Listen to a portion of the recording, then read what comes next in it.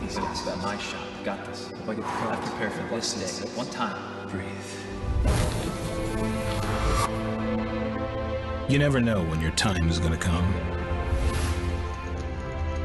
To rise above the rest. To seize the opportunity. To be crowned a champion.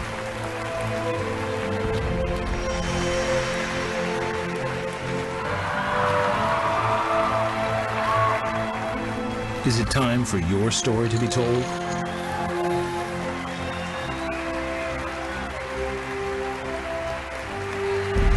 The World Poker Tour.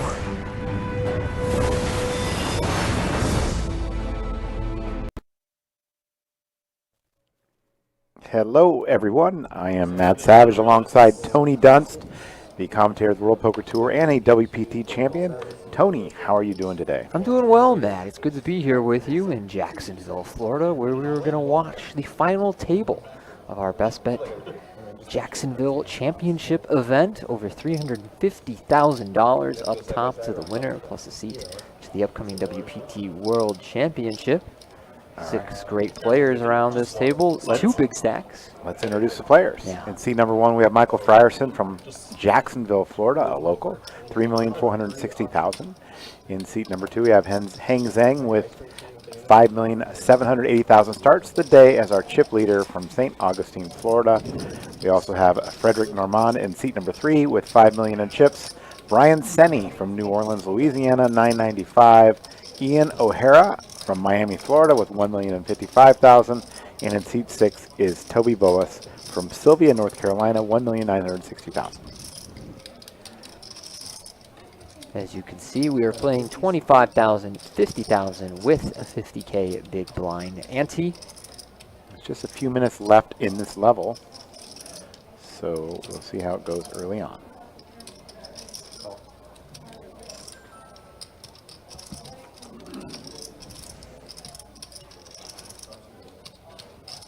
Heng stabbing at the pot out of the small blind on this board that should mostly favor the small blind, but Frederick with the two pair, of course, makes the call. And it wouldn't shock me if he chose to bet this hand on the turn. It does need a little bit of protection. The king is not an ideal card for him, but his hand can be counterfeited here, and of course Heng going to be limping in from the small blind with a ton of hands. So a small bet of around quarter pot here by Frederick on the turn. And surprisingly, Heng check raises.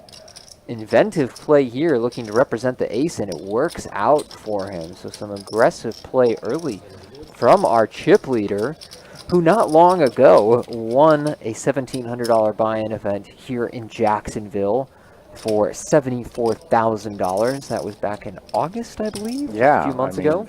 When you like playing at a place like BestBet, you run hot. We've seen players over the years, even on the World Poker Tour, have incredible runs here and back-to-back final tables. I believe one time for my good friend Tyler Patterson, made a back-to-back final tables and then came in like 12th the following year. So sometimes when you feel comfortable in a place, you seem to do better, and Heng has definitely done that with that recent win here. Well, Ian, one of the short stacks going into this final table, open folds ace-5 suited. I'm a little surprised that he let that one go, even first to act. Over to Heng on the button with the 10-9 of clubs. Yeah. Okay. 10 seconds. Raise to 100.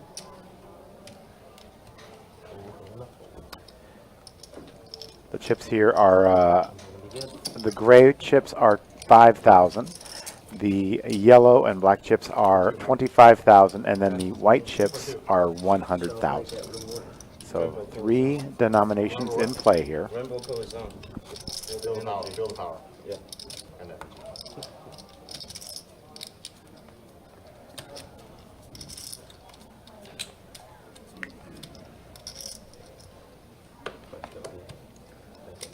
Let's look at Toby Boas in the colorful hoodie. Tournament regular. He's had some success in the last few years. Made a final table at the World Series last summer where he finished second for about $350,000. A little bit less than that, so he could one up his best tournament score today should he be our eventual winner. Frederick on the button with the king 10. Raises up to the minimum and quickly takes the blinds. We have two short stacks in Brian Senni and Ian O'Hara. Right now, neither of them desperate by any means, coming in with about 20 big blinds each. As you said, Matt, there wasn't too much time left in this level, so once we go up to 30 and 60,000, they will have a bit less playability. But I imagine we'll see some of the players at the table, particularly the medium stacks, playing a little bit tight until we see what happens with our short stacks. Michael Frierson in seat 1, however, a guy who satellited his way in through multiple rounds of satellites into this event for $120. We played together on day 1. He was very excited, talking about how really the only numbers he was worried about were the min cash and first prize. Well, he's locked up way more than that min cash. Now very much playing for first prize, but his 120 is going to be worth at least 70,400. A man after my own heart. I love the satellite winners. You always want them to see them go deep and win one of these events. So very exciting for him, I'm sure. And always nice to be in for the cheap. Yeah. Pretty much the minimum. Hard to get into a 5K for less than $120. Absolutely. Absolutely. They do a very, very good satellite program here, and I think they had over 100 satellite winners, and it's been amazing. They've actually done another 9 satellite winners for our World Championship here, so BestBet, a great partner of the World Poker Tour, no doubt. Yeah, the field was great. I played day 1B, couple of bullets, got absolutely schooled. Oh. You know, I think we started with 50,000 in chips, and I never got above 60. So it wasn't my tournament. But Andrew Nemi of the WPT did cash. Absolutely. He burst the bubble for us. Hang with the Queen Jack. Raise his first act. I think we'll see Hang and Frederick kind of alternate playing table captain at this stage. Our 2 big stacks, our neighbors. Brian here, the king-queen suited. Sort of a close decision between calling 3-betting. I think if I were in his shoes, and I'm not entirely sure about this, I think I would prefer the rejam over the call at these positions. It seems pretty close either way. And certainly just flatting the king-queen suited is often a viable play, especially as we get a little bit deeper.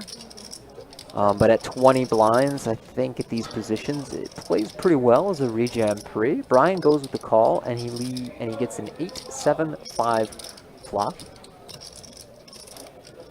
And after a check from Heng, we'll see if Brian wants to bet this hand, which I like the bet in position here. You know, this is a hand where should he face some resistance from Heng, it's a very easy give up going forward unless he turns a king or a queen, or perhaps a 4 straight appears on the board, which he elects to bluff. But in the event your check raise off your hand on the flop, not much loss there when you don't even have the backdoor flush draw. So that will take it down for Brian.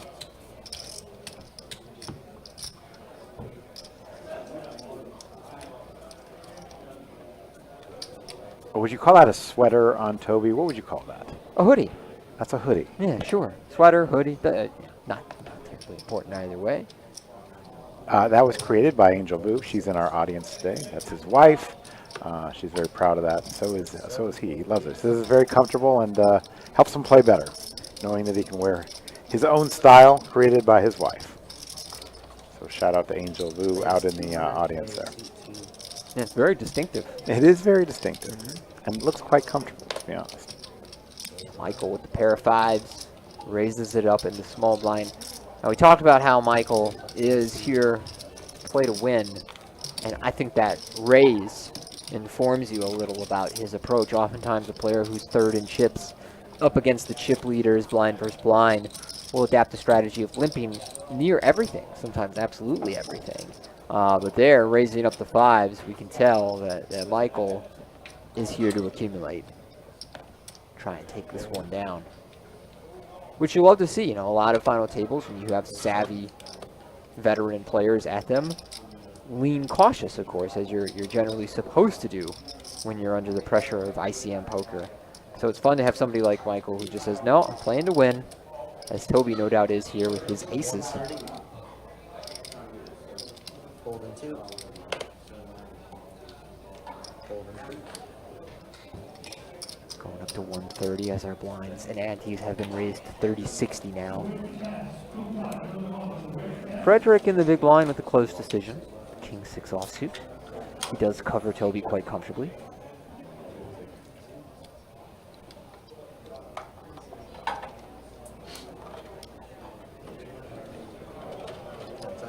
He does let that one go. So one distinction you see in ICM poker, Matt, is that often the player with the bigger stack in the big blind calls somewhat loosely, facing raises from short and medium stacked players. But if you reverse those roles and the player in the big blind is covered, particularly if they're not the shortest stack on the table, they have to play rather tight and not defend very wide at all. So Frederick, with kind of a borderline decision there, out of the big blind with the king 6, avoids running into Toby's aces by making that fold. Fold 7. Fold 8. Fold 2. Folds, and Toby folds at ace-5. You mentioned ace-5 earlier. You like to play that at some stage of this tournament there, Tony? You do. It's just that ace-5 suited is one of those hands that almost regardless of situation gets in there. Hang here, opening king-queen on the button. And Brian with the ace-deuce, another one of these hands that in many scenarios in tournament poker actually rejams facing button raises, like sometimes as deep as 30, 40 blinds deep. I don't think you'd want to do that at a final table. But if they're 20 blinds deep, it's worth considering. You see Hang flops a king here. Nice check from Hang on the flop. These low paired boards, very favorable for the big blind player. Of course, they're going to have the trips advantage.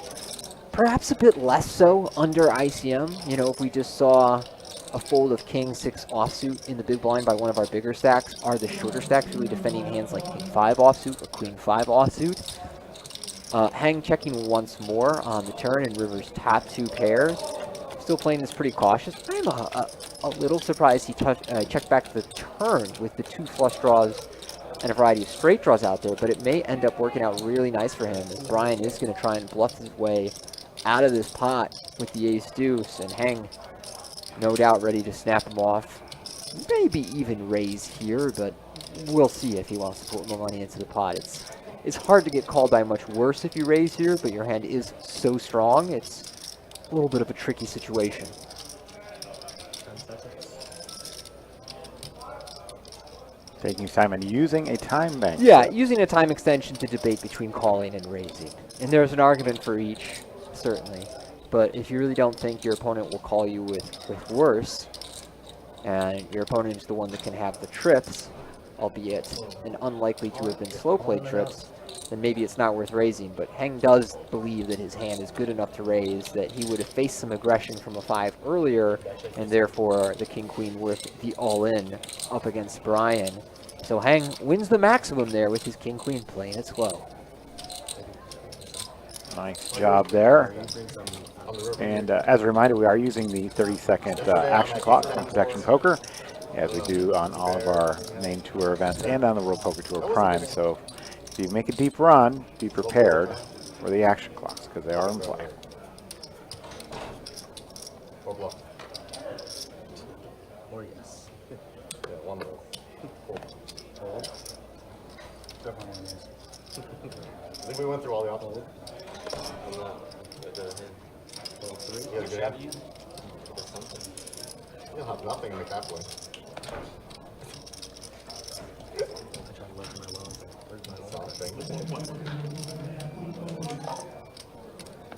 Frederick with the Jack-8 offsuit on the button. It's been folded to him, and he's going to make a raise to 125. 120 to go.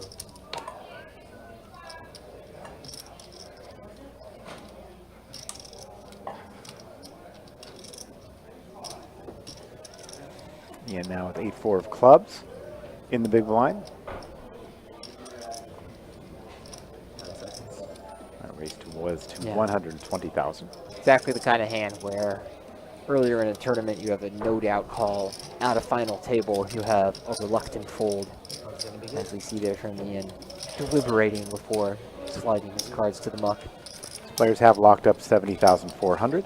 Again, first place is 351,650, which includes that $10,400 World Poker Tour Championship seat for Wynn Las Vegas, which is coming up quickly, Tony. Yes, it is. Just around the corner. Only $40 million guaranteed there. Is that all? $40 million? Yeah, just $40 million. It's going to be quite an event. I'm looking very forward to it. We've already booked our hotel rooms, and I've been told that there's more than double the amount of rooms booked than there was last year. Oh, my And you know how goodness. big it was last year. It was massive last year, and I think with all of the hype and positive word of mouth around the event, we'll have an even stronger turnout this year. Absolutely. That WPT Prime event, they're $1,100, a $5 million guarantee as well. And like I said earlier, thousands of qualifiers. Oh, we got an all-in here. We have an all-in here from Brian. He's moved all-in with King Jack for $730,000. And Frederick with King Queen has $610,000 to call. What are you doing here, Tony, if you are Frederick? For just 12 big blinds, although I don't love the situation, I am probably making the call, especially since Frederick knows that Brian expects him to be raising quite wide and loose here. King Queen, actually a pretty solid hand. At 10 big blinds, I'm more or less snapping it. At 12, much like Frederick, I'm thinking it over, asking for a count, and if I had to guess, talking myself into the call. And I will make this call. He's going to like what he sees out of Brian, who is the first player all in and at risk at this final table. Ryan Senni out of New Orleans, all in and behind 3 outing.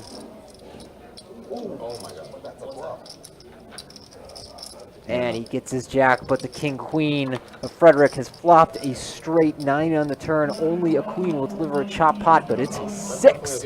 We are going to lose Brian Senni in 6th place.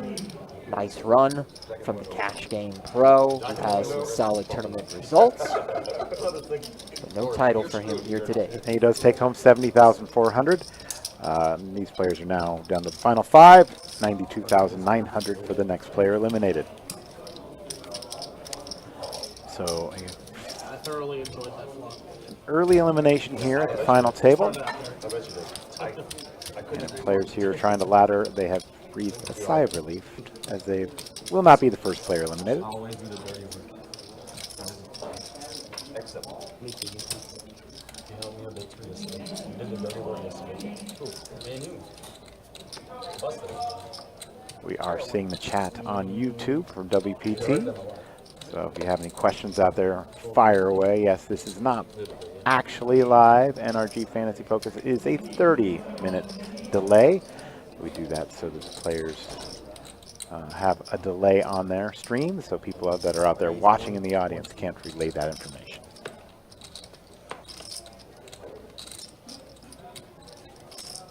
All right, Ian now waking up with the ace-king suited behind the open of Frederick.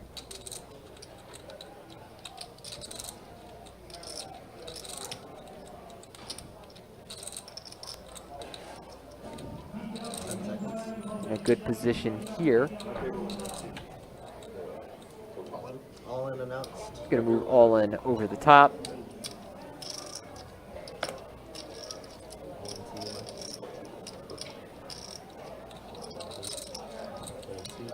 It's $1.5 million, I believe. Michael lays down his queen 3. Actions back to Frederick Normand.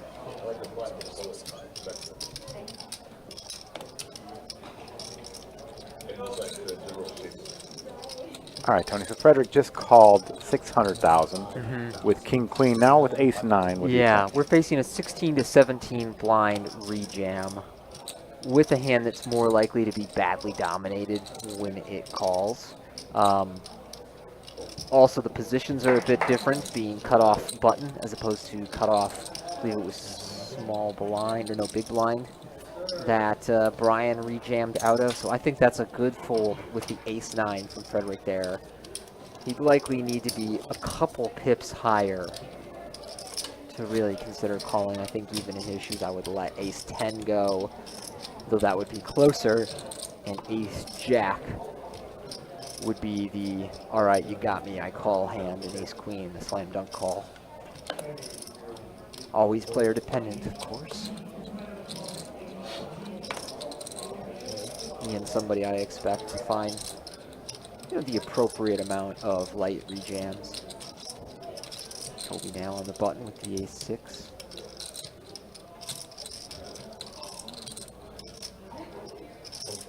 140 raise, 140.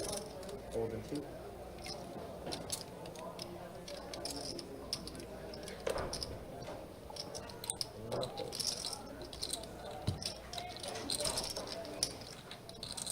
And a raise and take it for Toby Boas.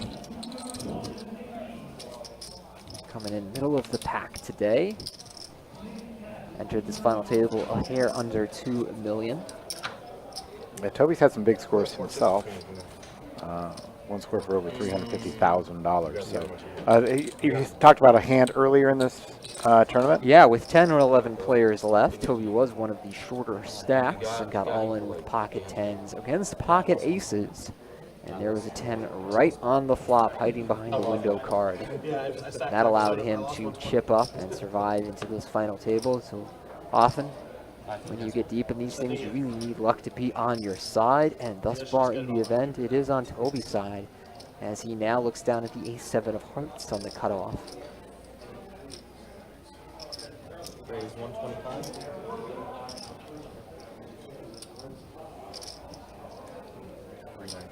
$390, re-raise 390. And Michael right behind, going up to 390. And this is what I mean about Michael coming to win, playing to win. I think a lot of players would treat this situation as a call, as they are a little over 30 blinds deep. It's tough to say that 7s cut off first button under ICM are like a 3-bet get it in type hand. But Michael wanting to play for more, wanting to build pots, making the 3-bet, and drives Toby out of there with the ace-7 of hearts.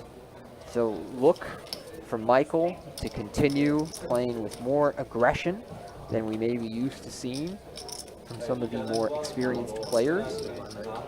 Super nice guy, got to talk to him a lot on day one. We had a good time at my table, really just a friendly crowd of people in this event, and we did an interview with him last night leading up to the final table. This is very much sort of a dream come true experience for him, and of course a huge opportunity. He's locked up over 90,000 now off his 120. Yeah, you can see that interview on X at WPT. Wow, you've switched over to calling it X. I don't know if I'll ever adjust from Twitter. Well, I just get tired of everybody on every podcast saying X, formerly known as Twitter. Right. So I just say X. To me, it's still just Twitter. I don't know. I can't. I just can't make the adjustment.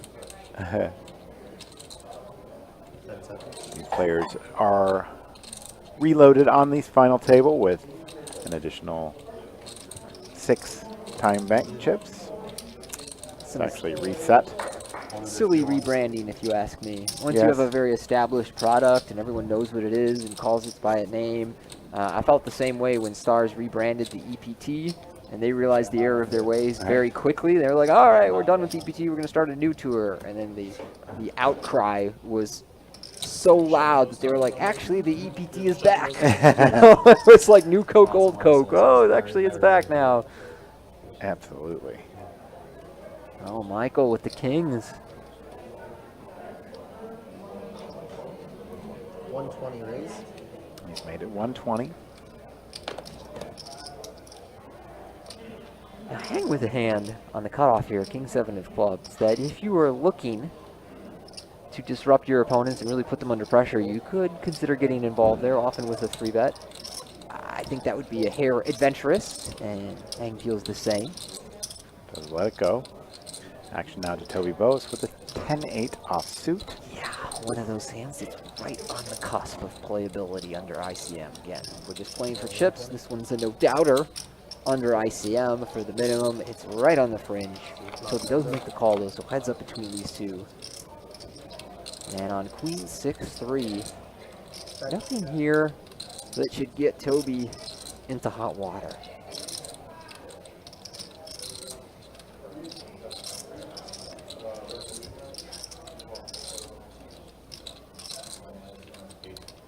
Instead of 80,000. Makes it 80,000, and that'll win the pot. It's gonna be good. Don't let it kill you.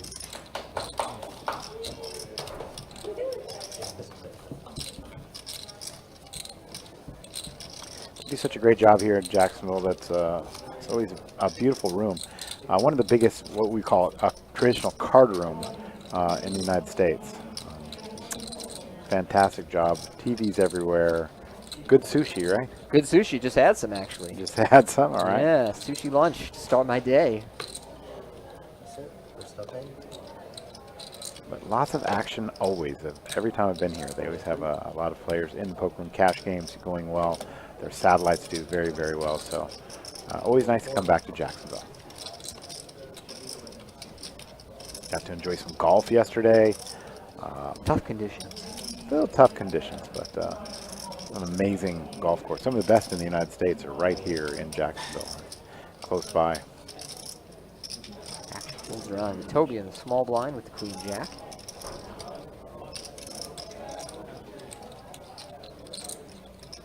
Call 60. Austin. Check. What's up?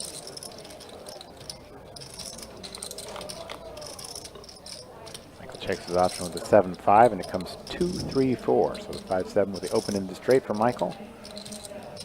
2 clubs, and Toby does have the queen of clubs in his hand. So blind versus blind action. 60,000. And Toby's going to make it 60,000. Now you're Michael with the open-ender. What are you doing, Tony? It's your choice, really, between call and raise. I have to say that I don't love this bet from Toby. This 2-3-4 board really favors the big blind checking after you limp in. It's just a low texture that favors the random cards that the big blind is much more likely to have than you are out of the small blind. I really don't think Toby should have many bets at all, and this hand in particular strikes me as an awkward hand to bet, as you don't get much better to fold, you don't get much worse to call, and with the queen of clubs in your hand, you really don't want to bet fold your hand, as we just saw Toby have to do. So in my opinion, a mild misstep there. Perhaps Toby feels that Michael is not going to fight back very much. He's the least experienced player at the table, but then the opposite may actually be true. We saw Michael run a couple of epic, he called them suicide bluffs yesterday leading up to the final table, and he hasn't been shy about the fact that he is here to play to win. So if anything, I think I would play a little more passive with Michael and let him get adventurous with putting the chips in, as opposed to trying to bet him out of hands with middling showdown value. I see Guy Caudill in the chat saying they have a fun room here with no trouble. Absolutely. Guy took some money off me yesterday on the golf course, so just so you know. Those Matt Savage bucks on the golf course is as hard earned as money gets. That's not true. I've been spewing it, Tony. I've been Really? spewing the money away. I said last time there was a line from... You're just getting into the Christmas spirit is all. Exactly.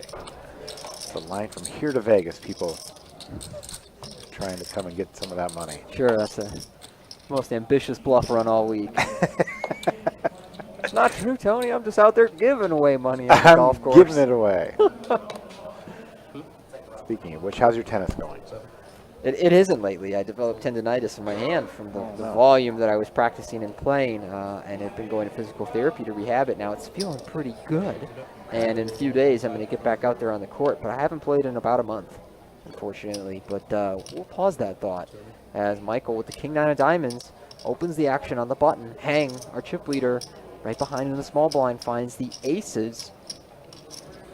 Be curious to see whether Michael gives up facing this 3-bet, or whether he wants to gamble a little bit. I mean, this hand, king-9 of diamonds, on the button, certainly for chips, is playable. Under ICM, it's rather close, and yeah, he sort of tables his hands and quickly mucks it there. So Michael saying, it's all yours. Do you like him showing those cards? I don't think it's going to be a great idea for him to show his cards. Knowing that he raised folded king-9 of diamonds there really helps somebody like Hang narrow down the type of hands he'll be getting to the flop with later on, should the action repeat, but this time Michael calls. So not advisable to be showing cards there, but again, Michael is here for the first time. He's very excited. This is kind of an experience to him on top of an opportunity. how about the fact that he folded so quickly? He showed and folded it very quickly. Not really even giving it any thought. Yeah, that's also a little bit of an issue because it tells your opponent, like, hey, I had this good of a hand and I didn't even think about calling. So I might have even better hands that you could chase me out of. And we'll see whether Hang uses that information to try and 3-bet Michael a little bit light. I mean, he already has an incentive to do it, being on his left, being the chip leader, with Michael as a middling stack. So that's just more fuel for Hang there. Has Toby now with the Queen 10 of spades. Under the gun. Yeah, under the gun, but really on the hijack when we're 5-handed. So this is a really nice hand for the position that he's in. Raise 120. Makes it 120. Michael folds the king 9. Hang with 8-3 is out. Now Frederick with ace 5 of clubs in the small blind. Yeah, and Frederick, likely find a way to get involved here, whether that's calling or 3-betting. And I think he's asking about how much Toby started with, because if they're a bit deeper, I think the hand is more tempting to 3-bet with the intention to fold. At this stack depth, it might actually be a little bit too good for that. You could consider shoving a very viable play when your opponent has mid 20 something big blinds and you have the ace 5 suited. Yeah, that's a nice play from Frederick there. Ian behind, also in the territory of 20 blinds, so these ace 5 and ace wheel suited hands play really well as jams pre-flop, particularly as one of the bigger stacks up against the middling stacks and forcing them to call off for their tournament life. It's great in that you both have a ton of fold equity, and in the event you are called, have roughly 30% against anything but aces. So Tony approves of that. A good play by Frederick Normand. Yeah, Frederick coming in second in chips today with 5 million. He's chipped up a little bit here, especially knocking out Brian. Hang with the ace 9 of diamonds. 130. Raise 130. And he does make it 130. We're playing 60-minute levels here at this final table, Tony. We did start off fairly deep, 60 big blind average. A tournament that goes to 90-minute levels later in the tournament and kind of stretches it out, makes it a little bit deeper as we head into this final table. Call.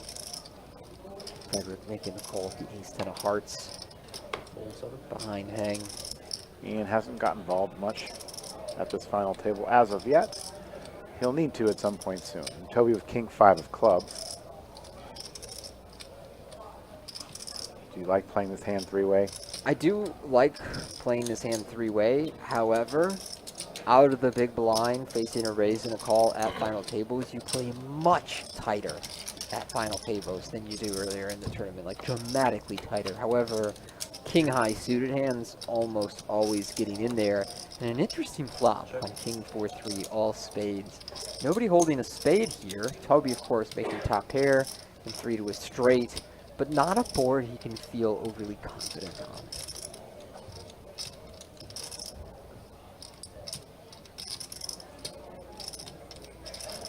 Hang with ace 9 of diamonds did put that raise in pre-flop, and we'll continue here, making it 150,000.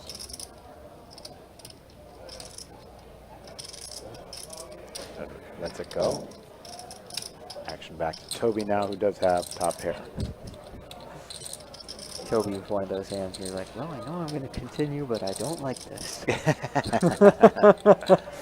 I mean, what are you trying to flop here when you have king 5 of clubs? I mean, You like this flop, just not monotone. Okay. Because not only are you potentially behind already, you could be drawing dead, or your opponent could have 12 outs twice. Or if your opponent barrels down, you have a really murky decision to make by the river. Check. 3 of hearts on the turn. Toby does check this one. Usually that's a card that shuts down action from the pre-flop raiser, but it's a bit less impactful at this stage of the tournament. The big blind shouldn't be overcalling many hands that contain a 3, and shouldn't be calling on the flop with many hands that are just a naked 3.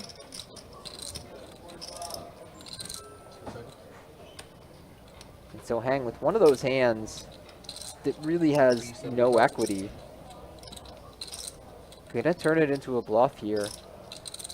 I think this is pretty solid hand selection from Hang. You see a lot of the low suited aces on many board textures used as the triple barrel bluffs. The ace 9 pretty close to that territory, especially since ace 5 and ace deuce would have some incentive to check back here and try and realize the equity on their draw. Whereas the lower suited aces that have no draw here are pretty tempting to turn into bluffs. Toby in a similar situation to the flop where it's like, all right, I guess I'm calling, but I don't like it. So we go to the river, and it is the 7 of diamonds. Toby with just 12 big blinds behind. What do you do for Toby if you're Toby if Hang shoves? yeah, goes big? Oh boy. You really don't like it. I don't know that this is a run out that you can fold very much on.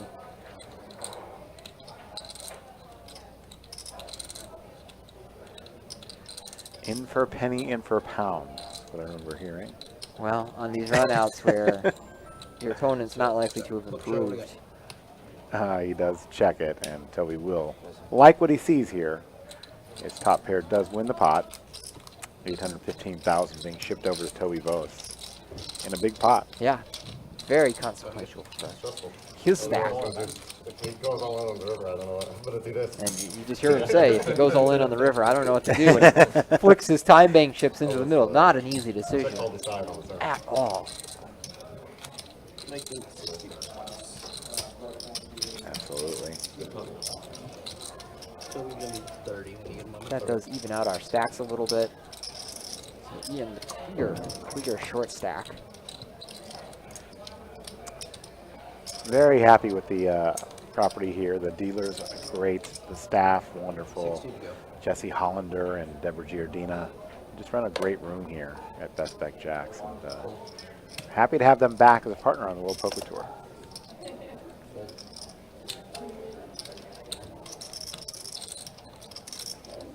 I believe they do this streaming pretty often here in the cash games, and players seem to love it. All right, Toby now with King Queen. Offsuit this time.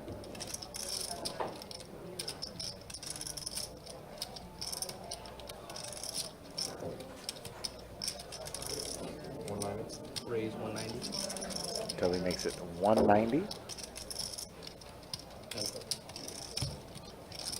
Michael folds. And Toby will win this pot.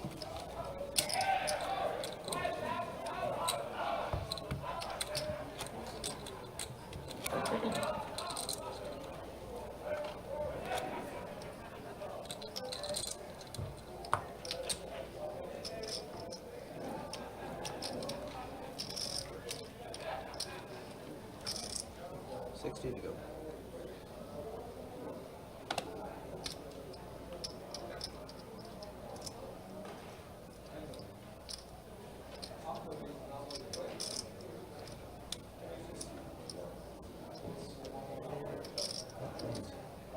Hold. Hold.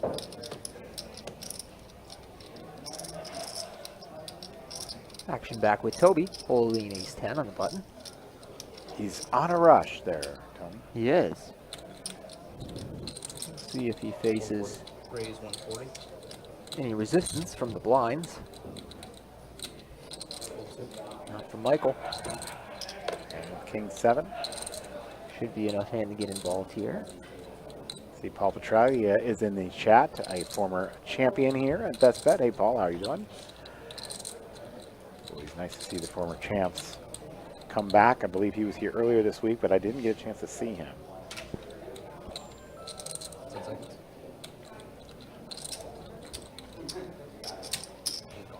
Does make the call with King 7. So we have Hanging Toby in this pot.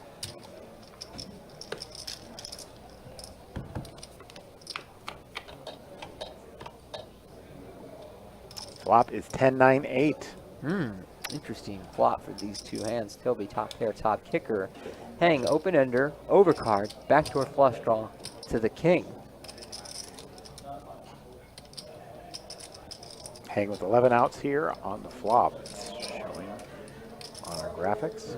And hang with a pretty nice hand to check raise on this flop if he wants to take that route. And Toby wisely checks back. This is a board that should connect with the big blind pretty well. I mean, There it is. certainly an argument to be made for betting on the flop because your top pair, top kicker is quite vulnerable and there's not many turn cards that you're happy to see. But also, should you bet the flop and face the check raise when you're one of the middling stacks, it is an awful situation. So I like that check from Toby. And Hang now does make the straight on the turn with a 6. I think Hang should size up pretty large here. 275. Most of his betting volume is going to be strong hands or bluffs. So it does go in the territory of 3/4 pot. And I don't think there's anything Toby can do about, my goodness, I really did not think he was just going to fold to 1 bet. Wow. That is impressive to just give up when your opponent has the straight so immediately. I mean, I thought for sure if he checked back and even on the worst turn cards like a 6, he was going to call 1 bet and make 10. Really put him to the test on the river, but an immediate fold.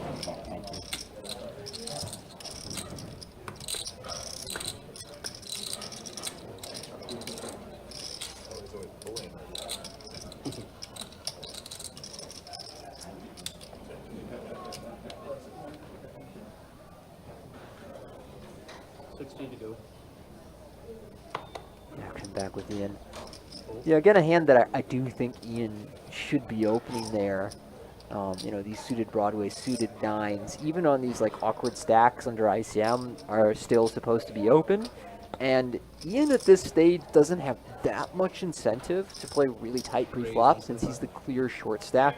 And it's not like he can probably ladder by waiting his opponents out. Toby opening the Jack-10 offsuit into Frederick's big blind. Now, I think Frederick will mostly call, but his hand is attempting 3-bet. These low offsuit aces that play okay but not great post-flop can put a lot of pressure on the medium stacks by 3-betting and can make hands that dominate you fold as well. I don't think every time you look down at, you know, ace wheel offsuit, you should just be 3-betting with reckless abandon. Does make the call. And the flop is King 10-8. King 10-8 on that flop. So Toby does flop middle pair here with his Jack 10.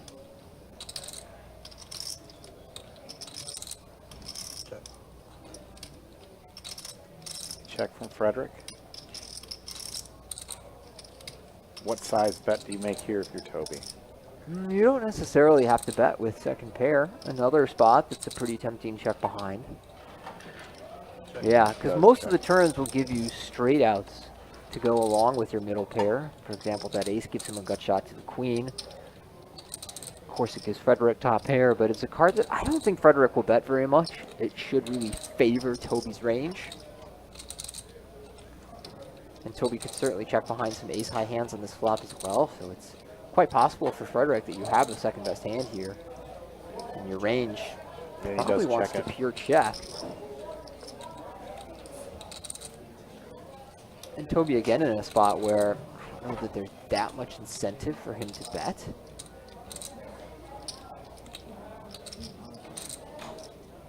We'll check behind once more. 5 on the river. And now I think we'll hear something out of Frederick. It's not a given, but at this stage his opponent really looks like he has some kind of weak-ish showdown value.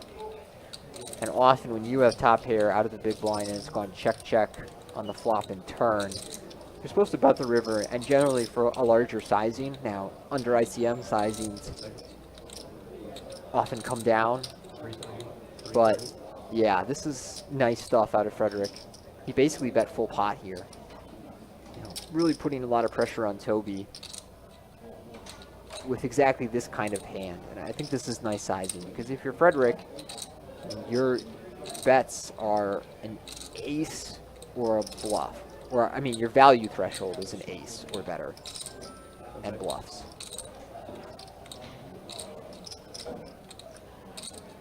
Toby Toby gets once with more. it. Wow. Yeah. Some really disciplined folds out of Toby so far.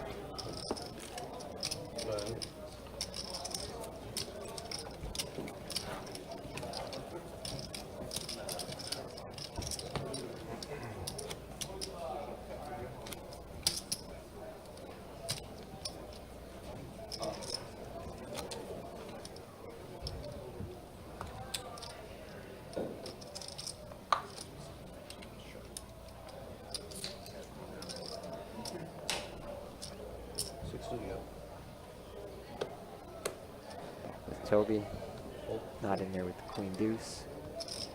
Michael 10-4. We'll let that go. Hang 9-6 is out. Frederick now with 9-5.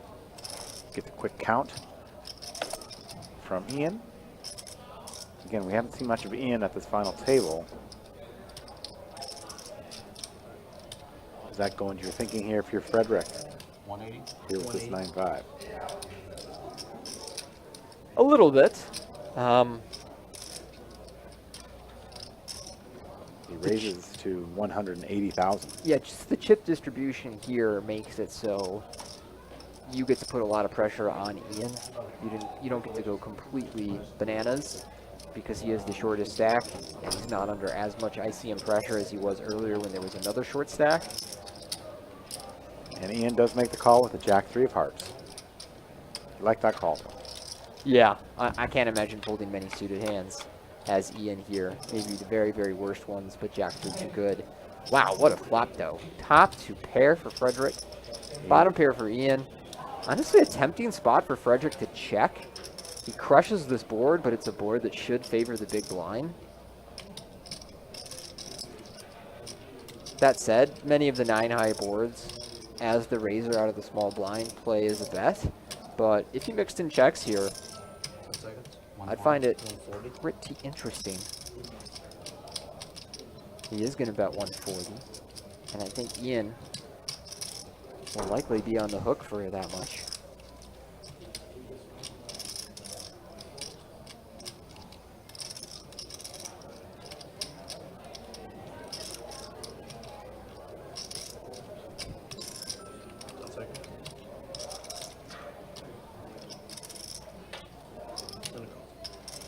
Does make the call.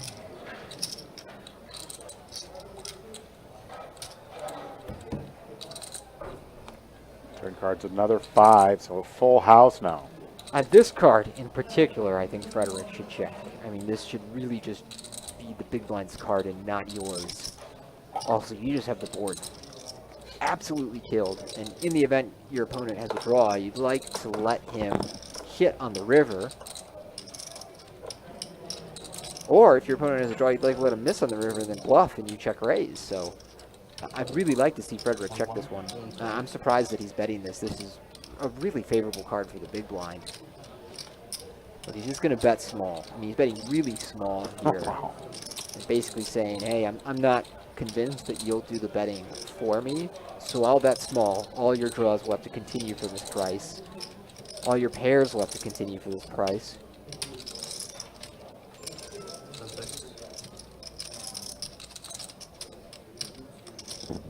And he is going to make the call. Yeah, and if I'm Ian, you're not getting me out for 2 big blinds on the turn. But we know that he's drawing debt. He's drawing stone debt. And river's king. All right, what do you do now if you're Frederick? Once more, tempting is, checking is tempting because you're not getting any money out of the draws without checking. The fear is that you missed money from a 9 because a 9 might check back, but also you block the 9s. Yeah, he's just going to jam it himself.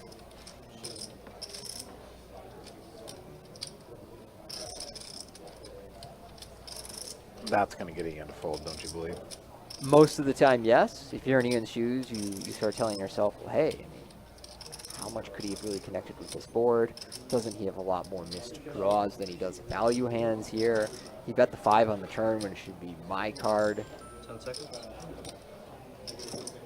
That's why you see Ian thinking about this. It's not nearly as clear as it may seem that he should just fold and give up on this hand.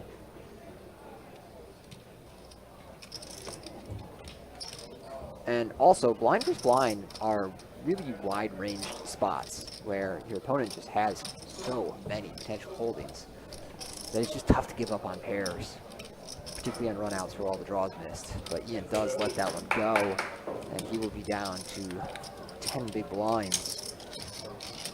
Nice hand there for Frederick. Always nice to crush a flop like that. Yes, it is. Yeah. Crush a flop. Never have to worry Get your about dream it. turn card. Never have to worry about it.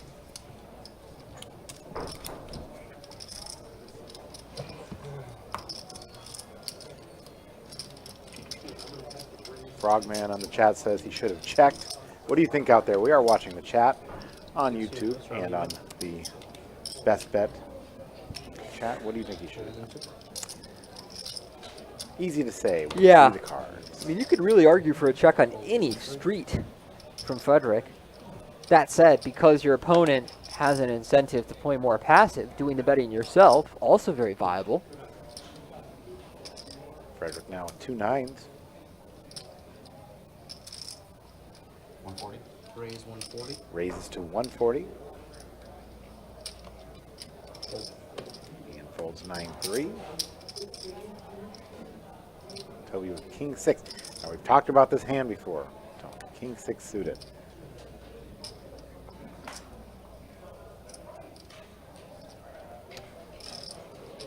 Yeah, I think Toby has a natural call here. 10 seconds.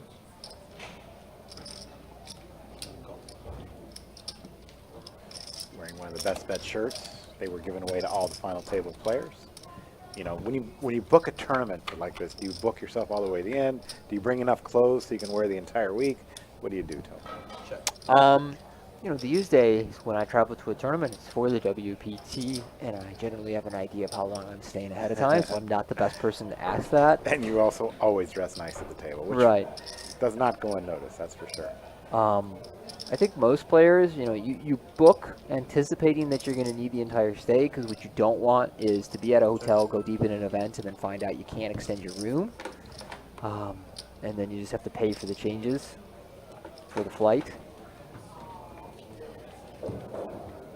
Toby turning a 6 after the flop has gone check, check. I really like that check from Frederick on the flop. I think he has one of the clearest hands to check, being just under the 10.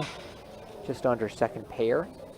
The 6 on the turn, being a third club and giving Toby third pair, should not propel him to bet. I think he mostly wants to work towards showdown and invest the minimum. And I think that's what Frederick will allow him to do. His hand just doesn't want to bet very much. The argument you could make is, well, there's some vulnerability here. I can deny equity to clubs or draws that have overcards against me or straight outs against me. So he may want to just like bet small and clear those kind of hands out, and that's what it looks like he's going to do here. And this should work out great for him, because if he's bet small, Toby will probably get stuck in there, and the river will generally go check, check, and Frederick will have won the maximum. So Does bet 115. We are playing 30 and 60,000. 10 seconds. 10 seconds.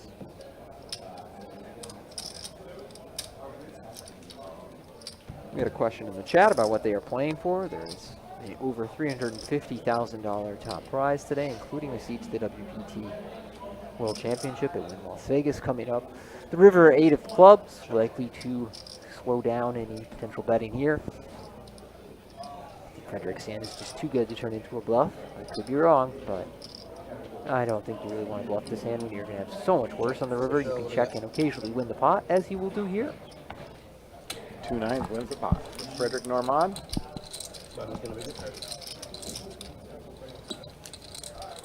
Thank you, Jack Gardner. Appreciate the support.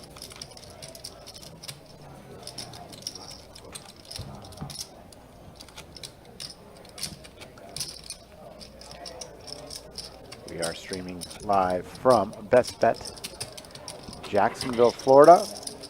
And you can find this on their stream, also on YouTube and on Facebook. Thanks, Frogman. 60 to go. Hold.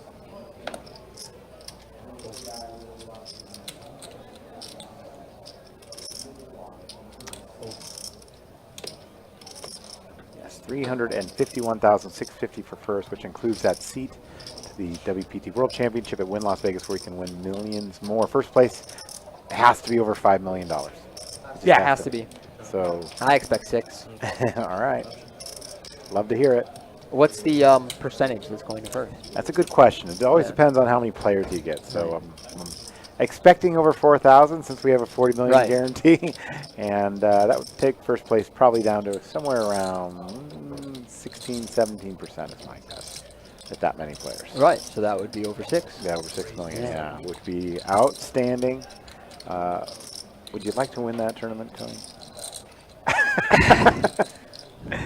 No, man, I don't need $6 million. You know, I'm already rolling in dough, and I jump into a giant vault of gold coins like Scrooge McDuck every morning. I always fear that if a guy like you won the tournament, we'd lose you on the World Poker Tour. And we'd hate to see that, you know. I would hate to see that. Now Toby there, limping in, and Michael, I think he raised, but not all in. If I were Toby, I don't know that I would give up Queen 10 to just a normal raise. I didn't catch the sizing that Michael chose. If he went really big, I could see an argument for folding. If he went a more normal size, I do think the Queen 10 is worth a call. I've thought about that before, like, hey, what happens if I win, like, some massive tournament? Like, do I keep my job, or do I, like, you know, retire and ride off into the sunset? And I'm 39 years old, and I'm like, what the hell would I do for the next 40 years? You know, I really, like, what would I do? We love having you on the World Poker, Tony, and yeah, you not only do the commentary on these streams, but also with Vince Van Patten on the TV shows. So always appreciate your work. I still say you should be back on the Raw Deal because that was an amazing part too. So, And deny the brilliant insights of Phil Hellmuth? Come on. Oh, thank you for the kind words, though. I think you could do both. I really do. You're multi-talented. They are fun. They are fun segments to do, and you know, when we're doing in the booth commentary, I generally don't want to, you know, like really highlight the mistakes people make, or, you know, jump down their throat, or I also even don't want to necessarily go on too long a rant about the strategic elements of some hand. I don't think that necessarily is the best way to approach commentary, especially for a television show, so it was fun to be able to take a deeper dive in those segments. If I go too in-depth with strategy during the television show, Vince pretends to be sleeping. He'll make this snoring sound. If I'm like, well, actually, his range contains the following hands, and Vince is just... We've heard you go on some of these streams. I haven't seen one today, but I've seen you say, like, what is he doing? I love that. I love it. Yeah, well, on the streams, we have 8 hours. So I think it's better. It lends itself to taking these deeper dives. Absolutely. And I will say that, you know, sometimes we wake up very early for these streams. We're 6-7 hours in. We're asleep, and then somebody makes some, you know, atrociously tight fold, and I'm like, come on! You know? Yeah. Certainly some chatter, you know, about Ian in the chat, and he's been in kind of the poker news lately. You know, those are tough situations. I don't, you know, want to sound off on a situation I don't have the details for, and it's not really what we get into here. But you know, some people will be watching very closely, is the way we'll put it. As Frederick flops bottom to pair. Michael with just ace high checks.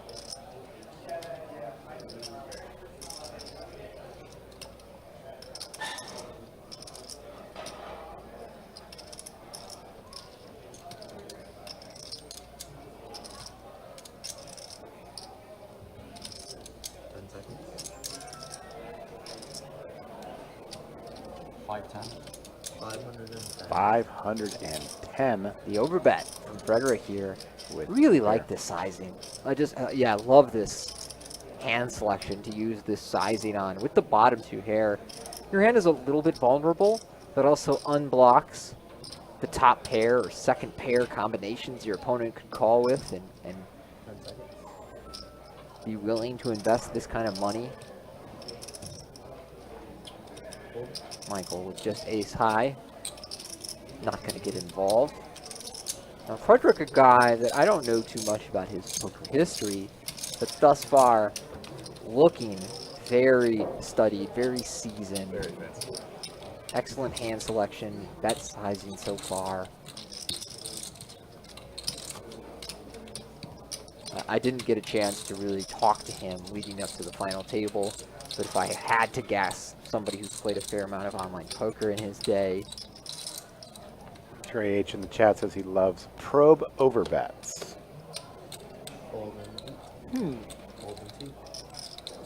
Usually the probe bet is more so used for small betting. I don't know that over betting is a tactic that's really used as a probe per se. Raise to 130. And Hang makes it 130 with the King 10 of clubs. Fold.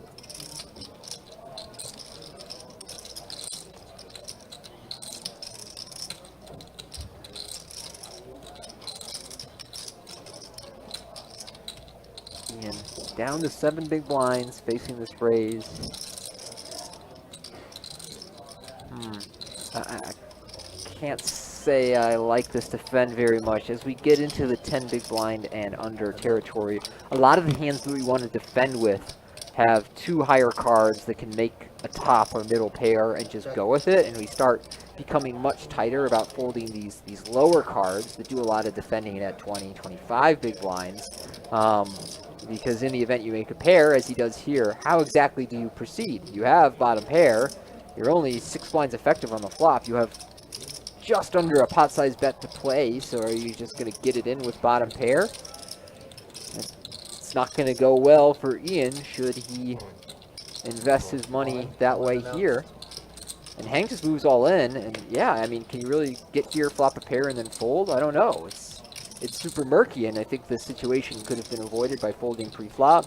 I understand why. At these stack sizes, you feel like, hey, I'm getting these great odds. I need to make something and go with it. But I do think that a disciplined fold pre-flop would have been preferable. And now Ian does make the call. He is all in, well behind. He needs to improve, or he'll be our 5th place finisher. 7 on the turn. Not going to help. He needs a 4 or a 6. It's a jack. And the 10s will win the pot. And we're going to lose Ian O'Hara in 5th place. He does take home $92,900 for his efforts this week. Not a bad week for Ian. Yeah. And we'll be down to the final 4 players. $123,000 now. The 6-digit score for the next player eliminated.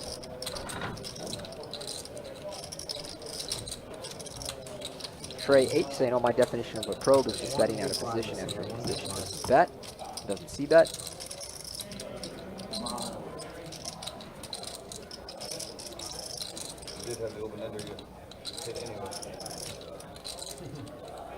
Turn up says, whenever Fred looks at the clock, he has a made hand. That's a tell if the players pick it up. If I had to guess, Turn up, what Fred is doing is using the clock to randomize some decision making. So you're likely right that it means he has enough of a hand to get involved in some way. I don't know that it's a tell about how made his hand is. It just means that he is engaged with the hand, going to be involved, and perhaps using the clock as a form of randomizing. I do the same thing in game. All right, Tony. You're talking a little too strategic here? Yeah, We're going a little too deep I dive? understand. Tell me, no. You're not talking to. I want to know what a randomizer. What do you mean by randomizer? What does that mean? Oh, sure. So a lot of decisions in poker are mixed, by which I mean you might have a decision between calling and raising or calling and folding.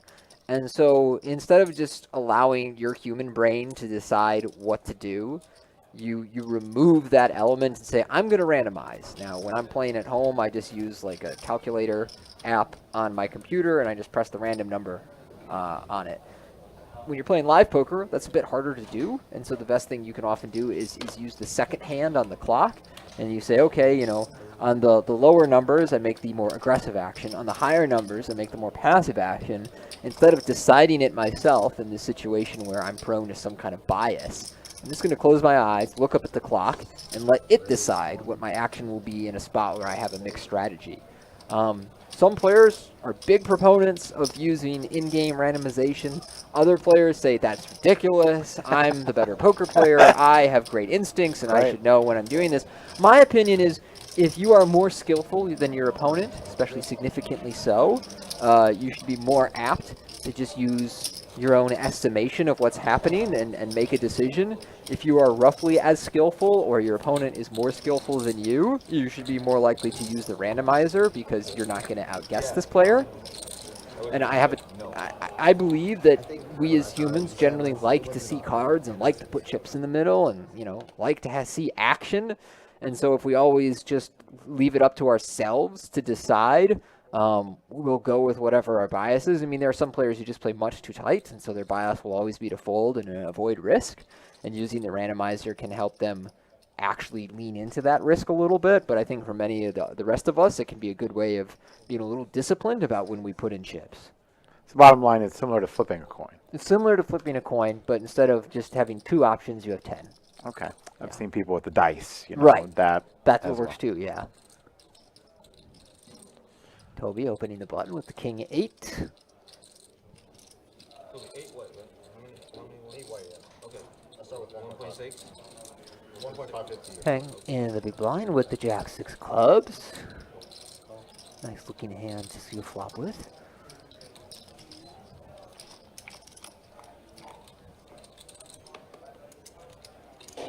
And on ace 10-5, he has a flush draw up against Toby's king high.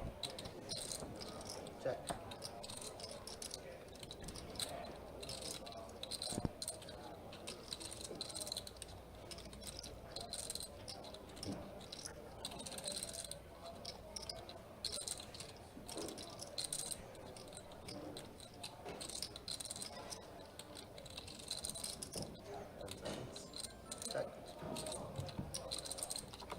Toby checks and a check back. Now the 8 on the turn. That does hit Toby's hand. Paired 8s. Hang with the flush draw still in this pot. Check. Hang checks.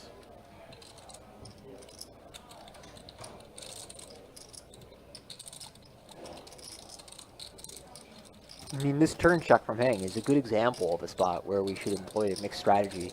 Sometimes you'll want to bet this hand, sometimes you'll want to check. And if you think you're up against a good opponent who will balance his checks behind on the flop, then it's a good spot to randomize on the turn and let that decide when you will do the betting. Queen on the river does miss Hang with the flush draw. He has a blocker to straights like Jack 9 and King Jack. So there may be some temptation to turn his hand into a bluff. And if sized appropriately, that would put Toby in a tough spot. Yes, Toby here with 4th pair. Check. Yank does go check, check, and Toby will like what he sees here with his pair of 8s winning the pot.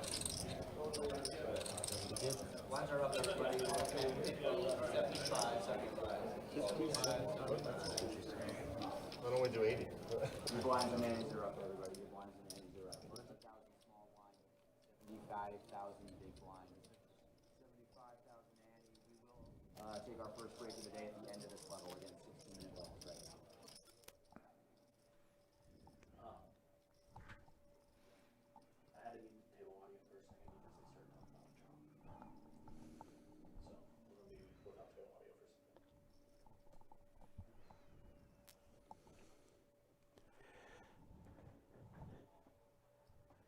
All right.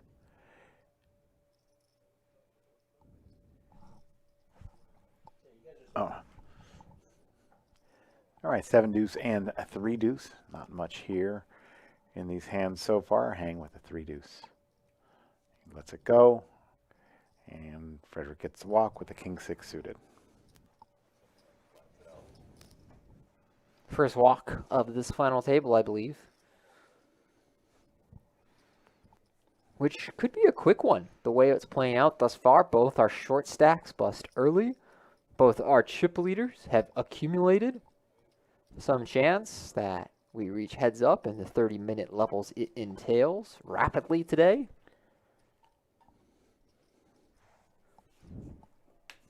Michael with ace queen. And our blinds and antes are up to 50,000, 75,000 with a 75K big blind ante. So, what will Michael make it with the ace queen?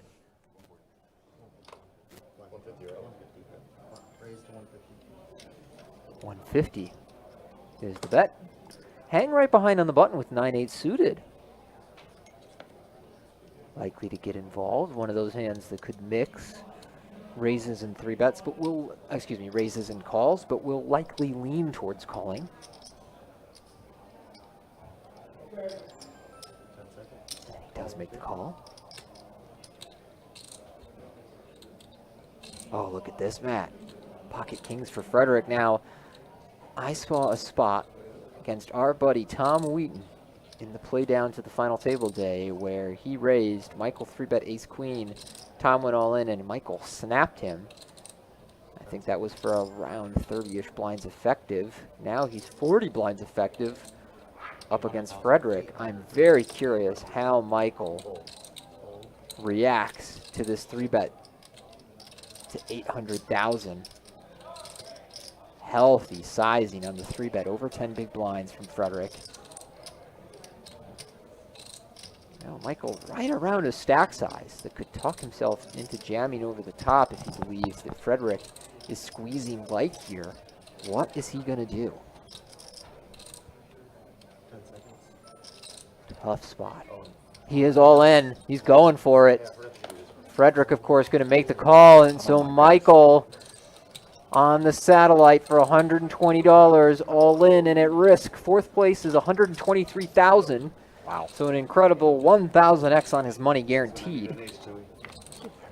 Michael does have him covered, though, in this pot.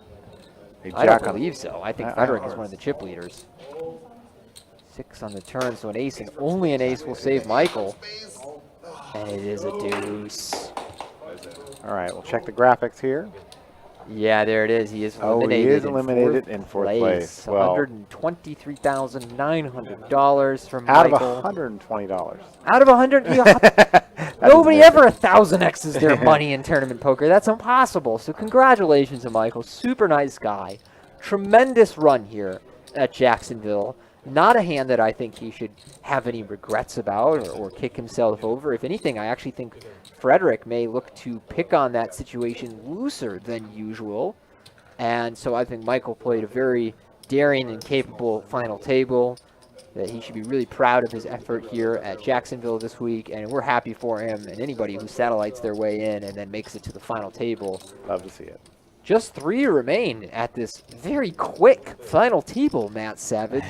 You're going to make it back to the golf course today. Well, probably not, but 166,500 for the next player eliminated. And, man, action's been good here.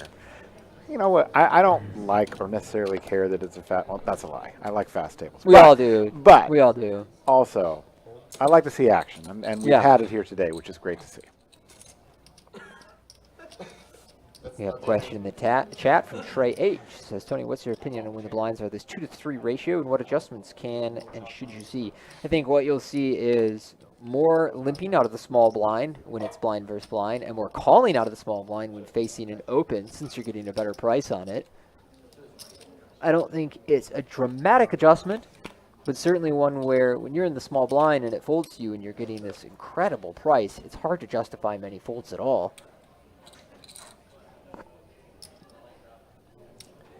And poker is all about adjustments. You know, when it comes to structures, when it comes to chips and things like that, do you look into that, or something you look at as an advance, or is it something you just make your decisions when the structure goes up or those blinds are upon you? Generally, you make it in the moment. Occasionally, there are things worth looking ahead at in structures, but for the most part, you just adjust to the situation in the moment. And we're deep into this pot here with ace, ace, 8, deuce on the board, and Toby with jack 9, hang with king 7. Hang now with 75 big blinds. Toby now at the short stack with 1.5 million, about 20 bigs. I don't know if Toby's going to get away with this one. He can have some aces here, but a lot of them should jam or raise pre, especially the low to middling offsuit aces. So it's kind of tough to tell the story that you have that many aces that are barreling here, and hang with the king high has just enough hand to keep calling, which is what he's going to do facing this small bet. So we go to a river. Toby needs a jack or a 9, and he's not going to get it. It is a club, and he has the 9 of clubs to block a potential flush, but the whole, you know, one flush card blocker dynamic is less impactful blind versus blind when people have such wide ranges.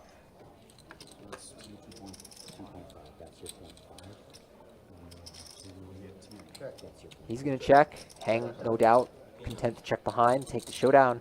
His king high is going to win, so we've already seen a ton of action at this final table, and now Toby with sub 20 big blinds will be at risk of being all in himself going forward, facing raises. And without another short stack in the mix, he doesn't have much incentive to be risk averse right now. It's chip up or go home.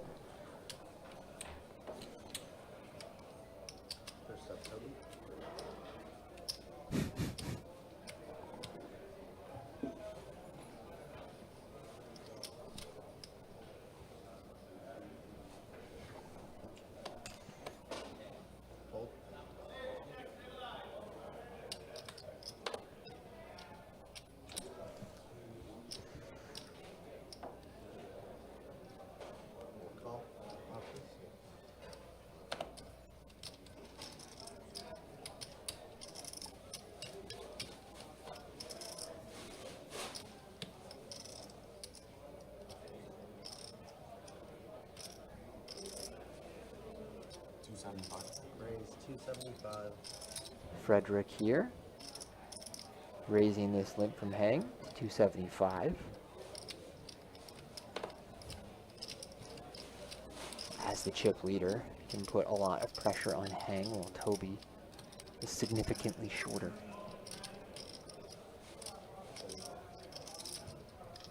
Slammer, yes, this is Tony Dunst, and I am Matt Savage here. We're doing the commentary here from BestBet live here in Jacksonville, Jacksonville, Florida. 18 people.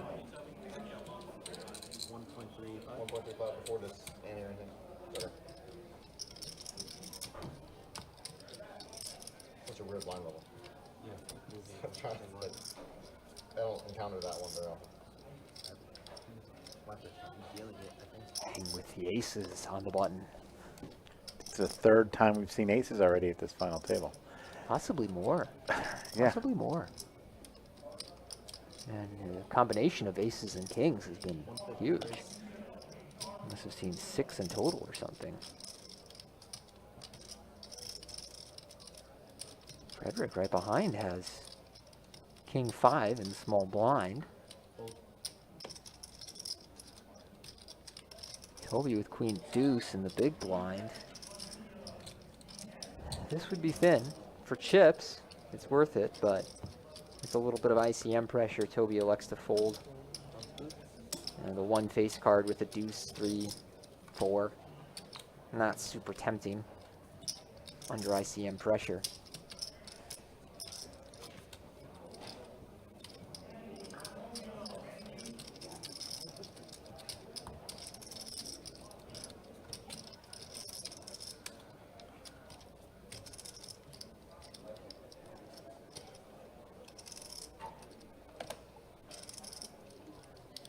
Frederick on the button with the 10-9.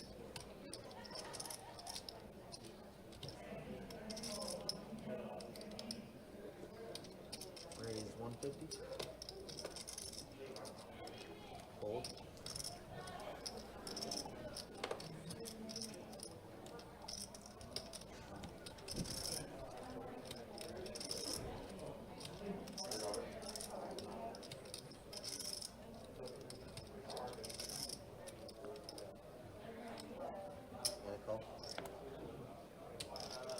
Toby's already folded here. We're going to see these hands. Don't think we have seen Zhang's hand yet. But we'll have the flop here. And it's ace, queen, 4. On my luck. It's hot. With the lights. And there's Hank's hand. Got queen 5, so he has flop middle pair here. Frederick with a 10-9. Hang has checked. Frederick does continue here, bets 100,000.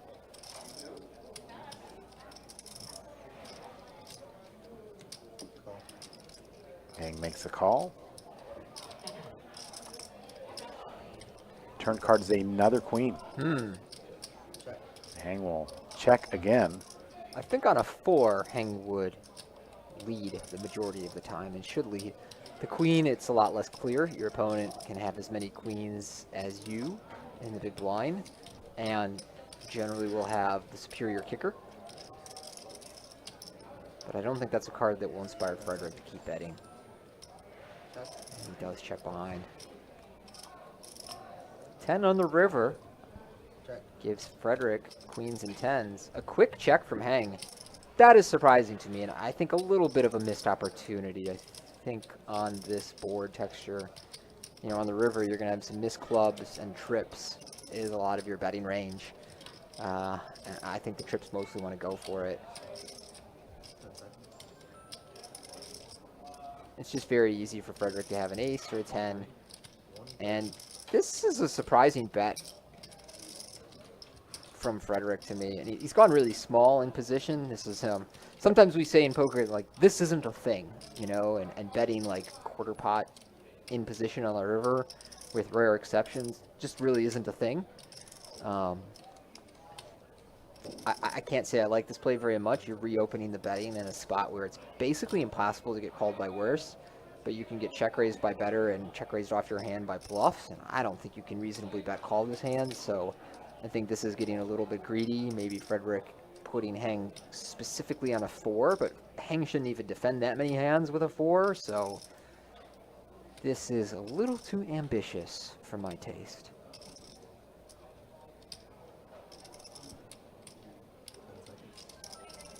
And again, I think Hang's using the time extension to debate between a raise and a call, and it's such a small bet.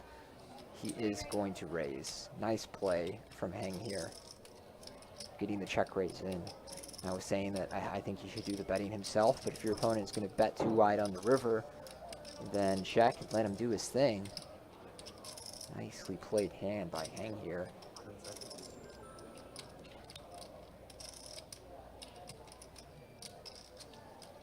Frederick has to let it go.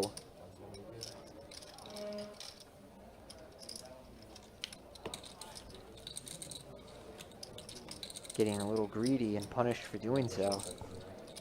Nice little pot there for Zhang. Frederick gave the hand signal like he was not very happy with it. Understandably so, according to the analysis by Tony Dunst. Where's my bottle? I got an extra one if you want it. You got a cold one? No problem. We have cold. We have cold. Don't worry. Oh, okay. Thank you. Cold. Toby lets the 9-8 go. Again, three-handed. That means the button acts first, three-handed. And ranges get wider. Is that not correct, Tony? Generally, yes. Although at final tables, it has a lot more to do with stack distribution than position. Hang making a very nice ICM adjustment by limping the ace-queen here in the small blind. He really does not want to bloat pots out of the small blind, and that means he should do very little, if any, raising out of the small blind at all. Now, there is an argument to be made for limp re-raising, but it faces the same potential consequences of bloating the pot when you are so far ahead of third place right now. So he's just going to go with the call.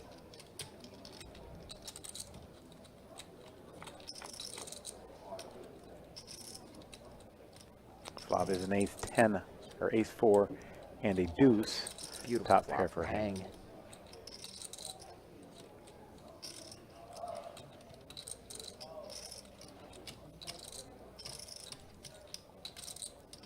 And a good board for Frederick to fire away with this hand. He's the one that's representing the ace by raising pre-flop here. And the 4 and the deuce should really not connect with Hang's limp calling range. So I expect Frederick to fire the flop and potentially multiple streets. He is aware of the fact that Hang, as a savvy player, will be sensitive to the ICM dynamic and limp in many holdings with an ace here.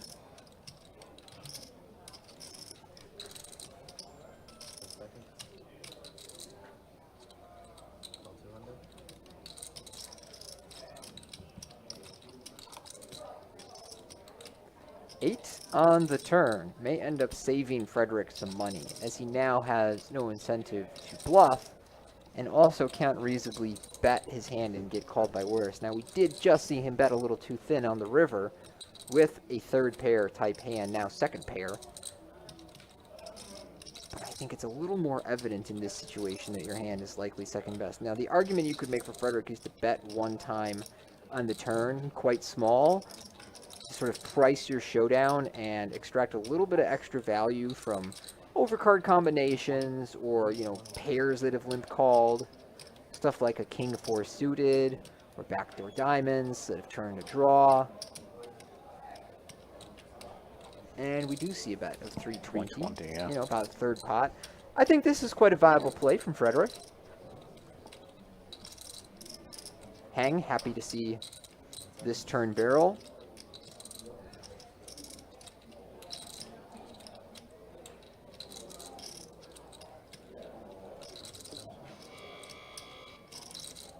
Used another time extension, giving himself a 30 seconds more.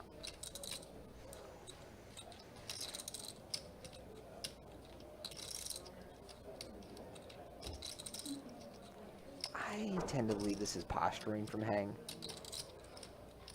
You're trying to make Frederick believe you're on the cusp here, you're a little uncertain in your decision, imploring him to barrel the river so you can snap him off with this ace-queen on most of the bricks, and that is about as brickish as it gets. Nice safe deuce for Hang. He loves the run out of this, and I just can't imagine Frederick would bet once more. I mean, that's just way too thin.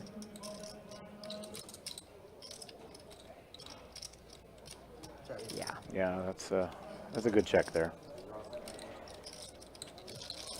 Is that kind of the opposite of what he did with the last hand? Is that what you're saying there?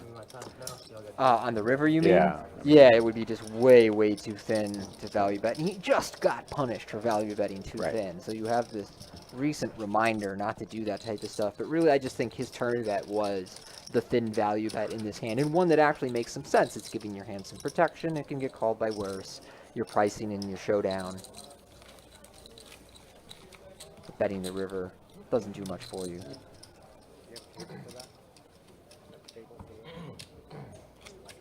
You want that one from Lee? Too much cigarette. Oh.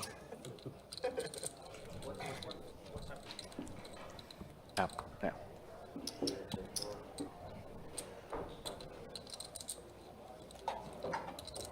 Lee does that too, right? Yeah. In the hand. Yeah. 75 together. Yeah, to bet the river. Toby now That's a on the short stack. Guaranteed 166,000. But again, you know, those, as most tournaments, all the money's in the top three. Most of the money's in the top three. And second place, 226,700. First place, 351, 650. Plus that opportunity to play in the WPT World Championship.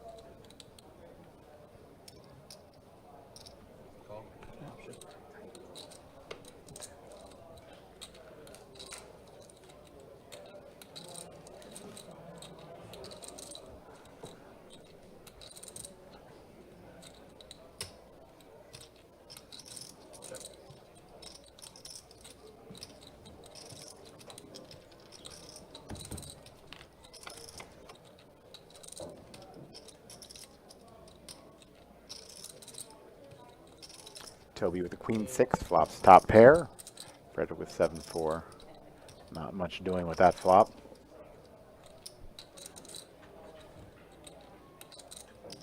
No.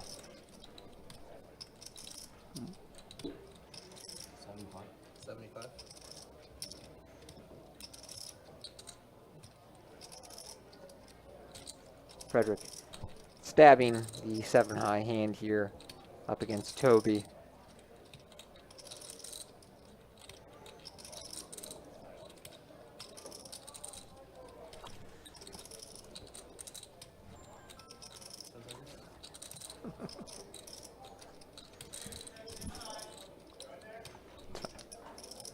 No, that's fine.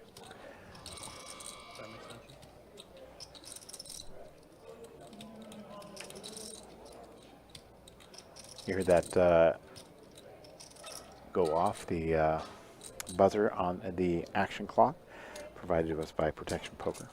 Means he'll have to give up a time chip at the end of the hand. And Toby did bet 150, and that was good enough to win the hand. Actually, I think he raised the bet there as Frederick stabbed at it for 75,000. Toby announcing raise, and I think before Frederick even heard what the amount was, his hand was in the muck. Make sure you're away. No pair, no draw, no decision.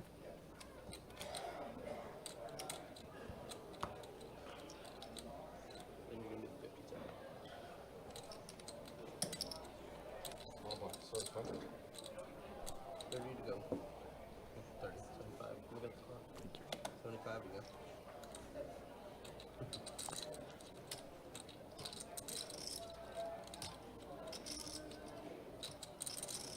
Frederick now with Jack 3 of diamonds. He does fold. Surprising fold there from the chip leader. I think that hand is very much worth a raise, the way the stacks are distributed right now.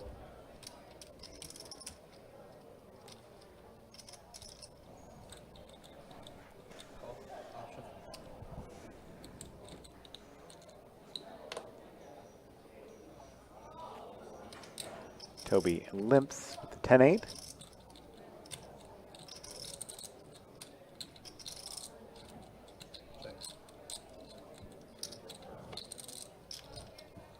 And a check back from Hang with the Jack 5. Will go to the flop. Ace 6 deuce. Neither player connecting with this flop.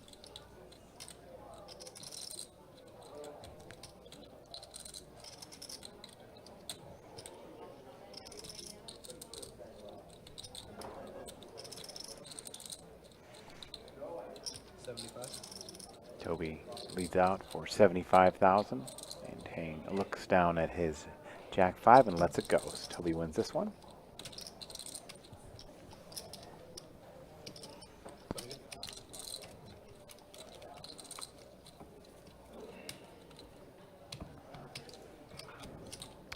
Our 6th place finisher was Brian Senni. Ian O'Hara finished at 5th, and in 4th place, our satellite winner from $120, turning it into $123,000. We talk about satellites all the time, Tony, and how important they are to these big events. And at the World Championship, we heard from Ryan Beauregard today. He said there was going to be over 1,000 qualifiers for not only the $5 million, $1,100 buy-in Prime Championship, but also for the $10,400 $40 million guaranteed tournament as well. Over 1,000 satellite winners. That is great news. It's just unbelievable. Toby with the ace 5 on the button, just under 20 blinds. 150.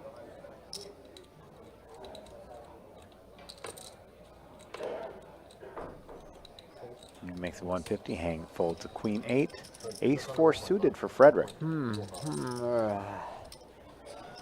talked about these hands earlier. Yeah, but I don't know that this is the situation where we want to rejam, because your opponent's only 20 blinds deep opening the button. The problem with rejamming this hand is you just don't get that much better to fold, and you end up getting snapped off by a bunch of hands that dominate you. It's also nice to call and keep some aces in your range. He did move all in. He did move all in. Look, yeah. Totally viable play. And actually, now that I think about it, under ICM, I think the low suited aces do a little more jamming there than usual. But sometimes I like playing those as a call, so we do get to the flop with some aces in our range, and ones that, when they flop, gut shot, backdoor flush draw, have the ability to call a bet or two and get to showdown. That said, the jam might be the best available play there. It's certainly close. And he does get the ace 5 to fold, so a nice win for Frederick there. Hang now with king 7 of spades. He'll be coming into this pot. First to act. Raises to 165. Oh, And then Toby with 9s. yeah, Toby, the one that will be all in this time.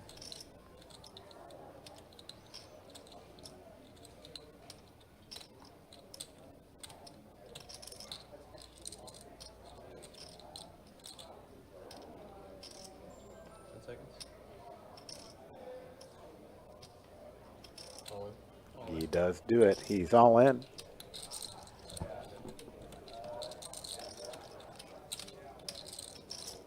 If you're a hang here, he's getting a count. Looking at 1.225. I think once Hang realizes this is nearly 20 blinds, he won't be calling. That's just too much. But worth checking what your opponent is playing for before making your decision here. It is kind of close, but it would be a very ambitious hand to call.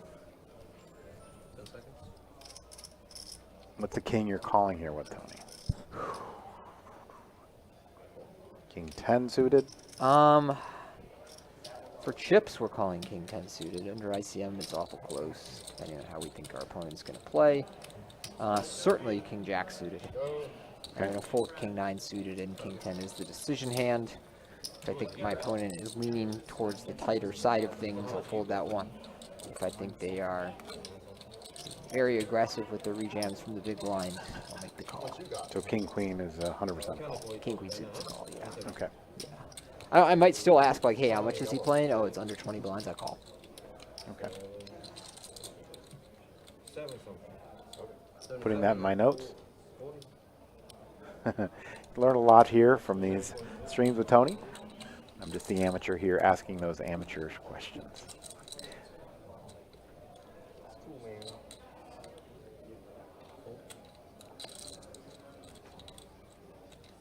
Toby with the 8-7 offsuit.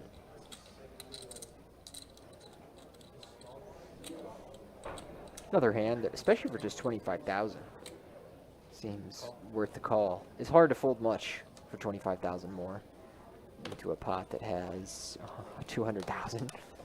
Getting the 8-1. And hang now with king queen offsuit. I do believe Hang should raise. I wouldn't love a jam. Sometimes I think players get a little ahead of themselves and just jam these hands when really, raising this and getting called by hands that you dominate is a much more probable stack to busting your opponent than just ripping it in, and you're not really going to get called by any hands that you dominate there. Maybe King Jack. He did make it 275 and won Yeah. that pot. Yeah, nice hand from Hang.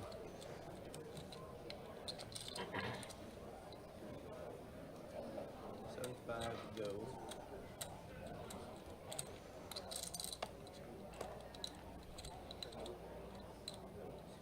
Toby folds jack deuce of hearts. Hang now with ace 10.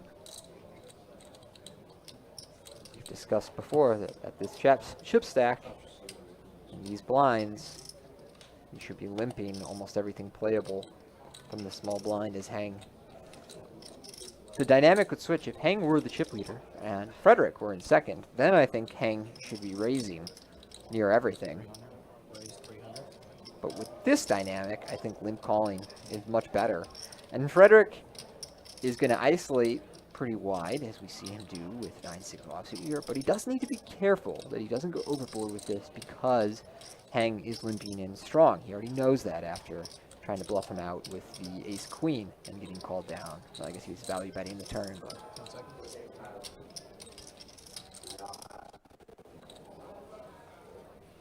whoa. Oh. He limp folded ace-10? Whoa! That's my first, wait, what are we doing here of the day? Do you think it could be that he doesn't want to battle the other big stack? That's absolutely what it Okay, is. Well, okay. there's another short stack out there. I think if, for example, Toby had the same stack as them, I don't think he folds there. But because Toby is so much shorter, he's just doing anything he can to avoid playing a significant pot up against Frederick. But to me, that's much too tight. And hand of Much the too day tight. is back. Yeah. Aces and nines. We've seen quite a bit of this final table, and nines have reappeared again. 2 red nines here for Hank, and he does raise to 160,000. While Frederick has 9-3 of clubs, he will fold. And Toby with ace-5 offsuit. Oh, this is really close for Toby. If I'm Toby, I am all in up against this open. Now, Toby has been a touch more risk-averse with his pre-flop decisions thus far today. Not by much, though, and that was with some other shorter stacks still in the mix. Now he's the clear short stack, and I think he should take every close situation. Yeah, and he is going to play this as a call instead of jam. Now we know 1-9 is gone, so it makes it a little more difficult for Hank to get a set.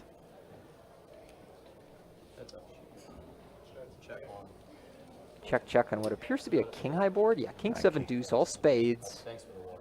Either player holding a spade, so a board that will lead to some passive play between these two competitors.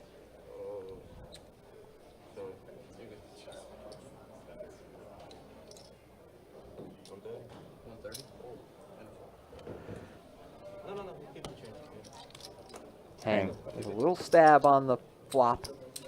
Takes this one down. I think money back. He showed mine. Oh, he showed. What was it for? Yeah, going back to the limp fold with the ace-10, when you're 100 blinds deep, it's just so unlikely that you're going to end up playing a pot that puts your stack at risk, or even puts such a significant portion of your stack at risk that you're close to going down to the area that Toby is in. You certainly want to be cautious about what kind of hands you limp call up against the chip leader, but I don't know that I would give up with any ace, and ace-10 is like a monster in that situation. I really can't believe my eyes. You never know about people's priorities going into a final table, though. It may be that Hang has said, look, I need to get top 2 for whatever reason, certain purchase he wants to make or achievement he wants to reach.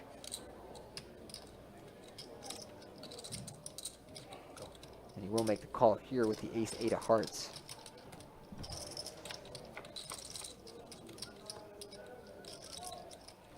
Flop queen 10, deuce, 1 heart. And so top pair flopped by Frederick.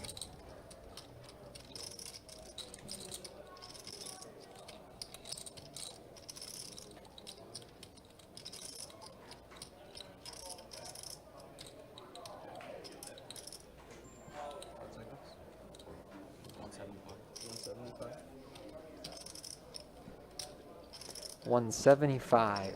A bet from Frederick over to Hang.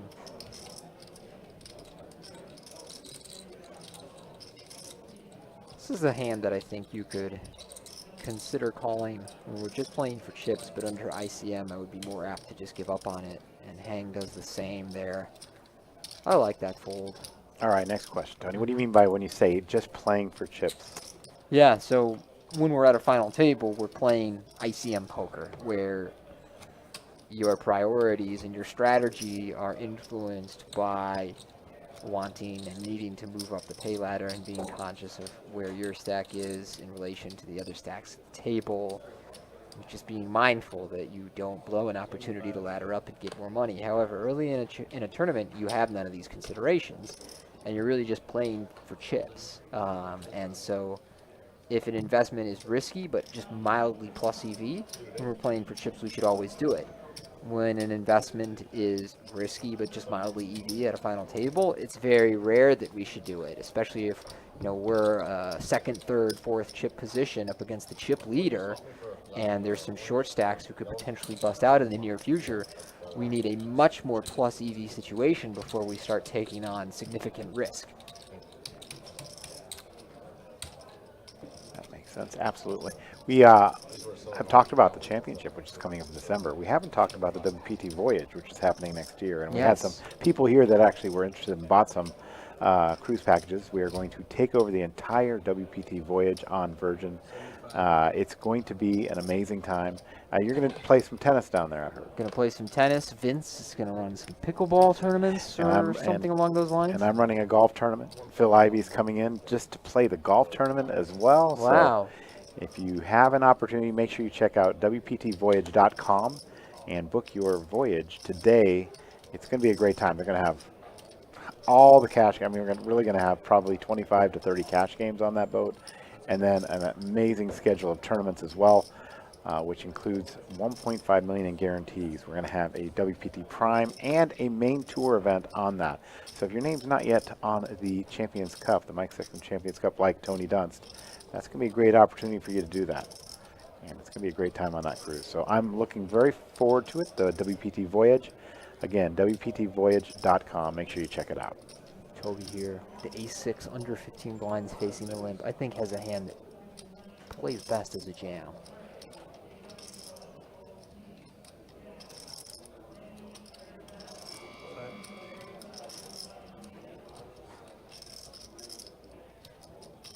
And that may be what Toby is considering here. The only hands that Frederick is likely to limp call and all in with are some strong pairs, and occasionally you should do that with like ace-king in these situations. Yeah, he's going to raise this, but not all in. Or maybe he raised the majority of his stack. I didn't quite catch what the sizing he announced was. Yeah, the voyage should be awesome this year. In the past, you know, we've been 200 poker players on a cruise of 1,800 people, and this time around we are going to be the entire cruise booked out, all poker players.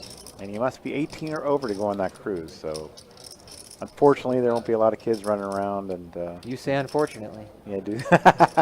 Yes, I do. Yeah. But yeah, it's going to be a great time. I am really looking forward to that. And there's been multiple ways to win packages into that. Again, people have been buying those as well. But WPTvoyage.com, and also you can win those on Club WPT. The Club WPT, they've been giving away those cruise packages in addition to the World Championship and the WPT Prime seats as well. So Club WPT has really stepped up their game and has done a lot of things for that. We're going to have some Club WPT events at our championship, and we're playing against each other, Tony. I'm looking forward to that. In the tag team event? In the tag team event. Yeah. That's right. That's going to be cool. I like those kind of things. All right, hang with fours here up against ace-7. A hand that does not play very well post-flop, right, Tony Dunst? Unless you do flop that 4. There are 2 clubs on the board, and each player with a club in their hand.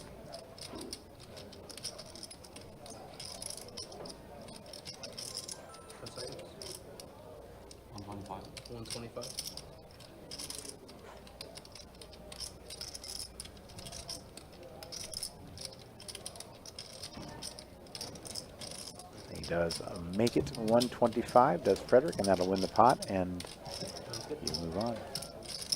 Yes. I know that Deb Giardina, she runs the Best Bet. She will be on that cruise, or on that voyage, I should say, and also Jesse Hollander and his wife, Allison Hollander. They are party animals. They will be at the voyage, so look forward to seeing them there. And you can find Allie on the dance floor most nights. Toby with ace-king on the button. 150.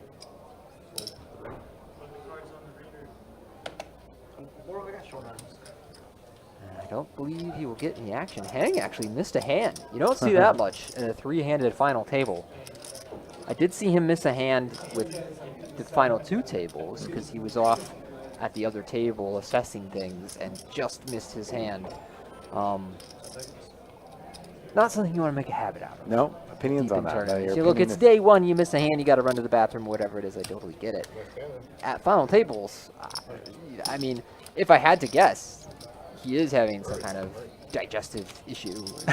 Like, what? Why else would you just go wandering, free-handed at a final table? Of course, I'm reminded of the time down here in Florida that Lily Coletto went shopping in the middle of her final table, or I can't remember if she went to change outfits or she went shopping, bought a new outfit, and changed. But that's a real thing that happened, and I was here for it.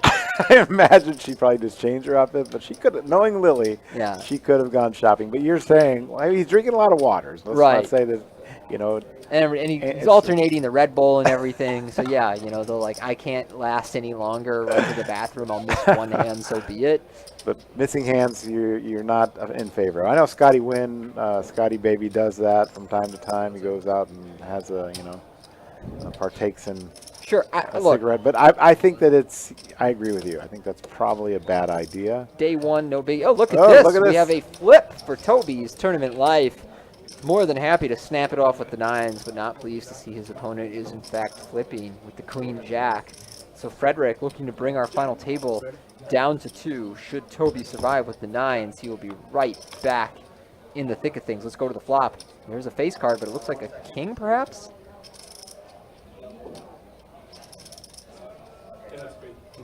It is a king. 8 and 7. 2 spades, a 5 on the turn.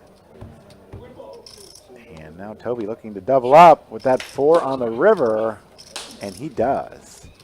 He turns his stack into 2.65, 2.685, 35 big blinds. And as you said, right back in it. And you can see Angel in the background. She's excited to see that. Not done yet is Toby Boas. He is doubled up. See that Toby has a lot of support in our chat, so you can put little emojis in there and go Toby. I see that. There you go. Double up. Crazy if Frederick won that and we were down to heads up before the first break. That would have been wild. Yeah, that would have been wild.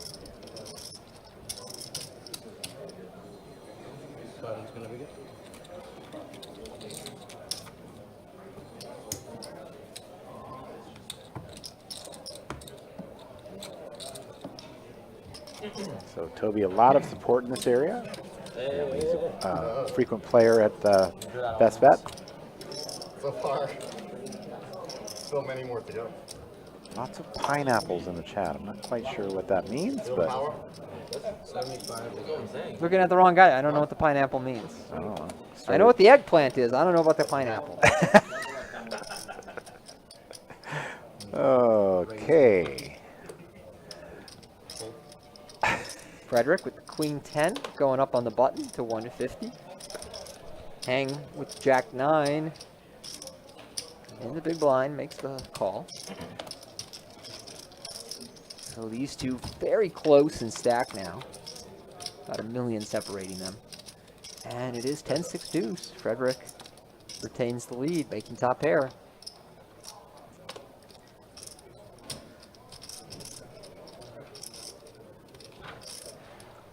Check.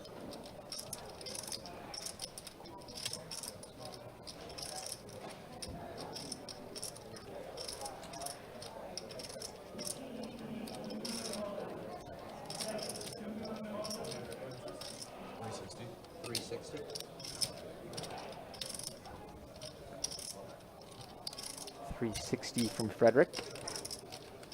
Sizing up here on the flop.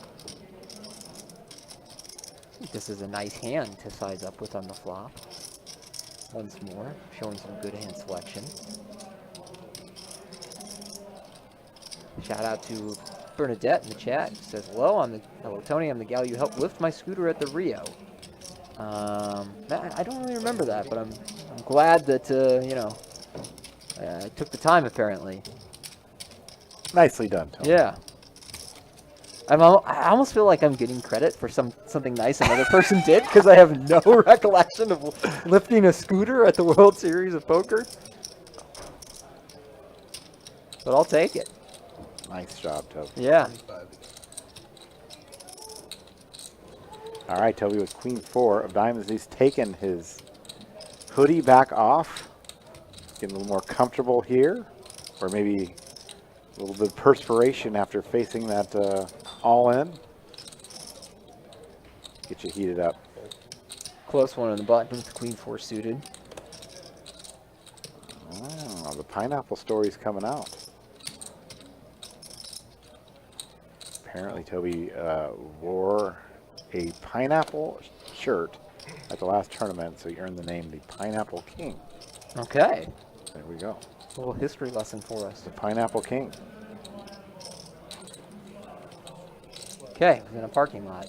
This, so yeah, back at the Rio a couple of years ago. That makes sense. It was a little while ago.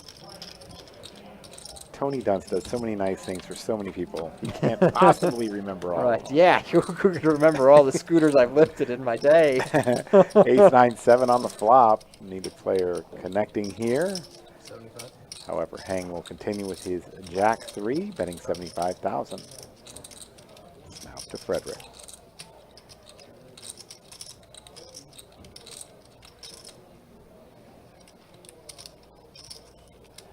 And he does make the call. No hearts on this board. Frederick is suited in hearts. A 10 on the turn. I think this is a pretty good barreling spot for Hang with the gut shot and one low time and blocker. Hand that certainly can't win at showdown. Now, if we're not betting this kind of turn card, what are we betting? And your opponent can be peeling the flop with just some high card combinations like king high. So I think this is a reasonable spot for Hang to go for it, and he's shown some willingness to be aggressive in these situations earlier in this final table. And you like the sizing there, 525? Yeah, 525. I think he's playing his hand just great. Really just nice hand selection, nice sizing. He's been passive out of the small blind, so he's using his image well here. And if I'm Frederick, I'm giving up, as he is too, despite that being such a wet and coordinated board. Come back and take it out.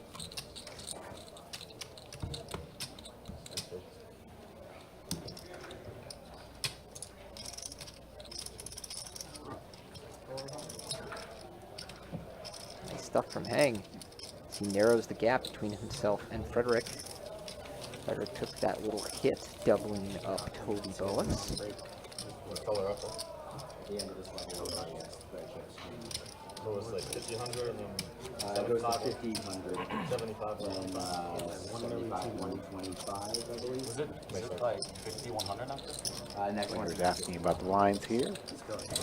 Ronan Ravanzo asking if Frederick is a Jacksonville guy. He's not. He's an international player. 75. Hang with the king 9 of clubs on the button. We root for locals here, he says. Yeah. Hang with the king 9 of clubs. We saw Paul Petralia in the chat. He is a local winner as well of a WPT right here at BestBet Jacksonville. Well, Hang is a St. Augustine, Florida guy, and he's had some recent success here at Jacksonville. So Yes, they actually have a sister room here in St. Augustine, Tony, so, which I hear is very, very nice. So if you get a chance to go check that out, it's part of the BestBet family at the St. Augustine Casino here. Didn't get a chance to get over there and see that, but I heard that it's worth a visit if you live down here. It's about 40 minutes away. There's also another room at Orange Park, so they have 3 card rooms down here. 75 to go. And as I said, they do a fantastic job. Frederick with the king 6. 4:30 local time here in Jacksonville. 155, raise 155. Fold. We are on a 30-minute delay, but this is happening today here in Jacksonville. And does fold the queen 4. Frederick wins this pot.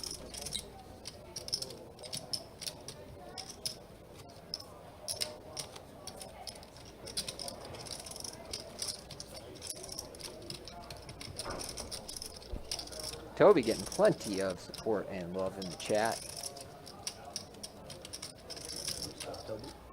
Action with him holding the 7-4 offsuit.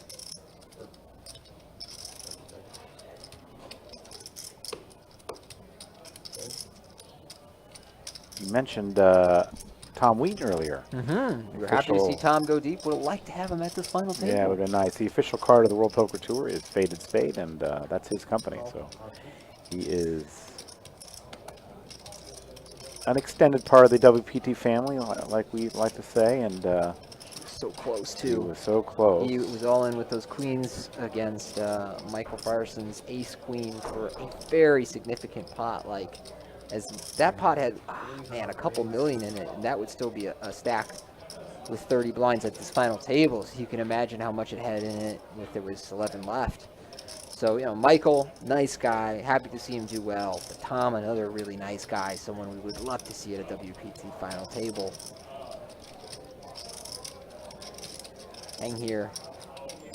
Limping in with the king, 6 of diamonds, facing this isolation. Again, you know, a hand I think he should really see the flop with, and he is going to make the call, perhaps thinking better of his earlier fold with the ace-10, because certainly I'd rather limp call ace-10 than king, 6 of diamonds. And a dreamy 6-3 deuce rainbow with a diamond board, and actually one that gives Frederick second pair, so just an ideal flop for hang here. He has been the guy out of position checking almost every single time. He should. Yes. There should basically be no leads in his strategy. Again, when we're just playing for chips, there should be some leads. Under ICM, you don't really want to be bloating the pot. And 225 bet by Frederick here on his middle pair threes. And hang. Just love this situation. Hard to ask for a better flop.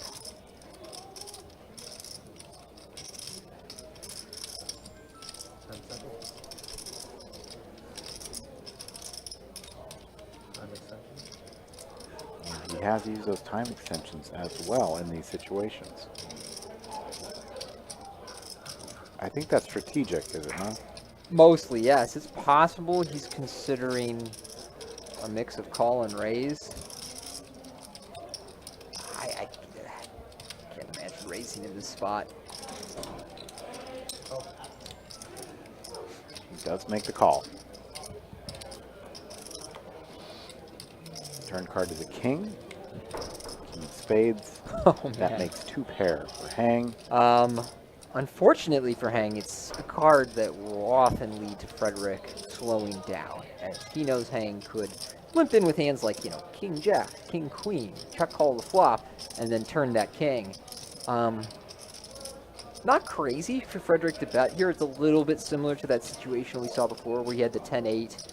He gets to the turn with second pair and figures, okay, I'm going to bet small. I'll get a little value, some protection. There'll be some equity denial of my opponent. Give me some clarity on the river. But this time he does check back. I like that check here. And the 7, a mostly inconsequential card on the river. And it is time for hang to value bet. Although, we've actually seen him do a lot of checking in these spots, out of position on the river, and going for some check raises or allowing his opponent to drive the betting. But I'd be more surprised to see a check this time. He is really high up in his range, and he's just going to block, which is a little surprising to me, but may work out great for him.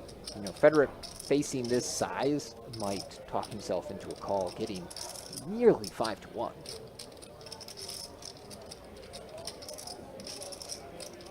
Although one of those spots, it's like, man, how is he ever bluffing? Is he ever really value betting a worse hand? I don't think so, and that's why we see Frederick thinking about this. It's not clear.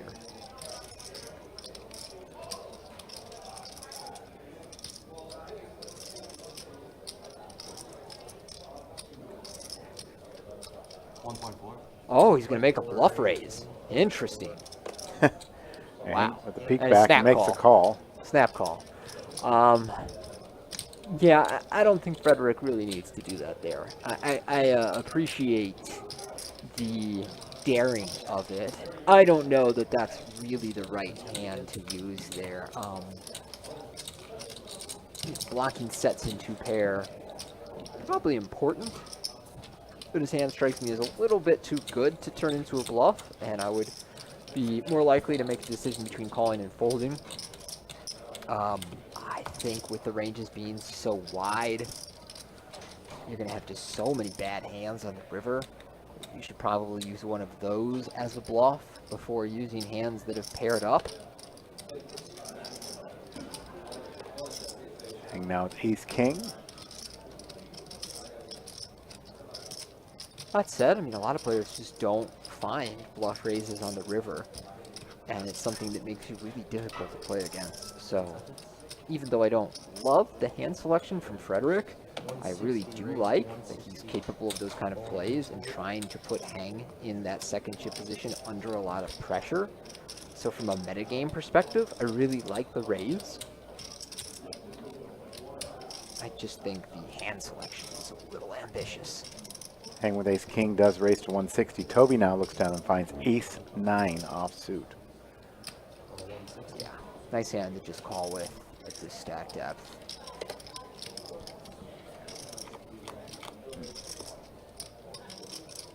And the flop is 2 clubs, 10, 4, 3. Hang with the king of clubs, Toby with the 9 of clubs. Toby checks here. An uncoordinated enough board that I think Hang will mostly just want to bet here. And Toby will have a close decision on the flop. It's not fun when you have a card under the 10, but don't have the backdoor straight. Like, you'd much rather call ace 6 or ace 7 than ace 9 here. But considering how disconnected the board is, the fact that you have ace high, you have backdoor clubs, albeit a middling one, I don't know if Toby's going to give up to just one bet. That said, he's been disciplined today.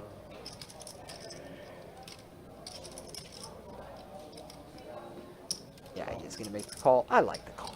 I'm not ready to give up on my hand here. Your opponent's going to be c-betting this board. Perhaps 100% frequency or close. Jack and clubs on the turn. Interesting card for sure.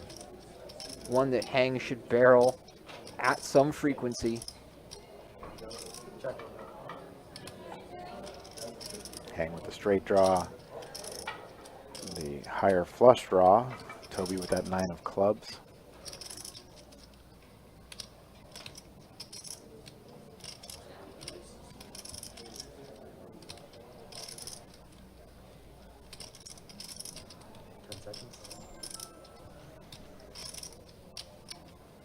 And I like barreling here maybe a little more than usual, because your opponent is going to fold some of the weaker suited club hands. Like, he might not call 9 deuce of clubs, but he's going to call the bigger club combinations. But the jack, the 10, and the king are all out if you're Hang.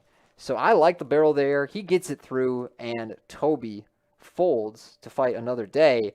We have 3 players left as we approach the break. We'll be back in 15 minutes, I believe, for more from Jacksonville. Be right back.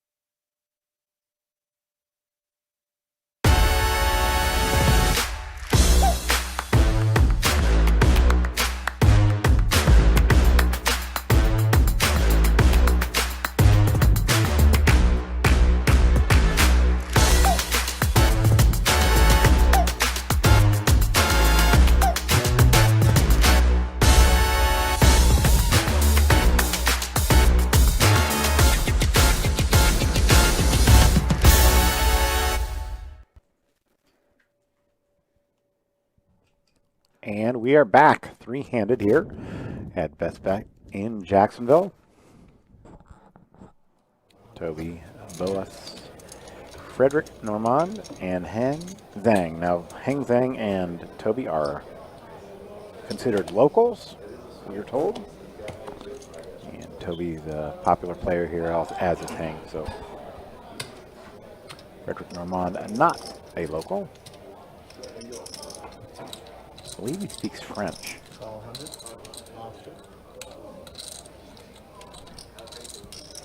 Couldn't come up with a zinger. You're looking at me, waiting for some kind of line. I don't I just know. drew a blank. All right, so Heng here with Queen 4 and Toby with Jack 5.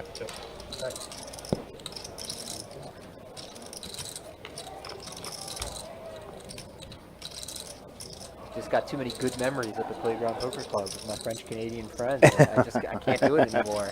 I grew up making jokes about the cheese-eating surrender monkeys and whatnot, and now and we've worked with some great French people, from Mons and Mox. Now I'm just like, you know what? Actually, with the French, they're super cool. Yes. 100.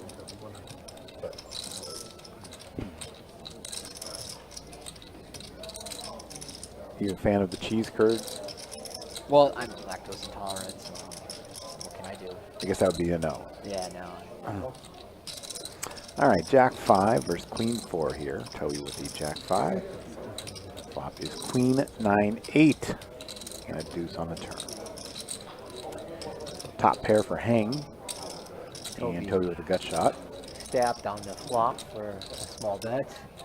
It's a pretty reasonable hand to keep going with on the turn. Similar situation to the one we saw earlier when Heng had the gut shot with Jack high and a low flush draw blocker. Exact type of hand that Toby has here, but he's going to slow it down. Blind versus blind.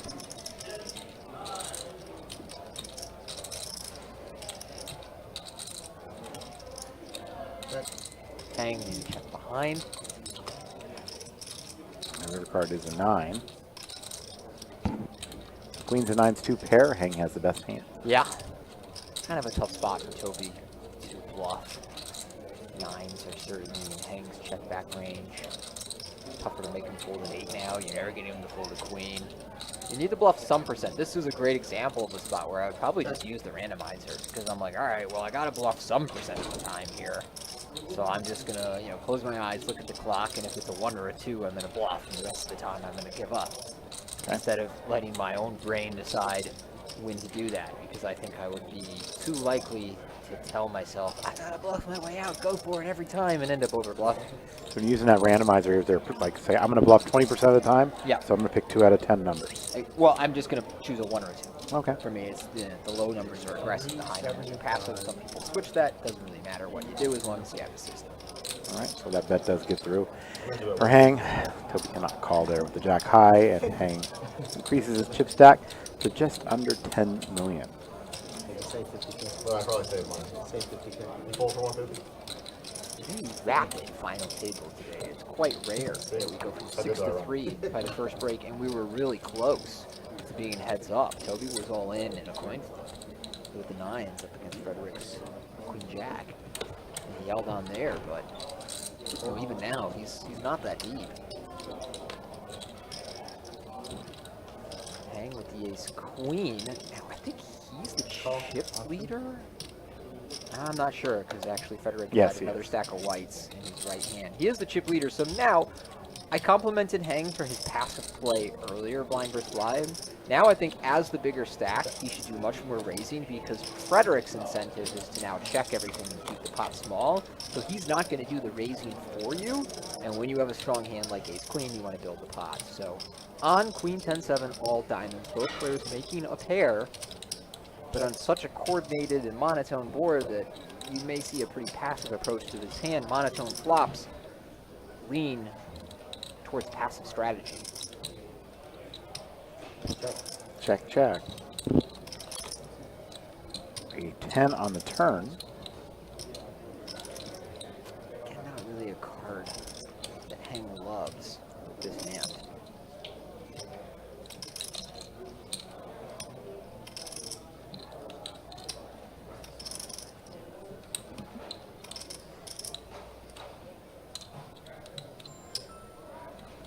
At 150. Hang does bet 150 here.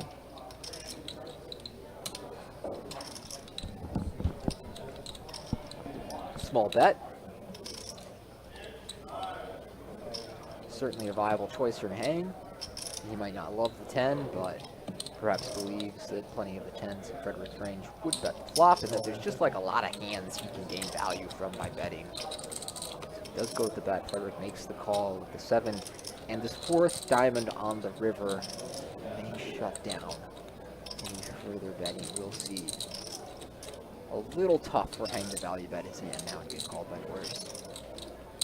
Why is this not a bluff situation for Frederick? He's just a little too high in his range. He's going to get to this river with some hands that are unpaired and don't have a diamond, albeit not many. He's just going to win a showdown flop. Like, Hang stabbed once, it's easy to call and then have it go check on the river, and you shoot down your 7 and you either win or chop the pot. Whereas, you know, you're going to call the turn with Jack 9, no diamond, 8-9, no diamond, King Jack, no diamond. All of those hands have more reason to bet the river with just no showdown value, particularly the lower straight draws that have missed. Your 7 still has a decent amount of equity just showing down. These are a lot slipperier.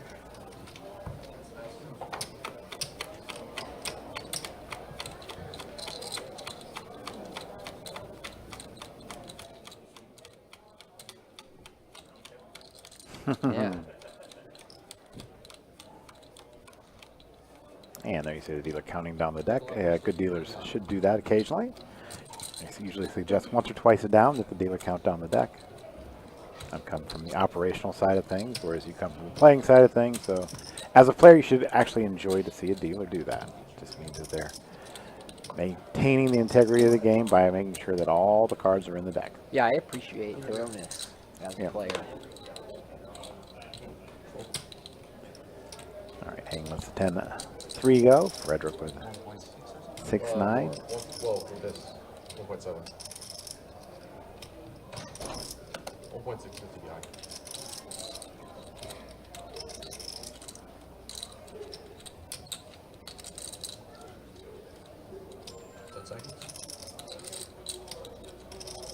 Poutine is the word I was looking for. Poutine, Yes. which is gravy and fries and cheese. That's when you said cheese curds. I was like, well, that's more of a Wisconsin thing than a Isn't Montreal it? thing. I thought poutine was cheese curds. No. It's basically fries with a bunch of gravy on them. Yeah. I may have to look this up. Do you want to bet before you look it up? I Make might a have to friendly look- wager? I might have to look this up. Take it from the man who was eating poutine at 3 a.m. drunk and coming out of the club. That's what they are.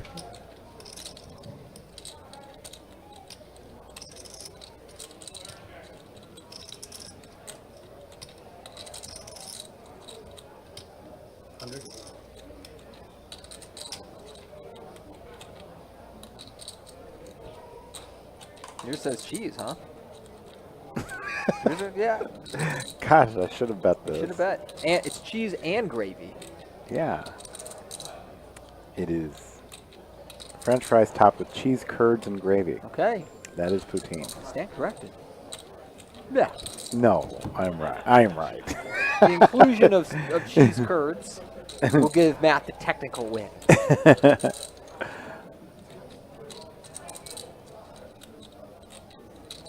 All right.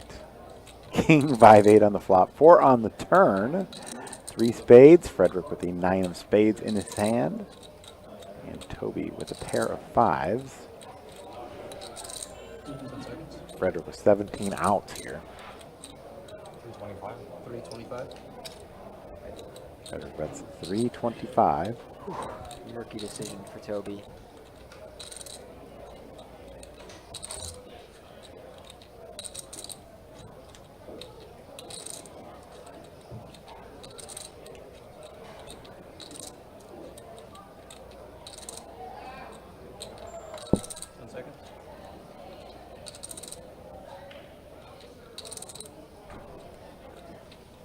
Toby does let it go.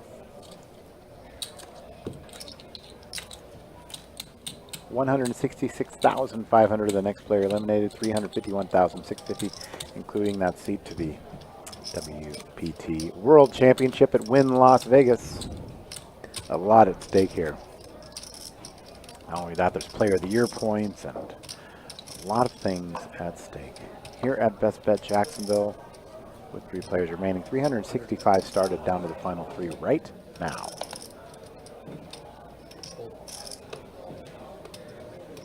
Critter folds, Toby with the Doyle Brunson, the 10 deuce. Premier meetup game coming up December 1st at Wynn Las Vegas as well. I think you'll be a part of that as well. And 10 deuce, you get a ticket into a drawing. We're giving away 5 seats to the Prime Championship and a $10,000 seat to the World Championship as well on that promotional day. That Prime Premier mug starts at 9 a.m. So set your alarm, Tony. 9 a.m. poker, just the way it was meant to be played. We did it at 10 a.m. last year, and they said, you know what? We got to push this back an hour. Or sorry, push it back an hour earlier. Right, exactly.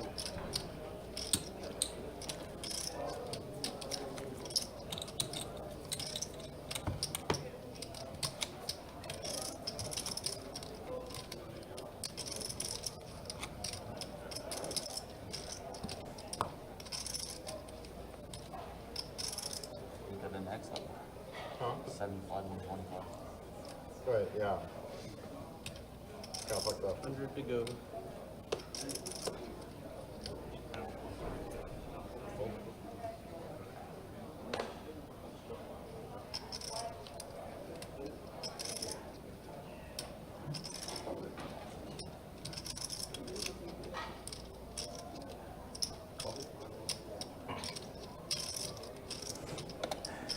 All right, we have Ace King versus Queen at 10. This is a hand that's likely to go to a flop. Hang does call. The 5K chips are off the table now. They're playing with just 25Ks and 100Ks. Those yellow chips are 25Ks. The white chips are 100Ks. 8-3 deuce on the flop. Hang with the Ace King, checking.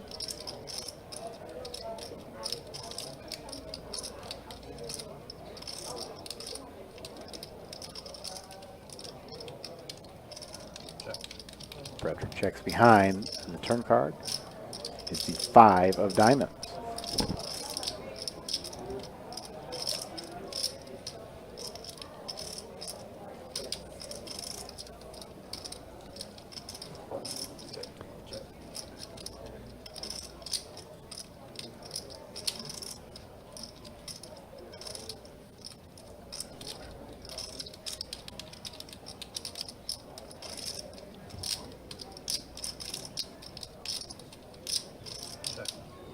Check, check. And the river card's A3. Ace King. The best hand here belongs to Hang Zhang from St. Augustine, Florida. Started off this final table as our chip leader and still in the chip lead. Check, check. The Ace King will win the pot. I got a question in the chat. Salt Life says, why did it take so long to act? Does anybody know? That's a good question, and I think it has a lot to do with the fact that you don't want to give away any timing tells, such as, oh, if you immediately check, then your hand is not really much of a decision at all. But if you think for a while, then maybe you had a close decision between betting and checking. It informs your opponent a little bit about the quality of your hand. So often, when you're up against really capable players, you might just have a little count in your head before you take any action. Like, I often give myself a 5 count before I do anything. 100 to go. 7-4. Folds. 1.2 down. Frederick with King 6 of diamonds. He was inquiring how much Toby is playing. Could be close to the jam if he's really short. I think he's a little more chipped up than that. Nope, it is going to be a jam. Let's see, how much does Toby have? Oh, he has right around 12 bigs. That makes perfect sense. I like this play from Frederick.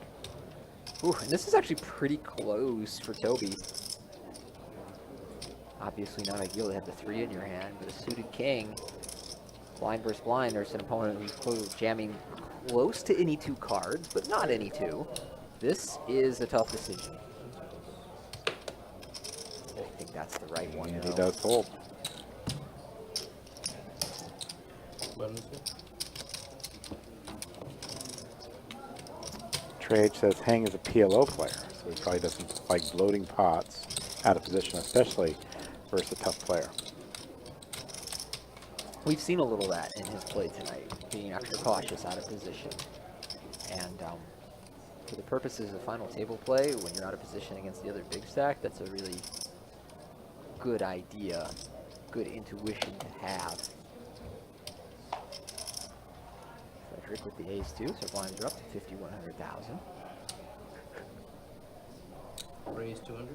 Raised to 200,000. Totally Jack 8 folds. And Hang with Jack Deuce lets it go. Button again.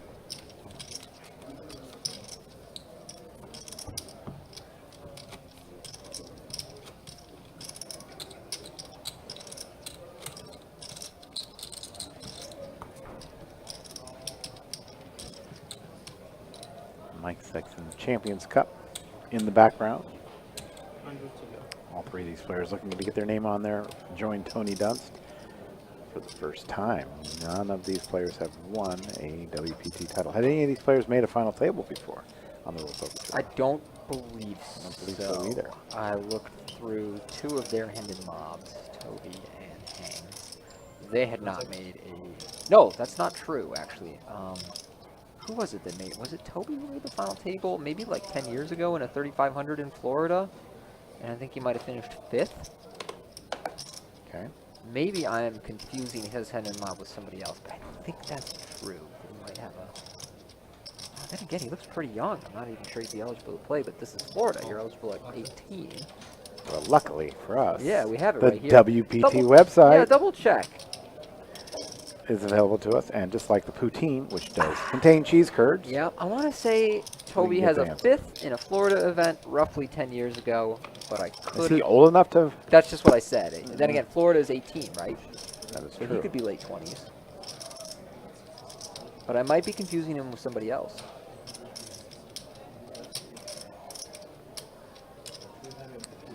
Toby does have, let's see, 7 cashes on the World Poker Tour, But no FTs. but no final tables. His best Yeah, finish it might have prior been- was 25th. Brian Senni that I was mixing his results up from. Okay. Hang has done well, and some circuit events, I believe, and he recently won the card player event down here for 70,000.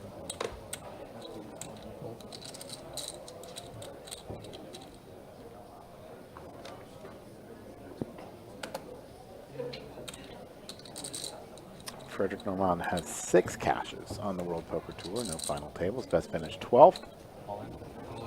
We have an all-in here. All in here. Yet Frederick. again, Toby with sort of a fringe suited 1 face card, 1 hanger hand.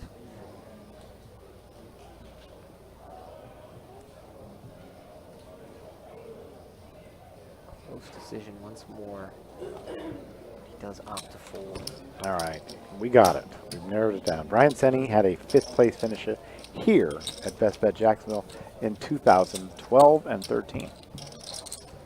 So our 6th place finisher had made a final table before, but none of these players have ever made a WPT final table.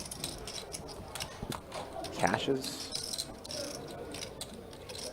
6 and 7.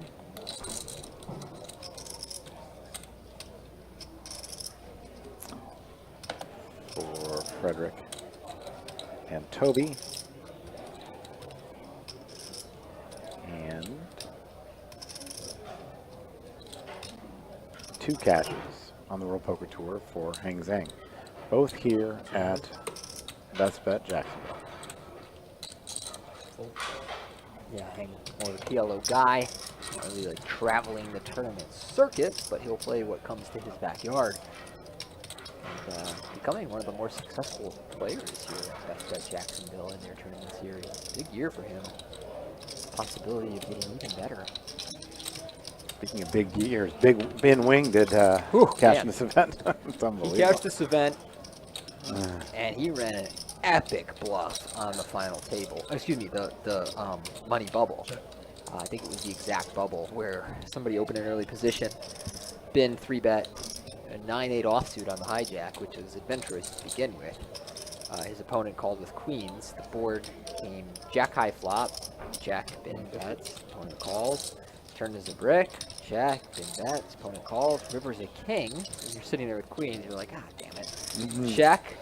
Ben goes all in, and his opponent does call him off with the queen. Wow. He catches Ben with the 9 high. He later busted, going with the raised 4-bet all in with 10-7 suited. So Ben, a guy who very much gets after it. I'll admit, sometimes I see plays like that, and I'm like, oh man, that seems kind of like punty to me. But considering the incredible success that Ben has had, and how difficult some of his opponents say he is to play against, it really makes me wonder, like, maybe I'm underdoing it. Maybe I'm not bluffing enough. And it does suck to play against people like that who are constantly putting you to the test. Toby here with just 9 blinds and an ace on the button. I imagine he will be all in. And there goes center post. He is moved all in. Hang with 7 deuce. And Frederick, queen, jack, Yeah, clubs, gonna make this call. making the call. Quick call from Frederick there. The suited Broadway is a small underdog to Toby. Near coin flip situation, actually closer to some of the hands that we do consider to be flips, which is like pair versus overcards. And 10-7-4 on the flop, bottom pair for Toby. Deuce on the turn. He is safe going to the river if you can fade a queen or a jack, but it's a queen! Toby Boas, after a great run in this event, is rivered out of here in 3rd place. He should feel very proud about the way he played during this final table and throughout the event, but we are now heads up between Hang and Frederick. Our blind and antes will be reduced to 30-minute levels, but we are going to be on a short break going into the heads up back in about 5 to 10 minutes.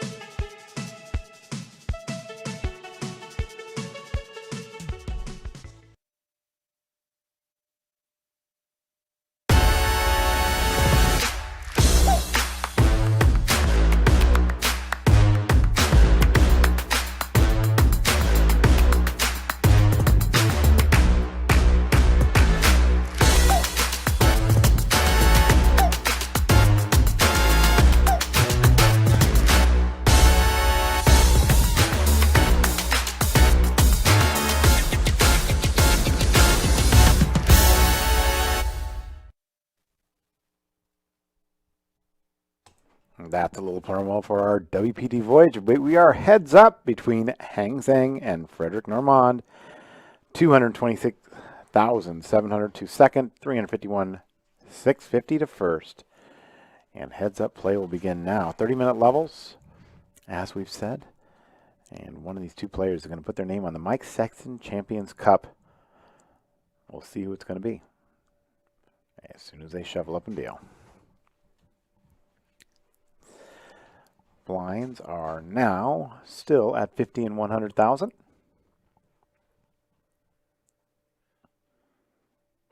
With a 100,000 big blind ante. Not reduced. Never reduce. 80 big blinds for Frederick. 56% of the chips in play for Hang. So that means he's probably right around 85, 90 big blinds to 100 big blinds. And here we go. Matt Savage here with Tony Dunst on the call. These two are entering heads up play, quite deep stacked. At shorter stacks, we see a lot of limping from the small blind / button player. 1200. And it looks like that's how Frederick is going to approach this match, despite the deeper stacks. With deeper stacks, theoretically, we see more raising. But Frederick may feel that limping is going to be the best approach for Raise him. to 350. Hang with the ace-6 of clubs. Raises to 350. Yeah.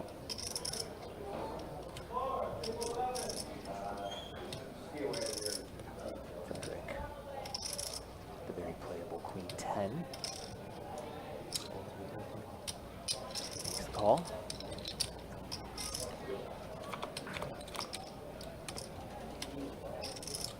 Flop is Jack 3-3.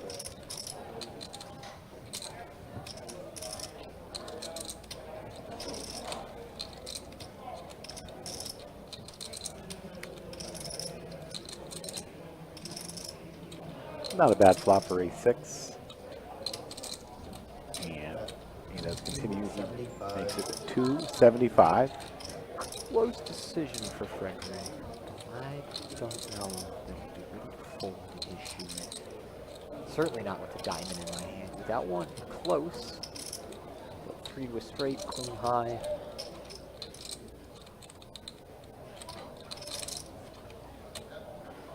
He is going to let it go.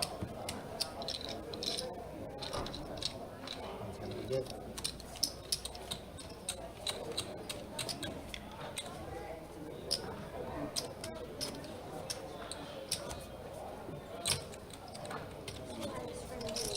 Thank you.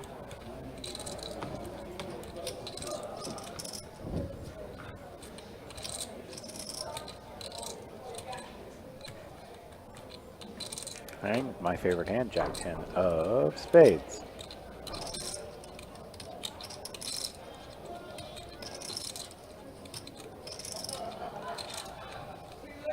Raise 250. Makes it 250.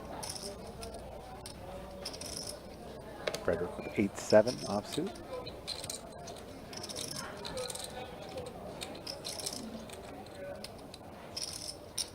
Call 250. Makes the call.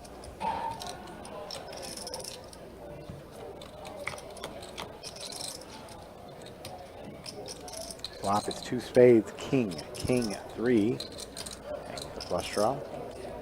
Not much here for Frederick. Yeah, I know spade. Check. Got a check from Frederick.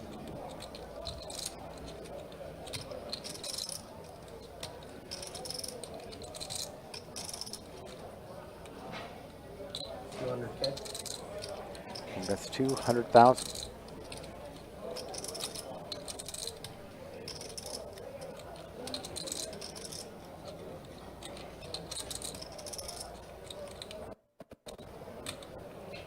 No call.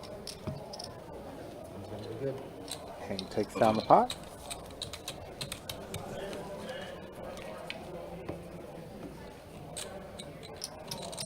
So Matt, I'm going to put you on the spot a little bit. Okay. What is your over-under for the WPT World Championship at the Las Vegas main event? The 40 million guaranteed, $10,400 buy-in. And then you'll be the 50K as well. Your personal over-under. 48-88. 48.88. Wow. I like your number. Yes. 48.88. 48-88. Easy to remember. Mark it down. I'm trying to think which side I would take there. That's a good line. I was thinking somewhere around, 4,700-ish would be a good line. I was Either, thinking just so maybe you know, either number I'll be happy with. yes, of course. I was thinking something in the area of like 4,750 would be my over/under. Okay. So I guess on your number, I would slightly take the under, but man, I don't feel good about it. Like, if we just blew past 4,000 entries, I just would not be surprised at all. Top 2 pair for hanging out. Certainly connecting better thus far in our heads-up match. Frederick with just ace high. On a somewhat coordinated board. Check.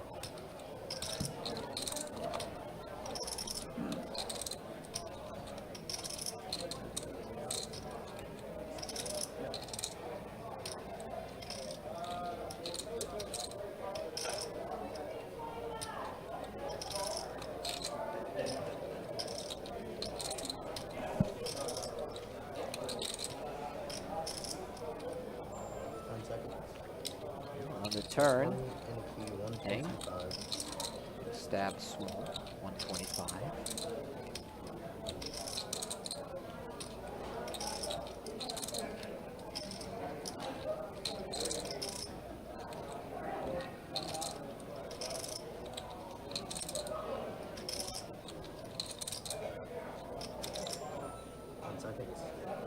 And once more, Frederick will give up with no pair.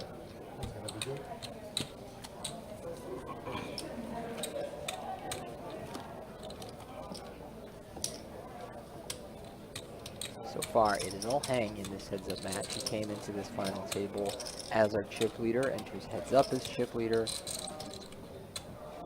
Solid advantage right now for the Floridian over the Canadian.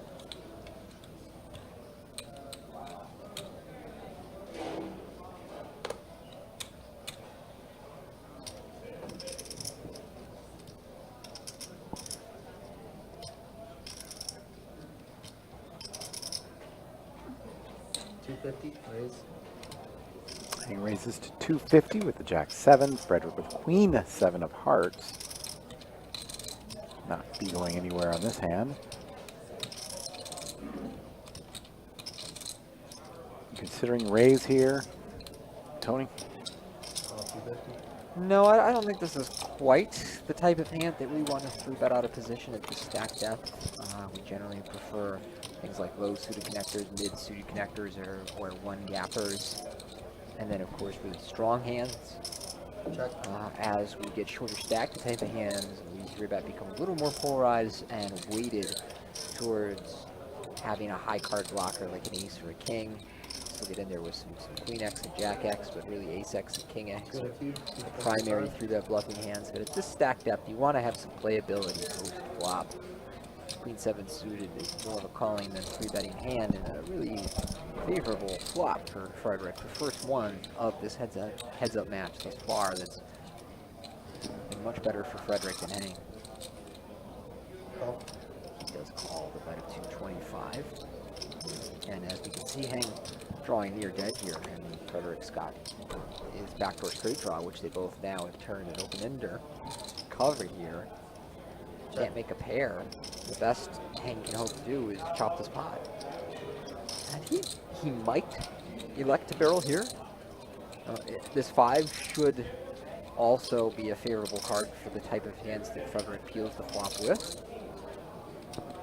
However, it's hard for hang to have much worse here with equity than like a low 7x hand. But he is going to check back. And a 4 on the river will give both players the straight, so we may see some fireworks, but ultimately it will be a chop pot if nobody folds, and I doubt anyone will be doing that.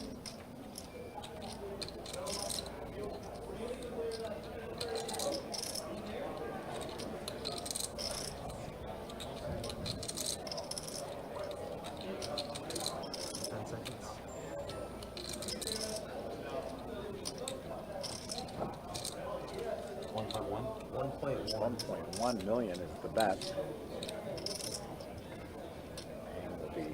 And will be at least calling here.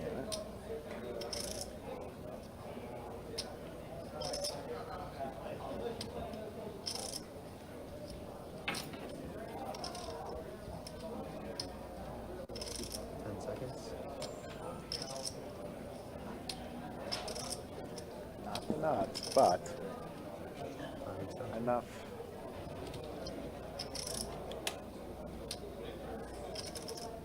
To make him think about it. He's thinking. He has used that time chip again in this spot before. Once more, I think he's thinking about raising and not folding. Yes. It's already a overpot bet, and it's debatable if you're in hang shoes whether you can get called by worse if you raise. Another time chip. There is some value attached to those time chips, don't you believe, Tony, at this stage of the tournament? At this stage, absolutely. You just have so many more decisions to make heads up. So many more complicated decisions to make.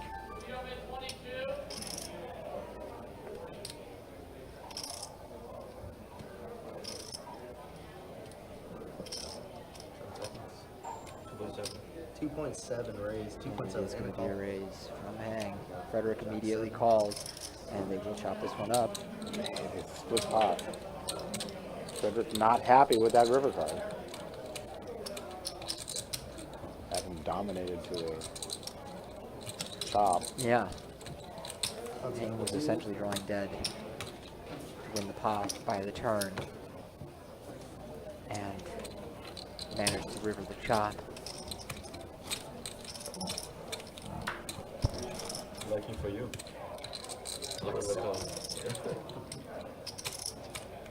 You'll be 150 there, Frederick. First up. Can't let it bother you when your head's up, though. Still plenty of chips. 71 big blinds. Just over 100 big blinds. Call. Frederick still taking the limping approach on the button.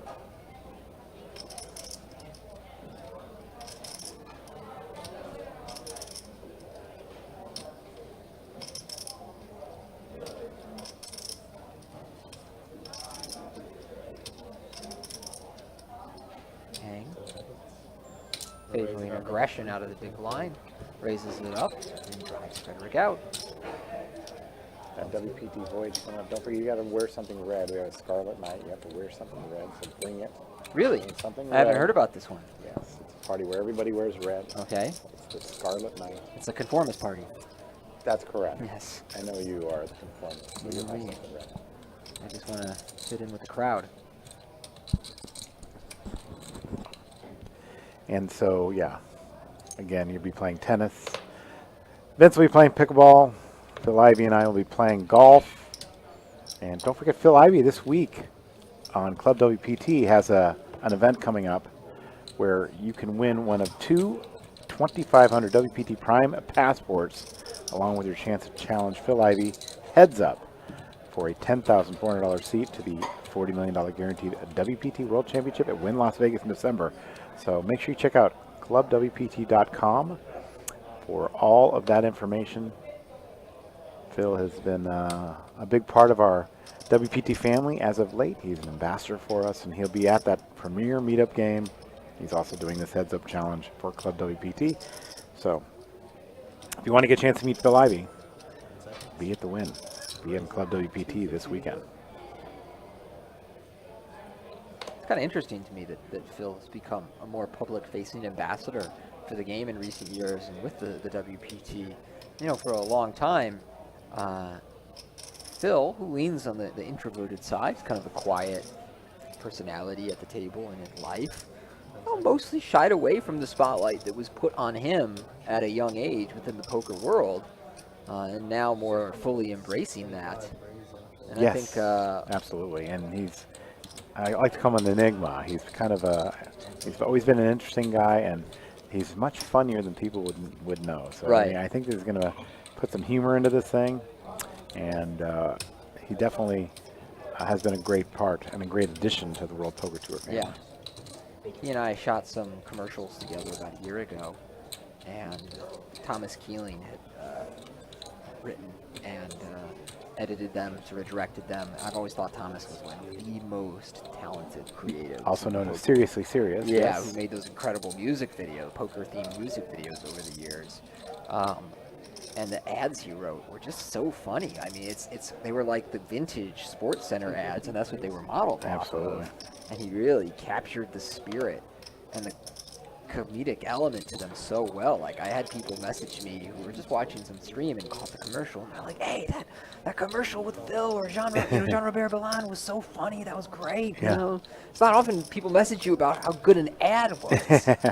They were definitely great. Yeah. You get a chance to check those out. Make sure you do so. Look at this flop. Great flop for action here. Both players with an open ender, covering each other's outs as well. Hang with the top end of that open ender, looking for a 6 or a jack. Frederick looking for a 5 or a 9.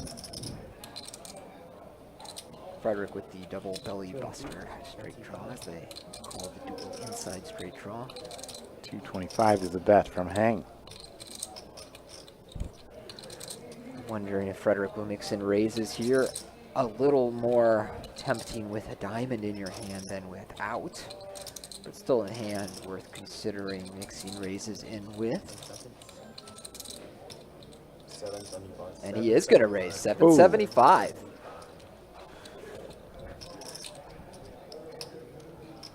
Do your eyes light up here if you're Hang? Do you feel? Well, no, because you don't have a made hand. You like with the position you're in because you got the open ender and you have overcards that can connect for you. And you're aware of the fact that your opponent can have draws himself that he's raising with diamonds, hands like this 10-6. Of course, you can have a lot of made hands that are raising as well. So I wouldn't say that your eyes light up, but you're never, ever folding. And there's a lot of turn cards that make you willing to play a big pot. You know, of course, you can just turn the nuts, but a 9 or a 10, a very favorable card as well. And oh, wow, that is an intriguing card. It is the 9. It gives Frederick the straight, but it's the third diamond as well. And so while I think Hang is pleased with this card, I wouldn't say that he's excited about it. What's your move? If I'm Frederick, I am probably just betting and just kind of going for it. If you have diamonds, like, good for you. You're going to win a big pot off me, maybe all of my chips. And they're just going to have, like, a pot-sized bet left on the river to play for. And if I'm Hang, ooh, man. This is a murky situation. Like, you have top pair now, but sometimes you're drawing stone dead. You're not beating any value. Down to one time chip after this hand. If it was an offsuit 9, Hang would feel much more comfortable proceeding here. As the flush draw completing 9, I think his action is far less clear, but he probably just has too much hand to ever really fold in a heads-up match. And he does make the call. It's not out of the realm of possibility that Frederick has a high diamond and a 5 or a 6 and is continuing to bluff. And there is the 5 on the river that puts a 4 straight out there, so now any 6 makes a straight. And I think with how connected this board has become by the river, that when Frederick bets, and he only has a pot-sized bet left behind, Hang should be able to get away from his hand. It would just be a really tough and ambitious call. And your opponent's running out of bluffs. Like, if your opponent was bluffing with a high diamond and a 6 on the river, like, he got there. You know, if he was bluffing with a high diamond and a 5, he may end up just checking. He might turn his hand into a bluff, maybe. But that's even less likely with the 5 appearing. So, yeah, Frederick Does going move for on. it. I think that's a wise play from Frederick. If your opponent has the flush, well, you got me. Hang may consider this, but I just don't believe he has enough hand or a impactful enough blocker to make this call. Perhaps I'm mistaken and he is going to get heroic, but Answer me this, Matt Savage. If your opponent is bluffing, what is it with? Yeah, that's true. And he has gone past the 30-second threshold, meaning that if it goes to 30 seconds again, his hand is automatically dead because he will be out of time chips. And he may just fold that way. I've seen that happen before. He does let it go. He has folded, That's a nice fold. and there his last time chip goes. And so now, he doesn't have that move anymore to him. He's out of time bank chips, isn't He's he? out of time bank chips. Well, you so asked he needs before, to be a little how bit valuable careful are they? now.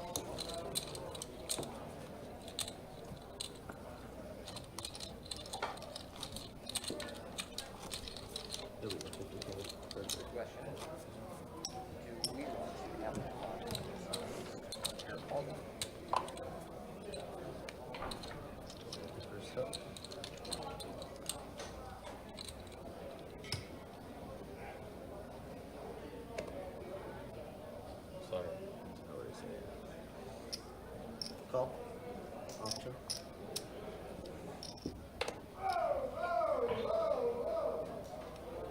Hang with the 6 deuce up against 6-5 for Frederick.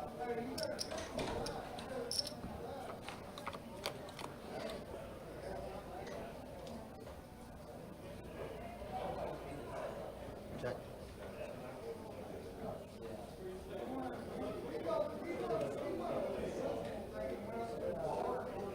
$100K.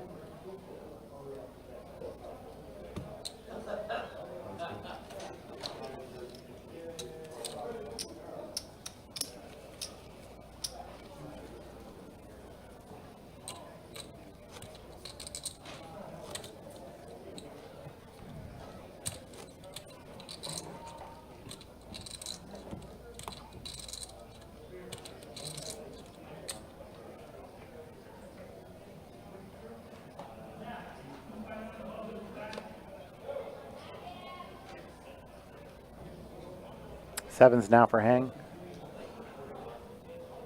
50,000 to call. He will put in a raise to 250.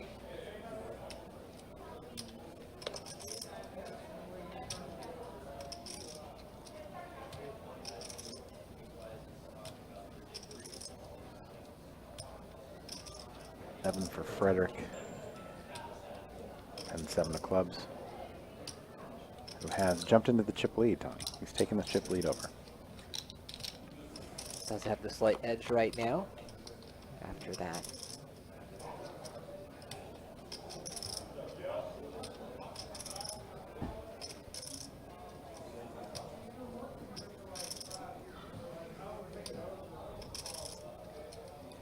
Frederick quickly out that. Does he have time extension left? I don't have any. Yeah.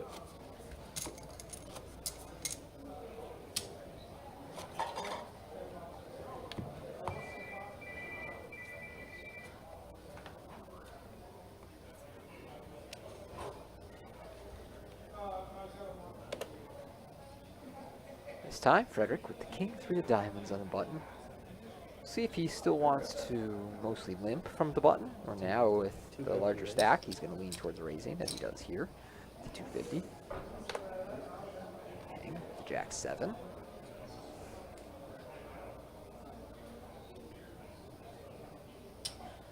Take a flop.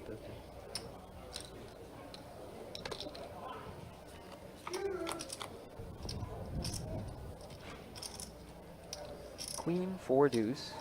2 diamonds. Great looking flop for Frederick's king 3 of diamonds. Check.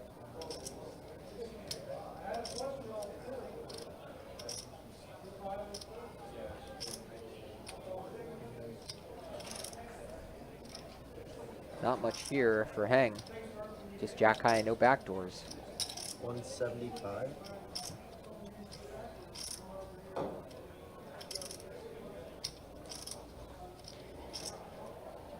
Hang 175 to call. Just about even in chips now. And he does let it go.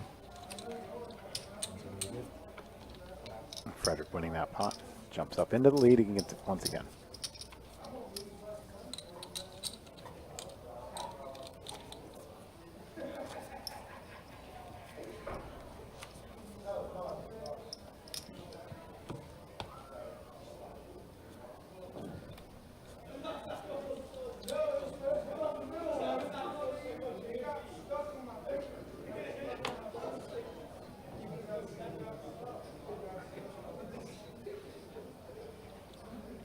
250, raise. 250 is the raise. The 8-7 of hearts by Hang. Frederick with the ace-4 of clubs in the big blind. And they could certainly consider calling or raising.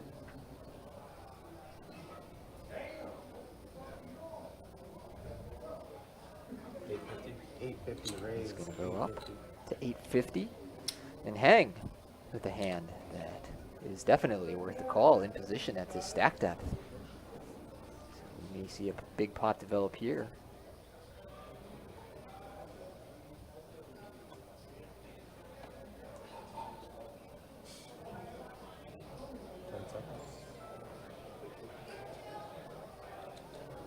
Again, he's got to make those decisions much quicker now, knowing that he doesn't Right. have any protection from those time chips. I wonder if that could play a factor in this final table going forward. 8, king, 6, 2 diamonds, and a spade. Hang with middle pair and 3 with straight. Frederick getting a board where he'll likely continue with the c-bet. And will not like a call or a raise if he's faced with one. 475. 475.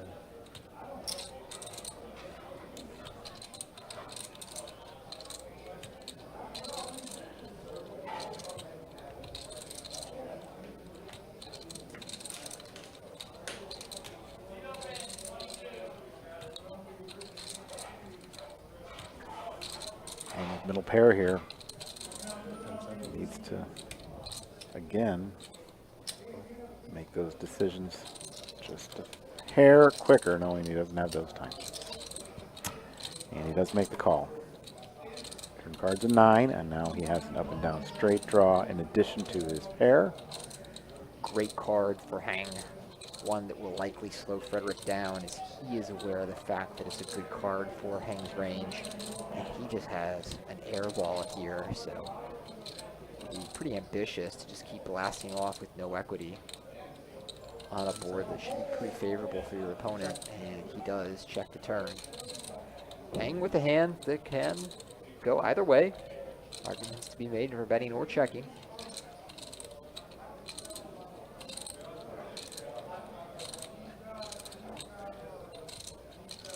We've seen him check back in these scenarios a fair bit today, but perhaps with the open-ender to go along with the pair, you go on and bet small, build the pot a bit. He does Did not. check and did make the straight. Yeah. I still find it dubious that Frederick is going to invest more in this pot. He does have the complete air ball on the river, and sometimes when you get here with air, you talk yourself into making a bluff because it's the only way you can win. But man, such a favorable run out for your opponent. Conversely, 10 seconds. hard to find many worse hands that Frederick gets here with. And when that's the case in rivers, you sometimes want to turn your hand into a bluff because your opponent can have one pair of hands that are just trying to work towards showdown that your bluff will get out. He does check it. Yeah, Frederick has given up on this pot. Hang. We'll be back in the chip lead after this hand is over. Exactly. 10 seconds. 1.3. That's 1.3 million.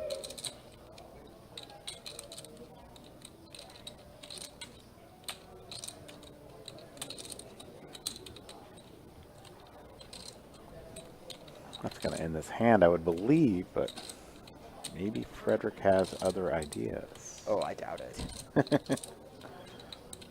seconds. There it is. That's gonna be good. So Hang back in the chip lead, above 10 million. These guys still 80 blinds deep, so plenty of play here in the heads up portion of the tournament. The other 4 players who reached this final table are knocked out quite rapidly. One of the faster final tables I've seen in my time with the WPT. You're not complaining, though, are you? No, not at all. Okay. Frederick. Definitely been some good action. It's been nice to see. Hang the local player here. Call Once did a final table that only took an hour. Now, it wasn't a main event final table, but it was still a final table, and we streamed it. And everyone came in quite short, and you know the bigger stack always won the all-ins, but it took just under an hour to stream. Frederick here just limping in on the button with the queens. Not a fan of that one. Flop 8-8 deuce. 2 spades. Check. A check from Hang.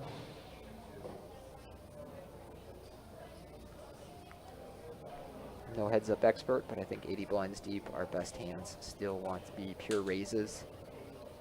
100K. Won't matter too much here, as Hang is completely whiffed this board. Does not even have a spade to back it up, but look at this! He's Whoa. peeling these 7 high. Yeah, He's turned 4 a straight doesn't draw. give him the gut shot. Check.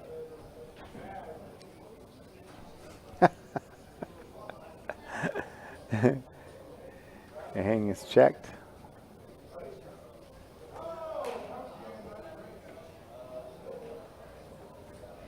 Bet 500K. Quite a large bet from Frederick. Full pot this time. That'll do it. Yeah. Next hand.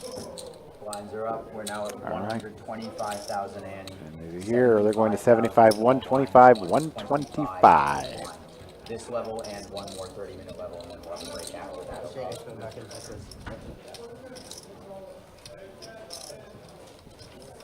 Harley, you said this one and one more? This one and one more before the break. Gotcha. This one, it says this one and 2 more. No, this one and one more. This one, double check. Tournament director Harley in the background. Did a great job this week. Always got to shout out our tournament directors. Should have switched blinds. Look at the current chip counts. Heads up, the blinds, I believe, are just about to go up, if I heard that Yes, correctly. it is 75, 125. 75, 125, so we'll have that updated for you. These guys still very deep. See in the bottom right corner. Yeah, one of the few hands that should just be folded, heads up. 8 deuce offsuit right into the muck. What's the minimum calling hand you have? Probably Heads right up. around 8-4 offsuit in that territory. Okay.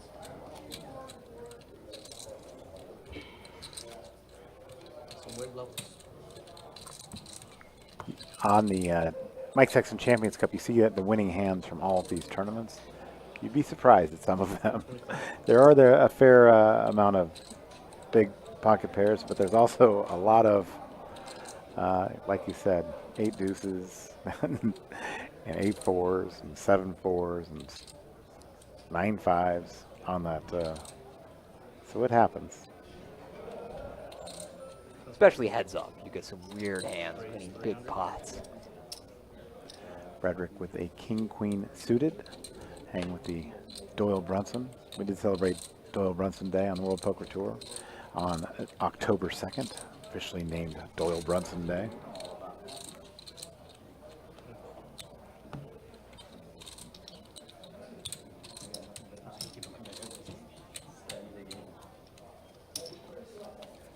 I really thought he'd outlive us all. It's I unbelievable. was convinced. I was, you know, you'd always hear these stories about people wanting to bet Doyle that, oh, you're going to die in the next 5 years, and he was always taking action on it. And I just kind of believe, like, this is our most likely candidate to be immortal. But Father Time remains undefeated. Doyle, perhaps the single most influential poker player in the history of our game. Hang with Trey Deuce, offsuit. I was very surprised during the sort of, you know, remembrance ceremony that we had for him this summer to learn how religious Doyle was. That he had brought many players into the fold of the church over the course of the years. It was Yes. not something he was very public about. He just Right. said, look, I'm not really going to try and go out there and proactively recruit people into the church, but if somebody says, is this something you can help me with, I will always answer yes. And I was talking to Dewey Tomko. We played day 1 of the main event this year, and he said, yeah, you know, Doyle and I very religious. We would have these Bible studies before the World Series. Go to church together and things like this.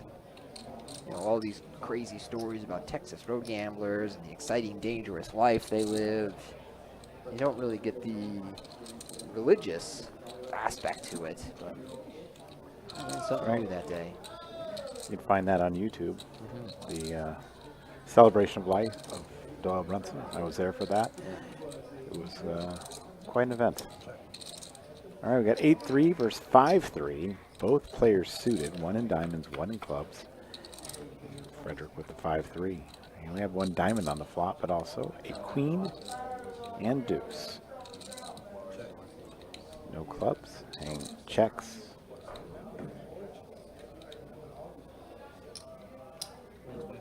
Bet of 125 from Frederick.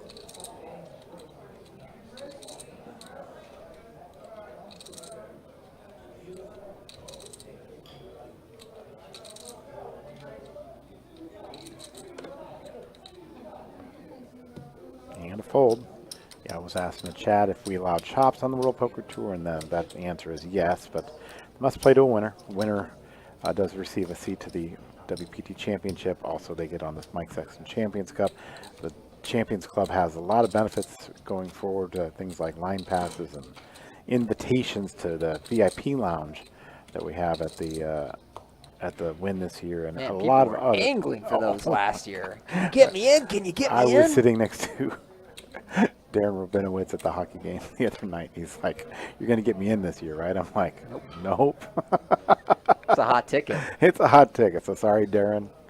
I'll tell you what I'll do. I'll go inside and wave from you from the inside. How about that? Oh. It's always fun to meet old Darren Rabinowitz. But yes, they do have to play for a small percentage If of the you're going prize to give, pool. you got to be willing to take, Darren. There's a man who has fired off a few needles in his day. I got to make sure I know when he's walking by so I can be there to wave and say, "Hey, Darren, what's going on?" All right. We got King 5 versus King 6. Hang is suited in hearts. And the flop is one heart, ace, ace, 9. Frederick. And hang in this pot, most likely a split pot. But you never know if it gets to the turn. And betting can create certain situations in this hand like this. Bet here. A bet of 225 from hang.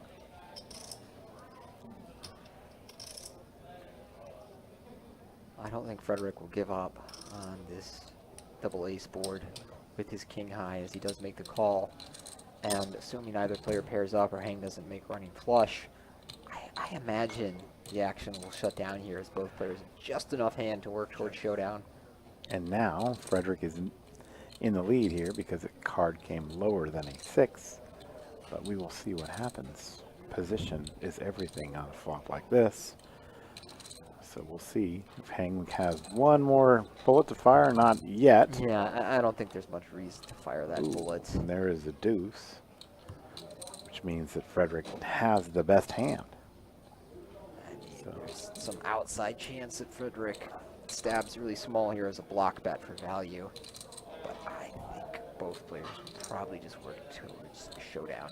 And if he does bet, it's going to be hilarious because Hang might actually talk himself into a call, and Frederick will get called by worse because of his kicker. Yeah, he does check, so it's going to go check, check. Check, check. And Frederick will get this one and go back into the chip lead.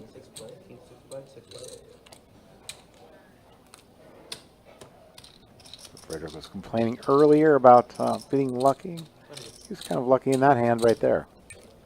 That no card came higher than a 6.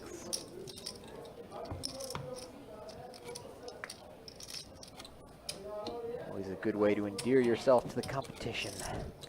Complaining about your bad luck when your head's up for a bunch of money. It's a terrible spot to be in. Yeah. Frederick with a pair of 4s now.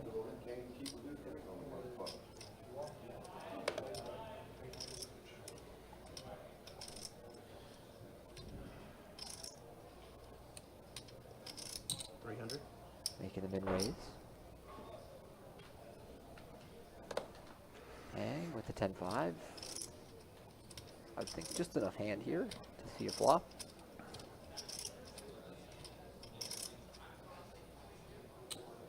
That's what he'll do. All right, both players in for 300,000.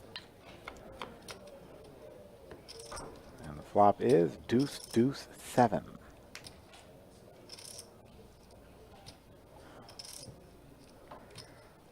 Frederick's 4s. Check. Looking good as Hang checks the flop.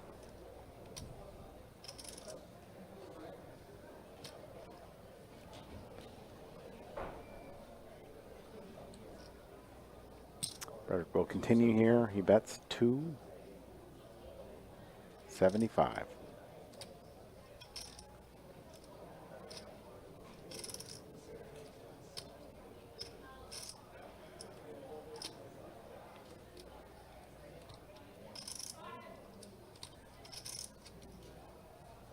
Hang folds. We'll play the next one. I have a quick question for you, Matt. You were discussing earlier that we do allow chops on the World Poker Tour. I'm wondering if that's ever property specific, that some properties will enable chops and others will say, sorry, we don't really do that here. Yeah, I think there are a couple. I cannot remember them offhand.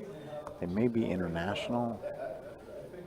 For the most part, chops are allowed in WPT events. And remember, this is property specific. We do have rules and regulations in certain jurisdictions that don't allow us to do certain things.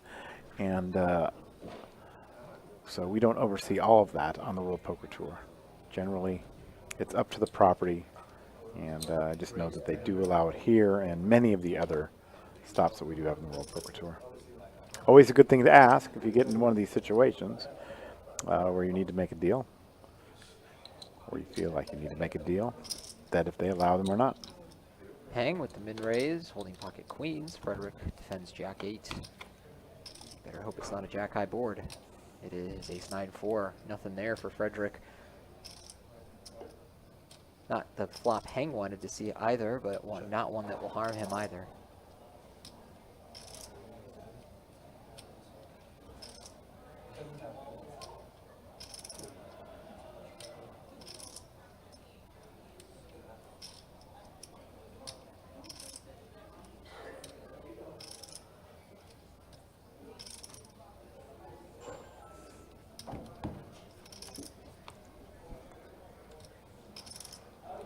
Ace 9-7-4 on the board here.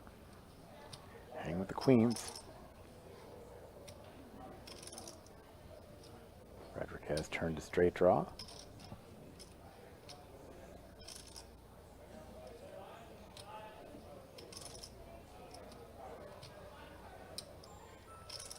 Let's go 175.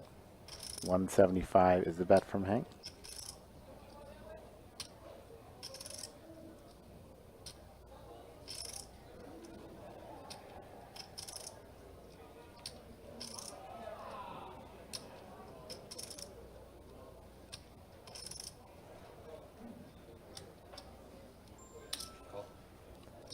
Actually, 175 was the bet from Frederick, and Hank made the call. Excuse me.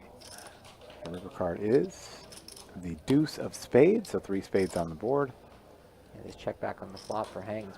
Hank does have the queen of spades in his hand.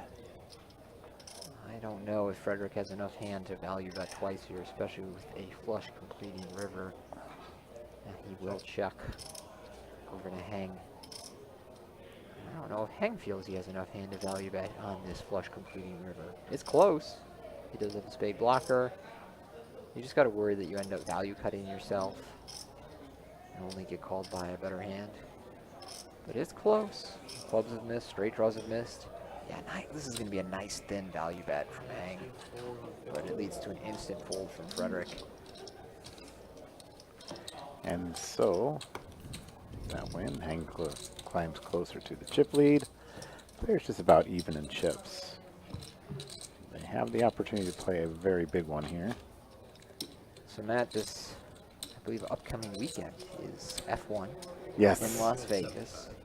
You're a Vegas What local. we've all been waiting for. Well, Yeah. not really. I want to ask your opinion on F1 overall, how you feel about it, and how it's changed the city. And I think would I'll you have to make a bet on it to be very interested in it for some reason. I don't know.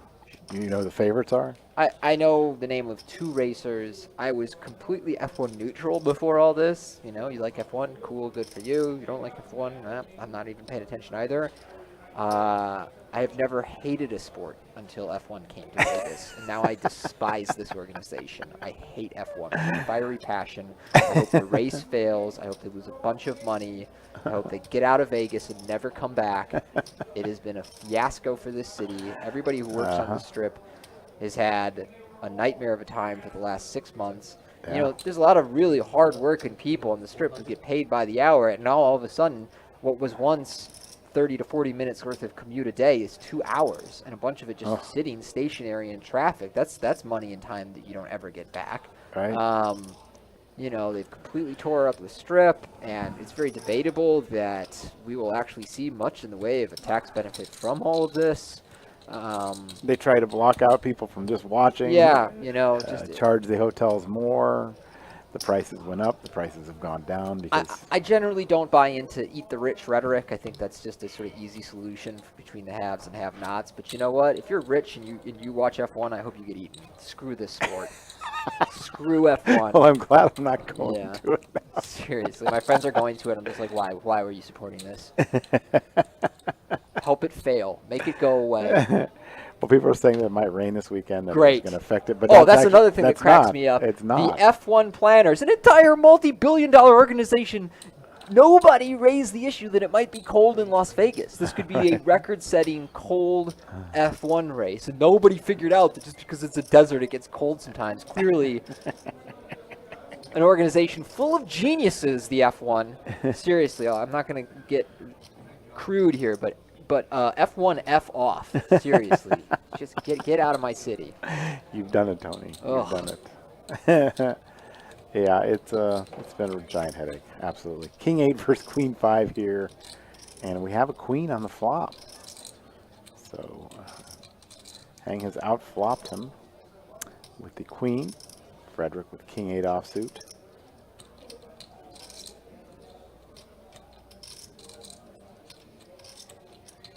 Frederick does check.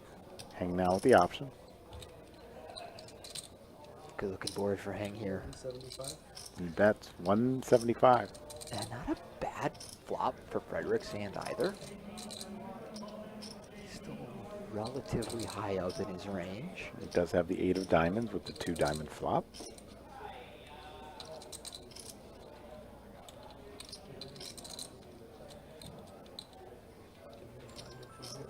Justin Miner says Verstappen will win, maybe Hamilton. That's another thing. Did you know that the race is meaningless? That whatever it is that they compete for in F1, Verstappen has already won it, and so this has no actual impact to like standings or. Oh my goodness. Yeah, it's just it's a. Sounds like soccer to me. Yeah. Where you have the Premier League where you can lose the last 5 games of the season and still win the league. Yeah, that's basically what this is. All right, look at that. What a turn card there. Now, Hang has pair and a diamond, and Frederick has turned the king of diamonds, which is basically That is the worst possible card for Hang. Hang. Not just because it did complete Frederick's hand, but it completed everything that was behind that Frederick could peel the flop with. King high hands, Jack 10, diamonds. All of them got there with the king of diamonds, and so Hang wisely checks back. Now, Hank could lose some chips in this pot. Well, I do believe Frederick will value bet his hand. Probably for a block size, but maybe not. Wouldn't Hang have to call? Yeah, I think a little missed opportunity for Frederick there. I think his hand is worth a bet. I don't know if Hang wants to bet his hand. It's really close. It's really tough to get called by worse, and you reopen the action and the possibility of getting check raised. Like, even if a queen calls you, you're splitting. Oop, yep. 400. Hang is going to bet here. Yeah, I'm just not quite sure what he's hoping to get called by there. You know, if your Right. opponent peeled Jack high on the flop, it was probably Jack 10. Well, that beats you. So are you trying to get called by, like, Jack 9? I think Hang, after further consideration, may want that bet back. I mean, of course, now Frederick winning the pot, easy to say, but even on a non-diamond king, I think betting his hand is a worthwhile play, but it's just so tough in that river to get called by anything worse. As I said, you chop with all the queens, you lose, of course, to the ace, to the king, to jack 10, to diamonds. And I just can't figure out a hand that you hope to get called by. All right, Frederick with ace-8. Justin Miner says Verstappen clinched like 2 weeks ago. He has dominated this year. Yeah, that's right. Raise 300. Ruined the whole city for a meaningless race. Great job, guys. For 10 years, though. For 10 years, yeah. If that continues, I don't know. They might have a riot on their hands. It's so hard to find an issue in these modern polarized times that everyone can agree on, Matt. But in Las Vegas, there is one thing everyone can agree on. Get F1 the hell out of here. And flop is Jack 7, 4, 10, 9 for Hang. He has the gut shot straight draw. Ace high in the lead for Frederick. I would like to see Hang 3-bet this hand pre-flop. These suited connectors play really well as 3-bets out of the big blind. And I wonder, Hang being mostly a PLO player, if this is a little bit of that unfamiliarity coming out. I will say that there are many even savvy, experienced tournament pros that miss just these kind of 3-bets. Or they just say, hey, I just want to play it as a call. But if you study the charts, you will see that these suited connectors at this stack depth are somewhere between a pure 3-bet or a high-frequency 3-bet. Hang flopping a gut shot, now open-ended on the turn. With the queen. Queen of spades. And at this point, since he hasn't 3-bet, he didn't continue. He can't continue on the turn. But now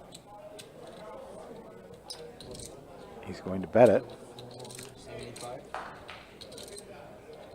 475 is the bet. Yeah, I like the sizing.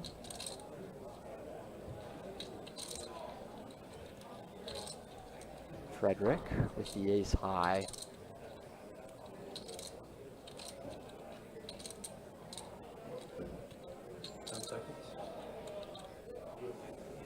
Not quite enough hand to continue, and he does let that one go. They said rain generally has no influence over the rate. I mean, On the race itself, Yeah, but as they far as actually- attendance and the experience had by the spectators, right.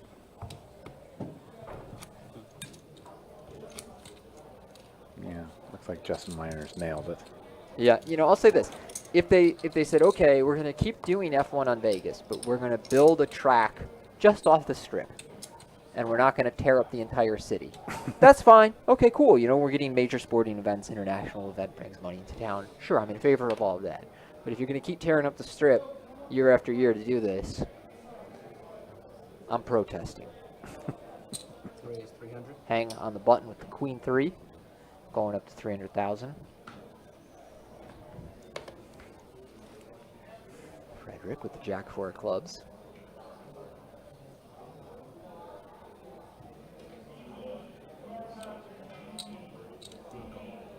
Making the call.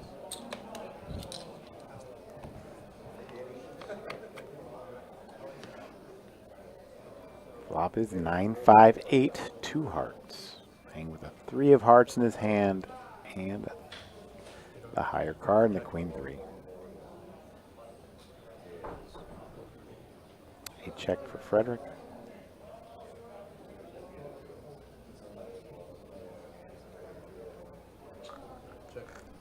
And a check. Not much here for either player. Now Hearts another return. heart, the 9 of hearts.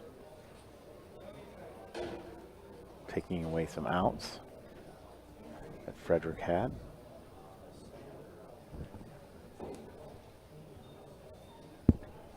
Check. A check from Frederick.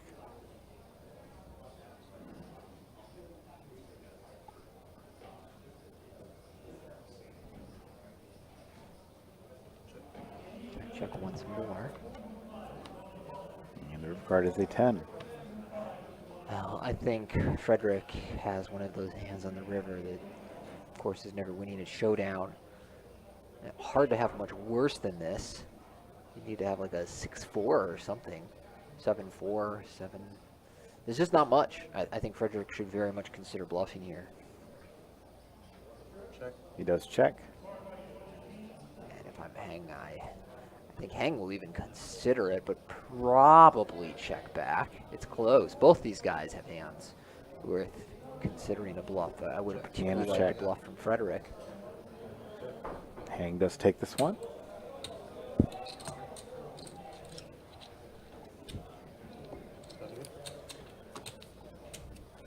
Let's say that if this were a boxing match, we've seen both these players mostly employ the jab. You know, just a lot of jabbing, prodding, feeling out the space. Yeah, you all good, you all good. No big swings here. The biggest pot we saw, both players had really nice hands.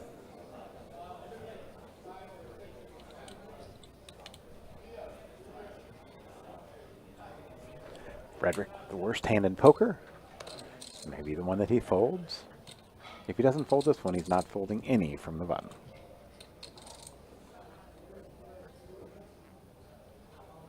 And he does make the call. Yeah, even more worth considering when it's only 50,000 more and you're getting this great price heads up. It's debatable whether you should be open folding any hands at this blind level. So that's why Frederick is limping in even with a hand as bad as 7-2 offsuit.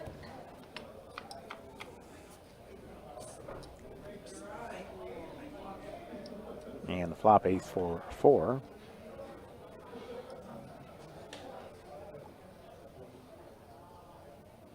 Check. A check from Heng.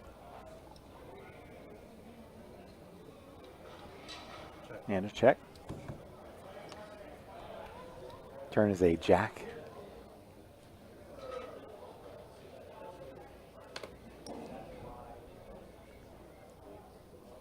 Hang with the suit check.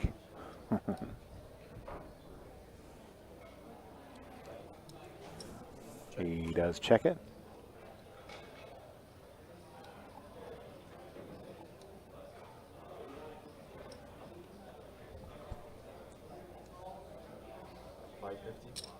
$550 is the bet from Frederick.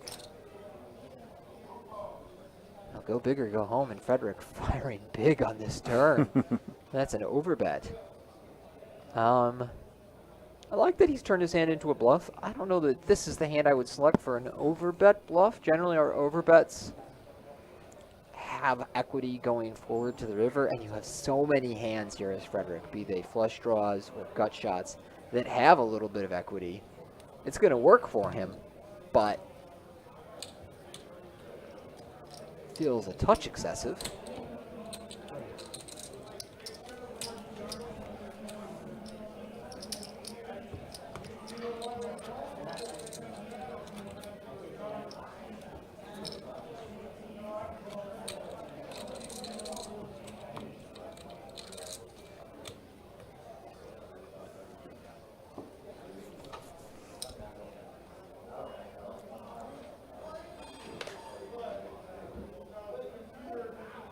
Hang now, Jack Deuce.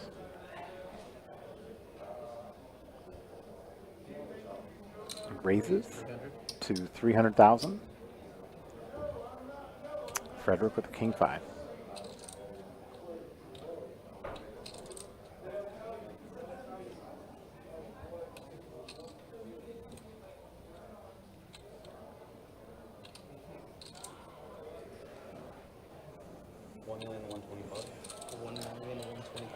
Wow, 1,125,000 from Frederick.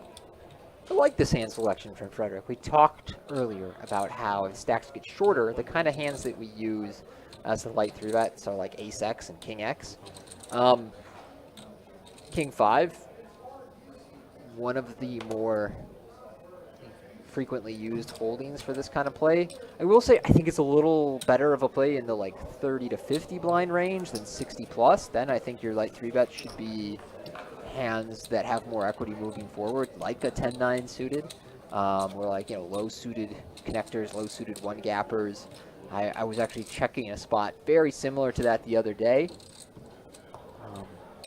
The last time I got heads up in a WPT, I 3-bet King 5 offsuit out of the big blind, about 50 blinds effective, and I remember later checking the spot and finding that I wasn't really supposed to do that, so I would guess at 60 blinds deep, that's not necessarily in our repertoire either. However, I do think conceptually it's good to think about what kind of hands you are 3-betting light and having some of those plays in the arsenal, so you're not just playing too passive out of the big blind. Hang now with King 4. Puts him right back in the same spot. Well, not quite. This time it's a limp. So Hang, Oh. facing the limp, is going to raise it up. Again, I'm not a heads-up expert by any means, Matt, but generally facing the limp, I lean at 60, 70 blinds deep towards raising hands that are a little more playable than King X offsuit. 75,000 small blind. But, you know, wouldn't shock me if you showed me a chart and that one gets in there. 150,000 ante. We will have our break after this level, okay? No.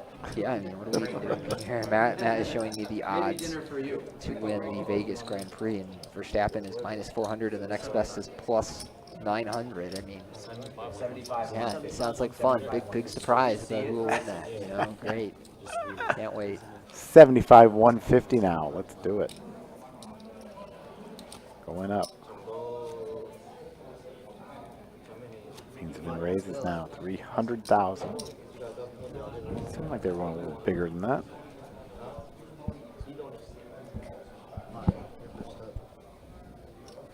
Have you ever searched F1 Vegas on Twitter? No. Whew, man.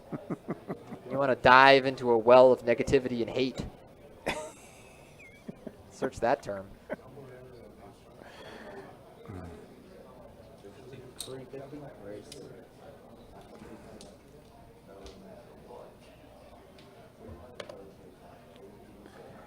Frederick with King 10 up against 6-4 suited.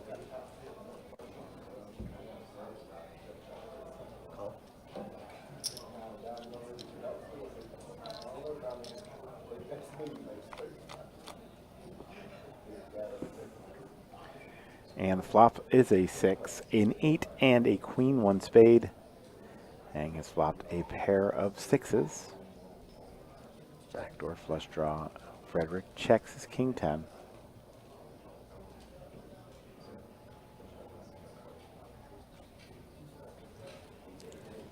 And a check. Turn card is a 3.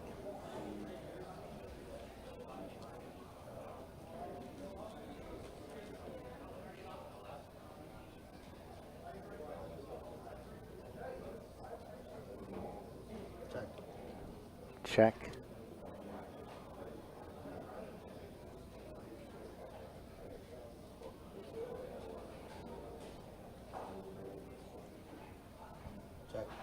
Hang's checking again.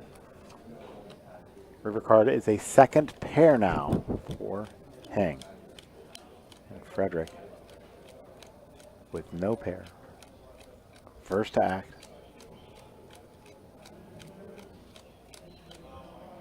He checks.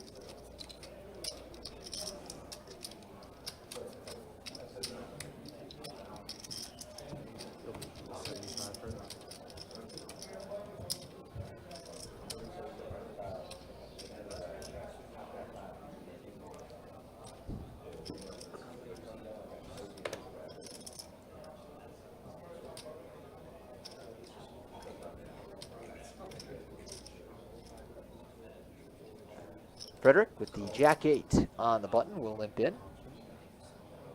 Hang with the 9-4.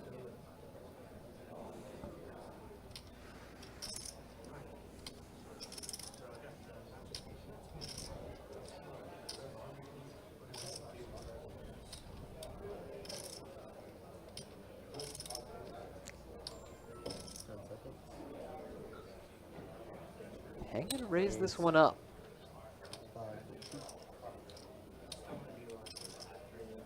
Up to 550. Yeah, and this kind of hand does some raising at shorter stacks. I'm not as sure about deeper stacked. Again, heads up poker just not something I've spent a ton of time studying. And Frederick does make the call.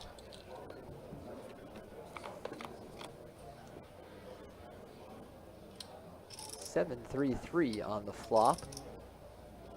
Not much for either player, and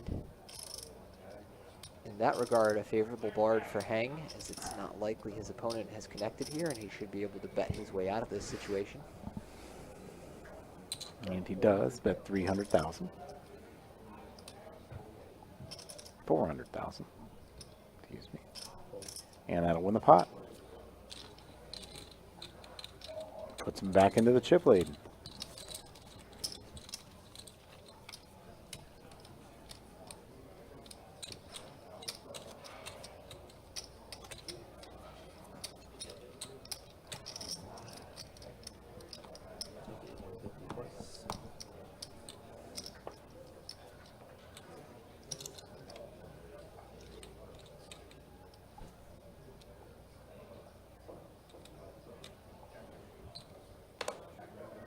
Back with Hang, only Doyle Brunson on the button.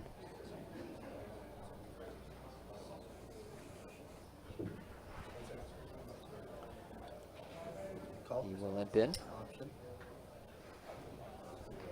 Frederick with Jack-6 of spades in the big blind. You hear this all the time, but neither of these players have really had any hands. Heads up. To be honest, there's not been any confrontations of any magnitude for the most part. But now we have a king, queen, 8, 2 spades. Frederick does have 2 spades. Hang with the 1 spade, the deuce of spades.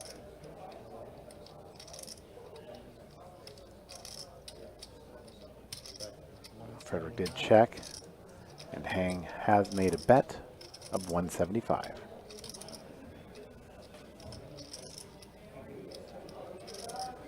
Frederick's going to at least call here with the flush draw.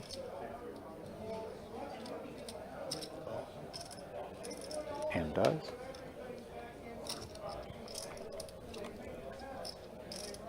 Turn is the queen of clubs. Not a great card for Hang to be barreling.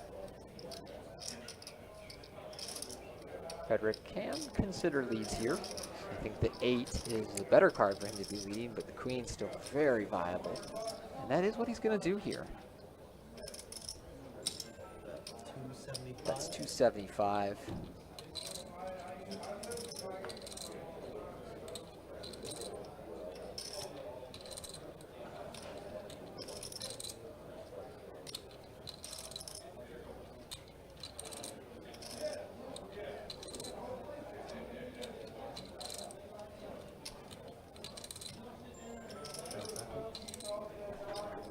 Hang with no time shifts left. If he were to time out, his hand would be dead. And that's not going to be necessary as he folds. Yeah, his hand already drawing dead there, really. Almost.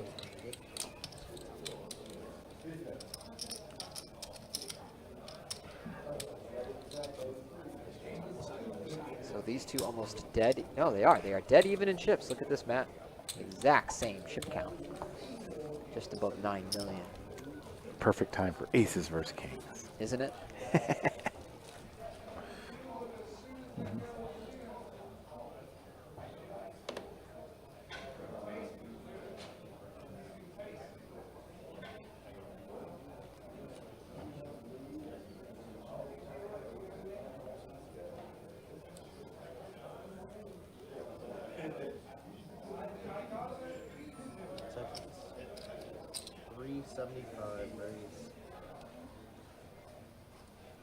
is the king 6 on the button. Hang with ace 5.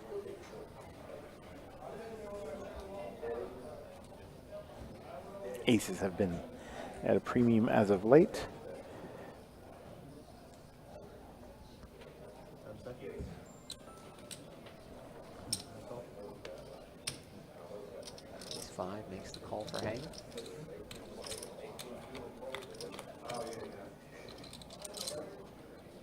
There is an ace on the flop, and a 9 and an 8. Check. Hang checks.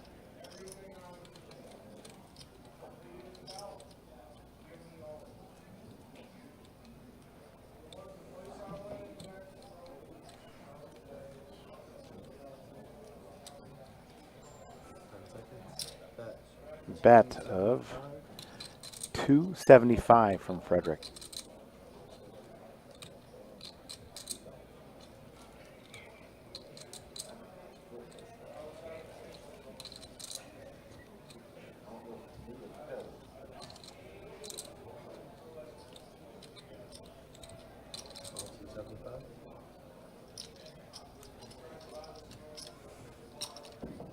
Call was made. Turn card's a 10. 10 of diamonds. 2 diamonds on the board. Not a great card for Frederick to barrel. It does give him a gut shot to a 7, but one that generally be better for hang than Frederick.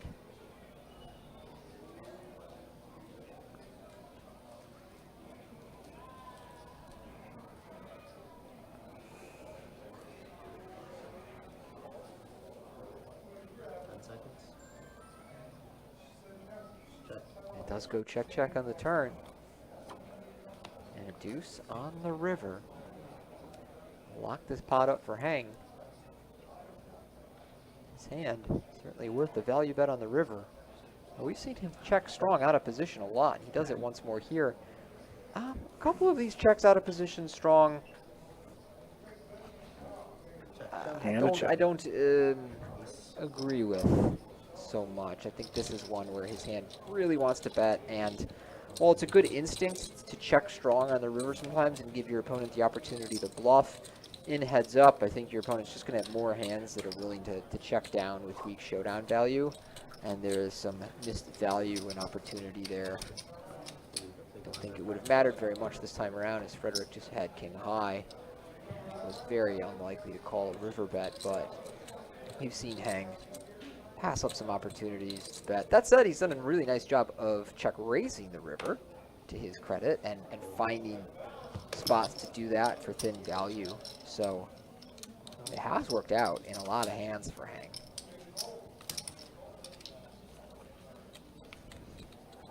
And that hand is quickly resolved with a fold pre-flop.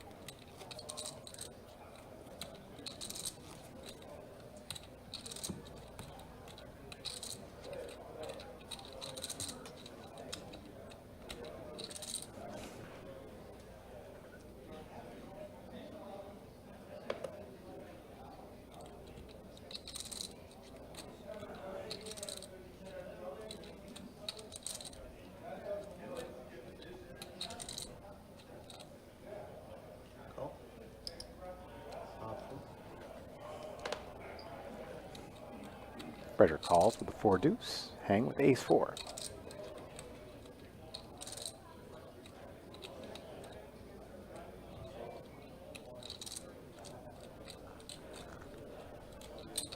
He does raise it to 450.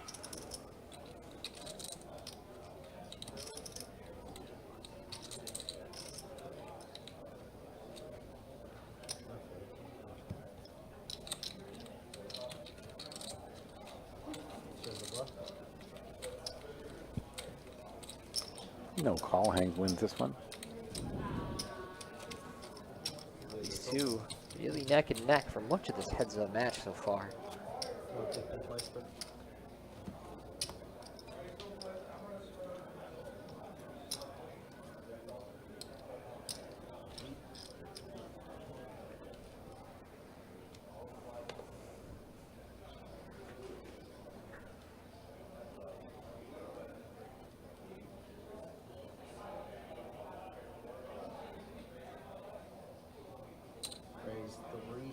75.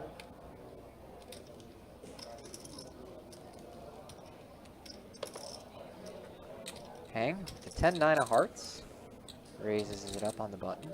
Frederick with a fringe 10-6 offsuit here. We saw the biggest pot of heads up develop between these two same hands earlier on an 8-7-4 flop. What do we get this time? 9-8 deuce. So another interesting board for these two hands. Frederick with the gut shot to the 7, hang with top pair. Check.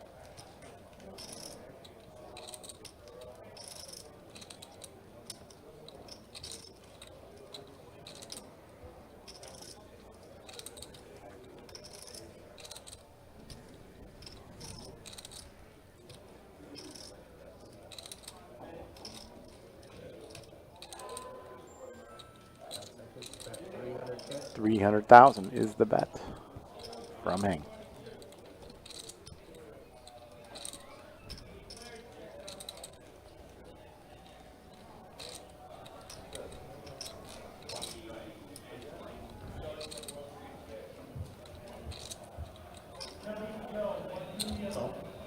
And the call. Yeah, Frederick with enough hand to continue here.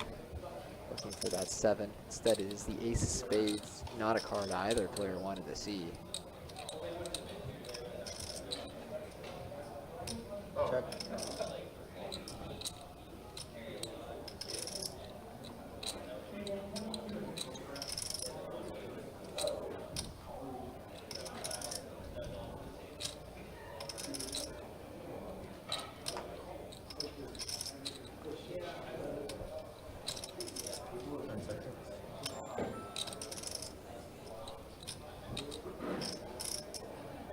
Check. And a check. And the river card is a 7. Ooh. Man, this 10-6 has worked wonders for Frederick. What it? Oh my goodness. Why does Hang check that turn card? Well, the ace of spades is probably the actual worst card on the deck for Hang's hand. It completes the flop flush draw. It hits the possibility that Frederick has called the flop with an ace high hand and then made top pair on the turn. 1.3. I mean, you could bet in Hang's shoes, but generally it's a turn card that he's going to slow down on. Whew, man. 1.3. Murky situation on the river. We lose to Jack 10, we lose to 10-6, we lose to 6-5, we lose to spades, 9-8, 8-7, 9-7. 10 seconds. Again, just tough to find bluffs for Frederick here. I'm trying to think what that would be, but he is going to make the call. I mean, Hang is rather high up in his range. 1.3. But an unfortunate river certainly gets away on the 7 of spades. So really just 3 outs to end up paying off a bet of that size for Hang. And Frederick just drills it. That's going to be good.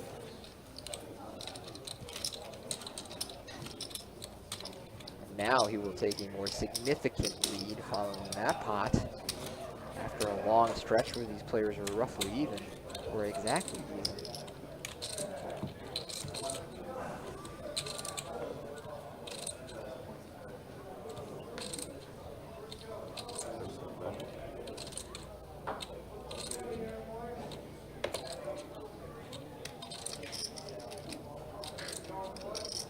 Frederick, Jack 7. Now over 10 million in chips in the chip rate. Raise it up 375. It's raised to 375. Hang with 8-7.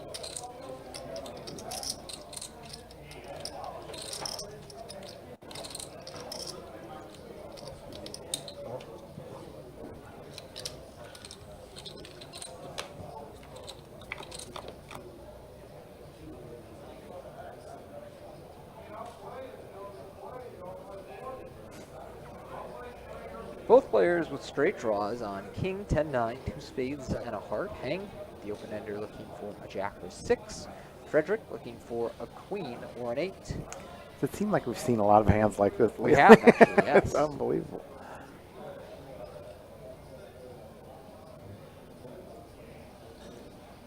425. 4 to key, 425. Frederick sizing up a bit here. Keeping the pressure on for sure. About half pot, yeah.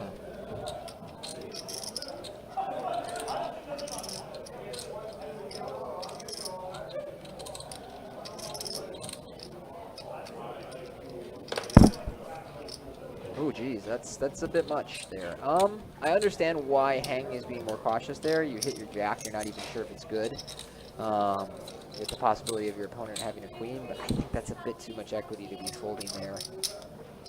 He was facing a 50% pot C-bet, so I do understand why he talked himself into that fold, but I think it's a little too much equity to give up on in heads-up poker.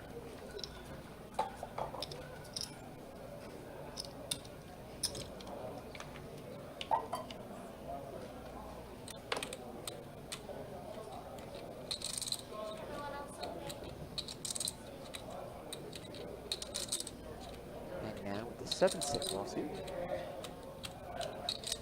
Raise to 375. Made it 375. Frederick with very nice looking queen 10.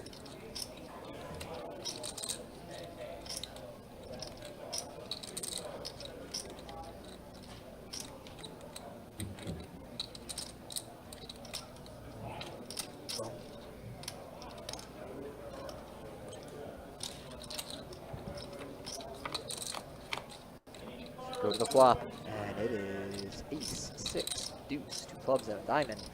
Hang out flopping Frederick here with the second pair.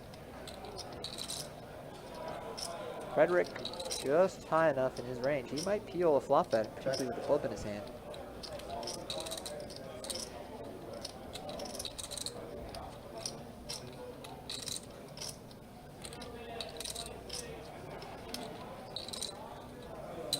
And 300,000.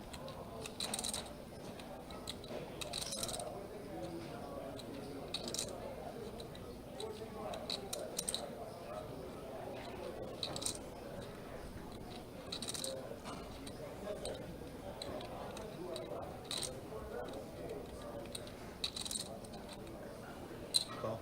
Makes the call.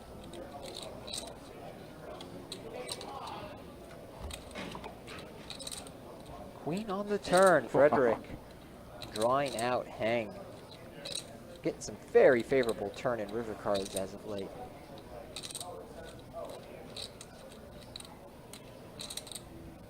Check. Now I suspect Hang will slow down here.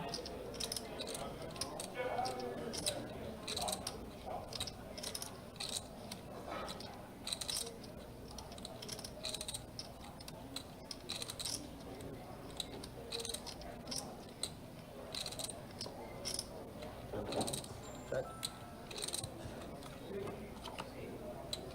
And a 6 on the river. Wow. Hang making trips. Getting bailed out.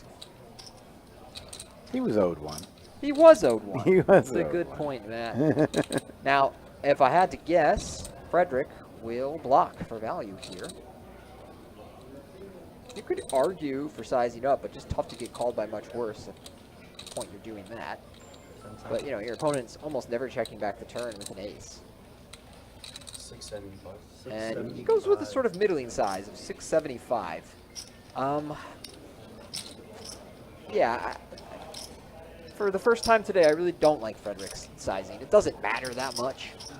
I'm just kind of nitpicking here, but I think on this river, our sizings are mostly quite small or fairly large. This middling size doesn't make a lot of sense to me. 1.9 raised to 1.9. And Hang going up to 1.9.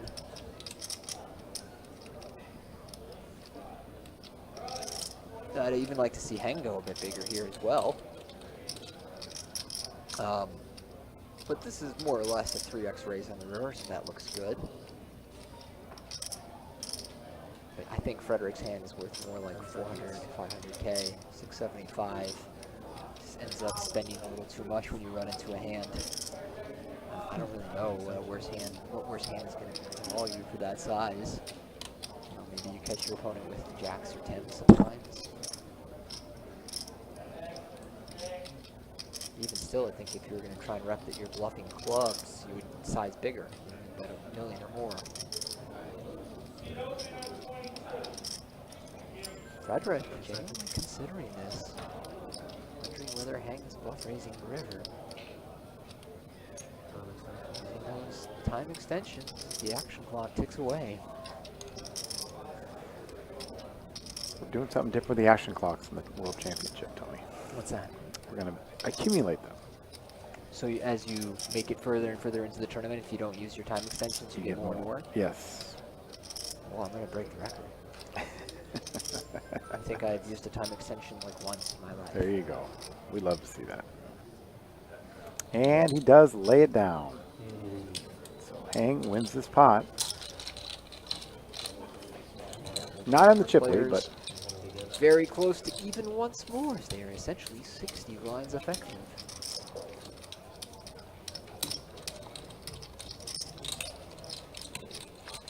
Look at our leaderboard. 9.4 million versus 8.8 million.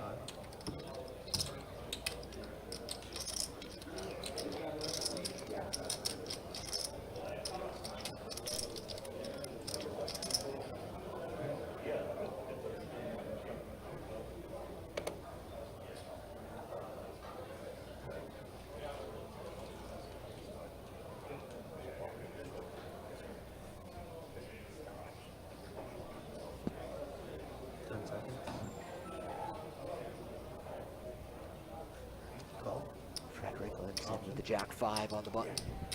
Hang with the Jack 10 in the big blind.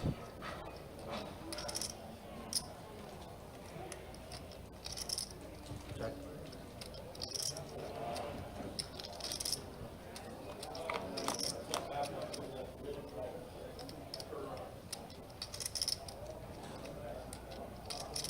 Check.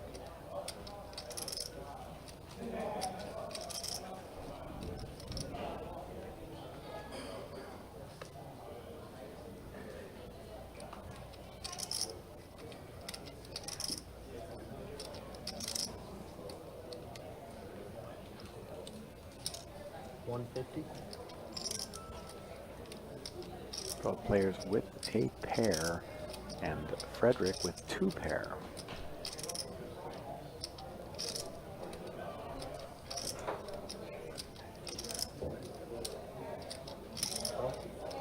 And Hang makes the call.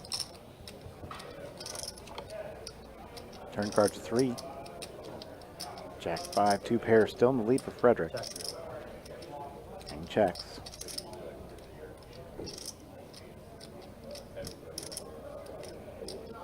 Hang in trouble here. It's going to be a 10 or a queen on the river to avoid losing a significant pot. 10 seconds. 950. 950. Oof, 50 big is the bet. bet. I like it.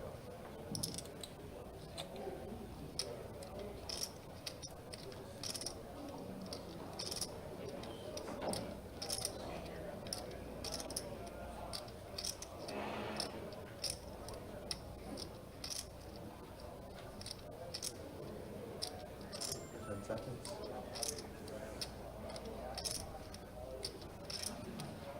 Call. Well, Call's been made.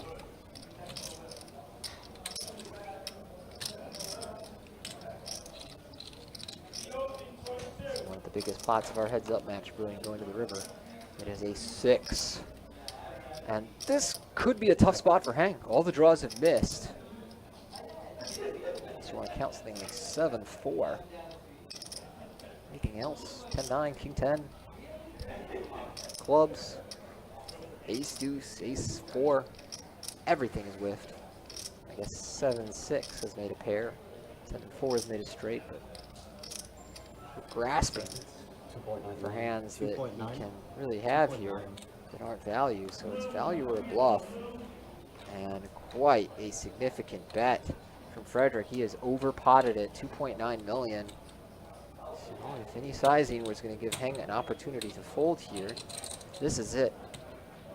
Well, I said one hand before that I didn't really like Frederick's sizing. Here, I love it. I think this is a tremendous choice in sizing from Frederick to go over pot here.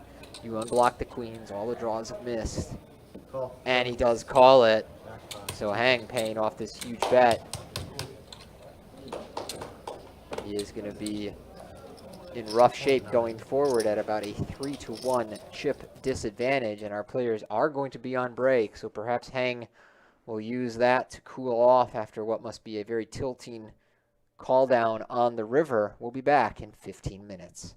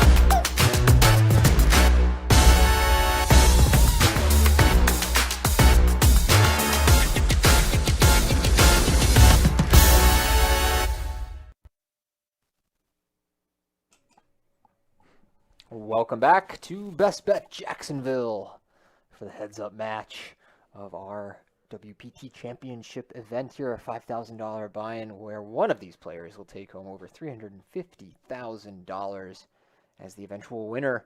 So you can see after that considerable hand just before the break, Frederick now with a 3-1 lead over Heng. They are playing 75,000, 150,000 with 150K big blind ante. And don't forget the winner of this event does get the $10,400 seat to the World Championship. So a lot to play for here in addition to the $126,000 difference.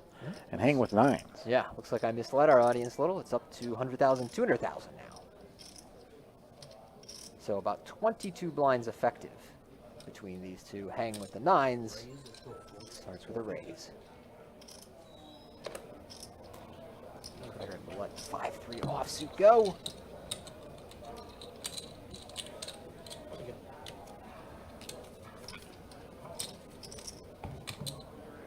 $226,000 going to the eventual second place finisher. So a difference of about $125,000. These two are playing for heads up, including a seat to the WPT World Championship at Wynn Las Vegas coming up just a few weeks from now, Matt.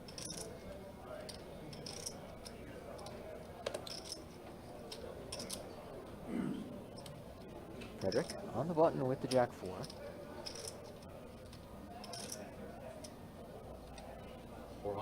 Raise 400. Mid raise. And with the 8-2 offsuit, I don't think Hang wants to play.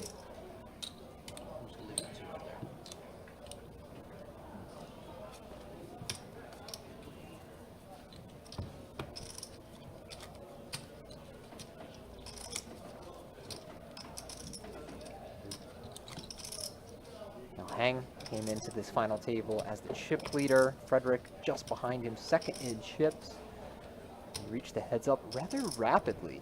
Under 3 hours of playing time to eliminate 4 players at the final table. We were close to doing it before the first break. Frederick did lose a coin flip to third place finisher Toby Boas. And now with 10-3 offsuit. Little limp on the button. Frederick with Jack 5 of hearts.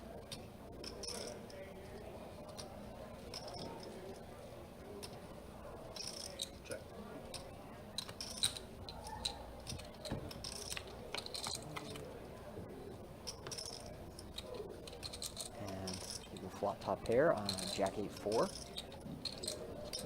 Hang with the air ball. Check.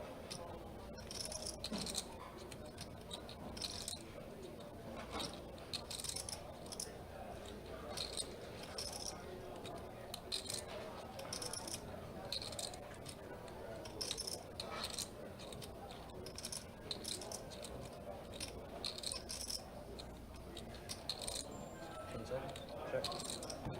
Let's go check on the flop. King on the turn.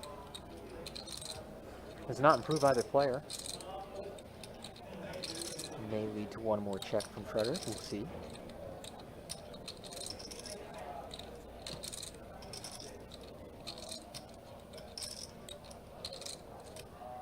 Check.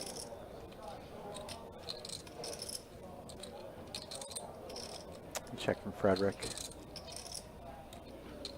Now to Hang Zhang.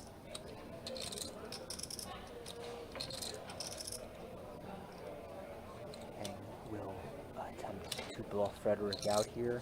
It's not going to go well. Frederick sitting there with second pair. Facing this bet at 350.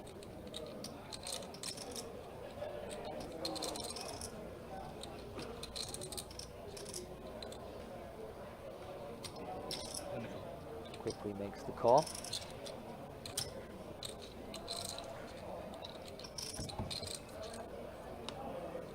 And the 7 on the river. Well, it is a third spade. It completes hands like 10-9. I actually think Hang has a viable hand to turn into a bluff, and one that could consider overbet bluffing. You have no showdown value. You have quite a significant blocker. Check. And a pretty good image. I don't know that Hang has run many big bluffs at this final table, and you're in heads up. I think he'd get credit, but I don't know if he can get Frederick to fold the jack for just 2 bets. We'll see. I do think that Hang is in a nice spot here to attempt to steal this one. 10 seconds. And he's going to. Yeah. Yeah, I like the bet. 675. Not the sizing I would choose here. You know, when you bet 675, you're basically saying you have a medium strength hand. More so trying to represent the king, I guess. Tell the story that he still has the king. So if that's the story he's trying to tell, this is a fine bet sizing. But I think the way his hand interacts with the board and the likelihood that Frederick has some kind of second or third pair hand that will call down a medium-sized bet more often, I would have liked to see Hang really fire big. But, oh, he does get the fold there, so nice bluff from Hang. Half pot gets the job done. Tells Frederick a believable story about having the king. Frederick lets that one go.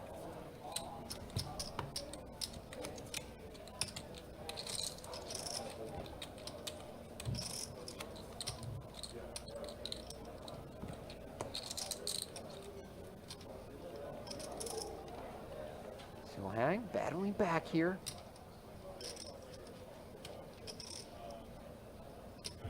Frederick on the button with ace-4.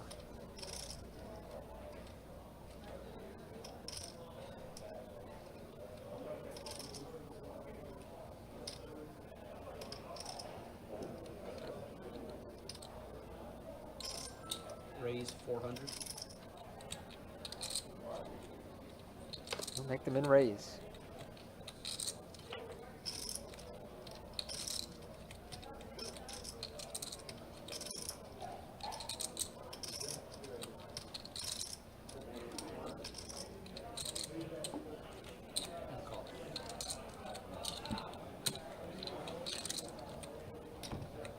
Hang does make the call with a 10-6 of diamonds. We'll go to the flop, and there it is. It is a 8-7-5 flop. Hang with the open-end straight draw. Frederick with the ace high. And the cut shot straight draw.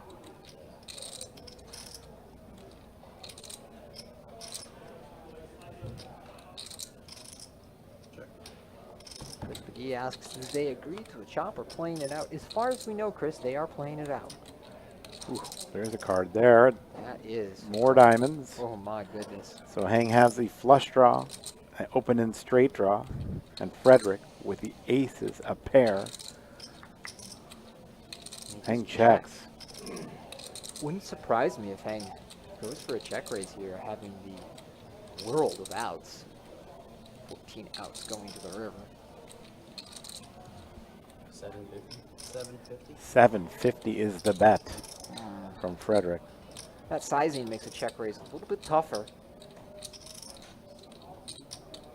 Now it's like, what are you check raising to? Half your stack? Are you check raising all in? That's an overkill. Nice sizing from Frederick here on the turn.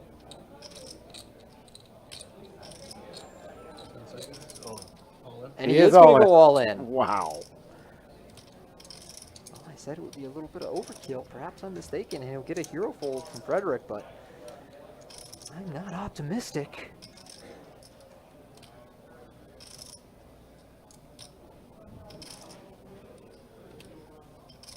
Frederick has played very well at this final table. He puts the pieces together correctly here and makes the call. He'll be a massive favorite to win this title in the 350K up top. What's he gonna do?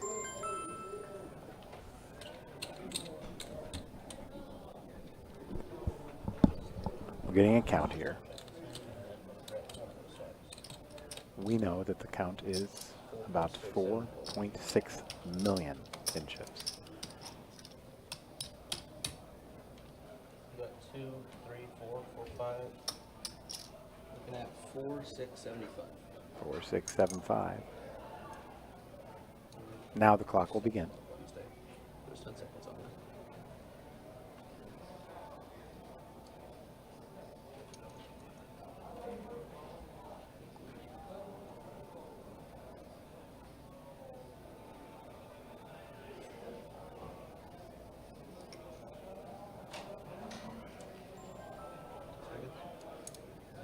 First time in heads up, either of these players has been all in for their tournament life. What will Frederick do with his top pair facing this over bet jam on the turn?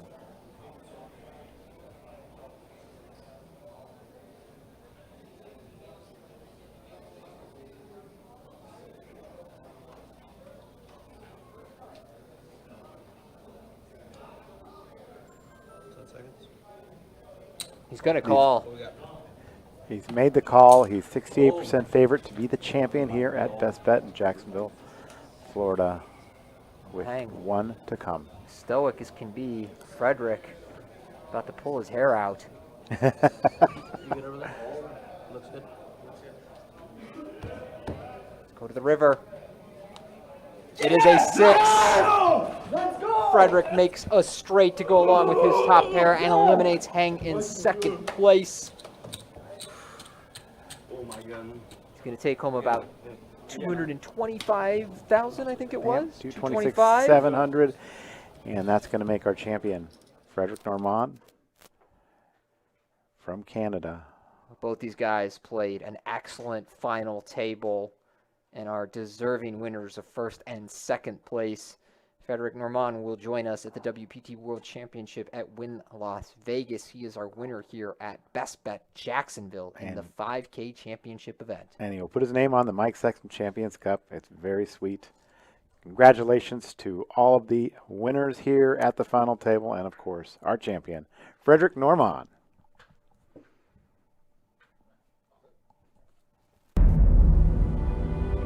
I cannot play these guys without my shot. Got this. If I get the card, I prepare for this day. One time. Breathe. You never know when your time is going to come. To rise above the rest. To seize the opportunity. To be crowned a champion.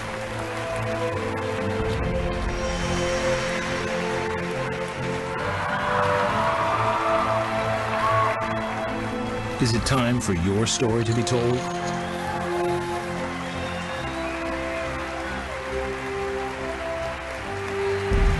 The World Poker Tour.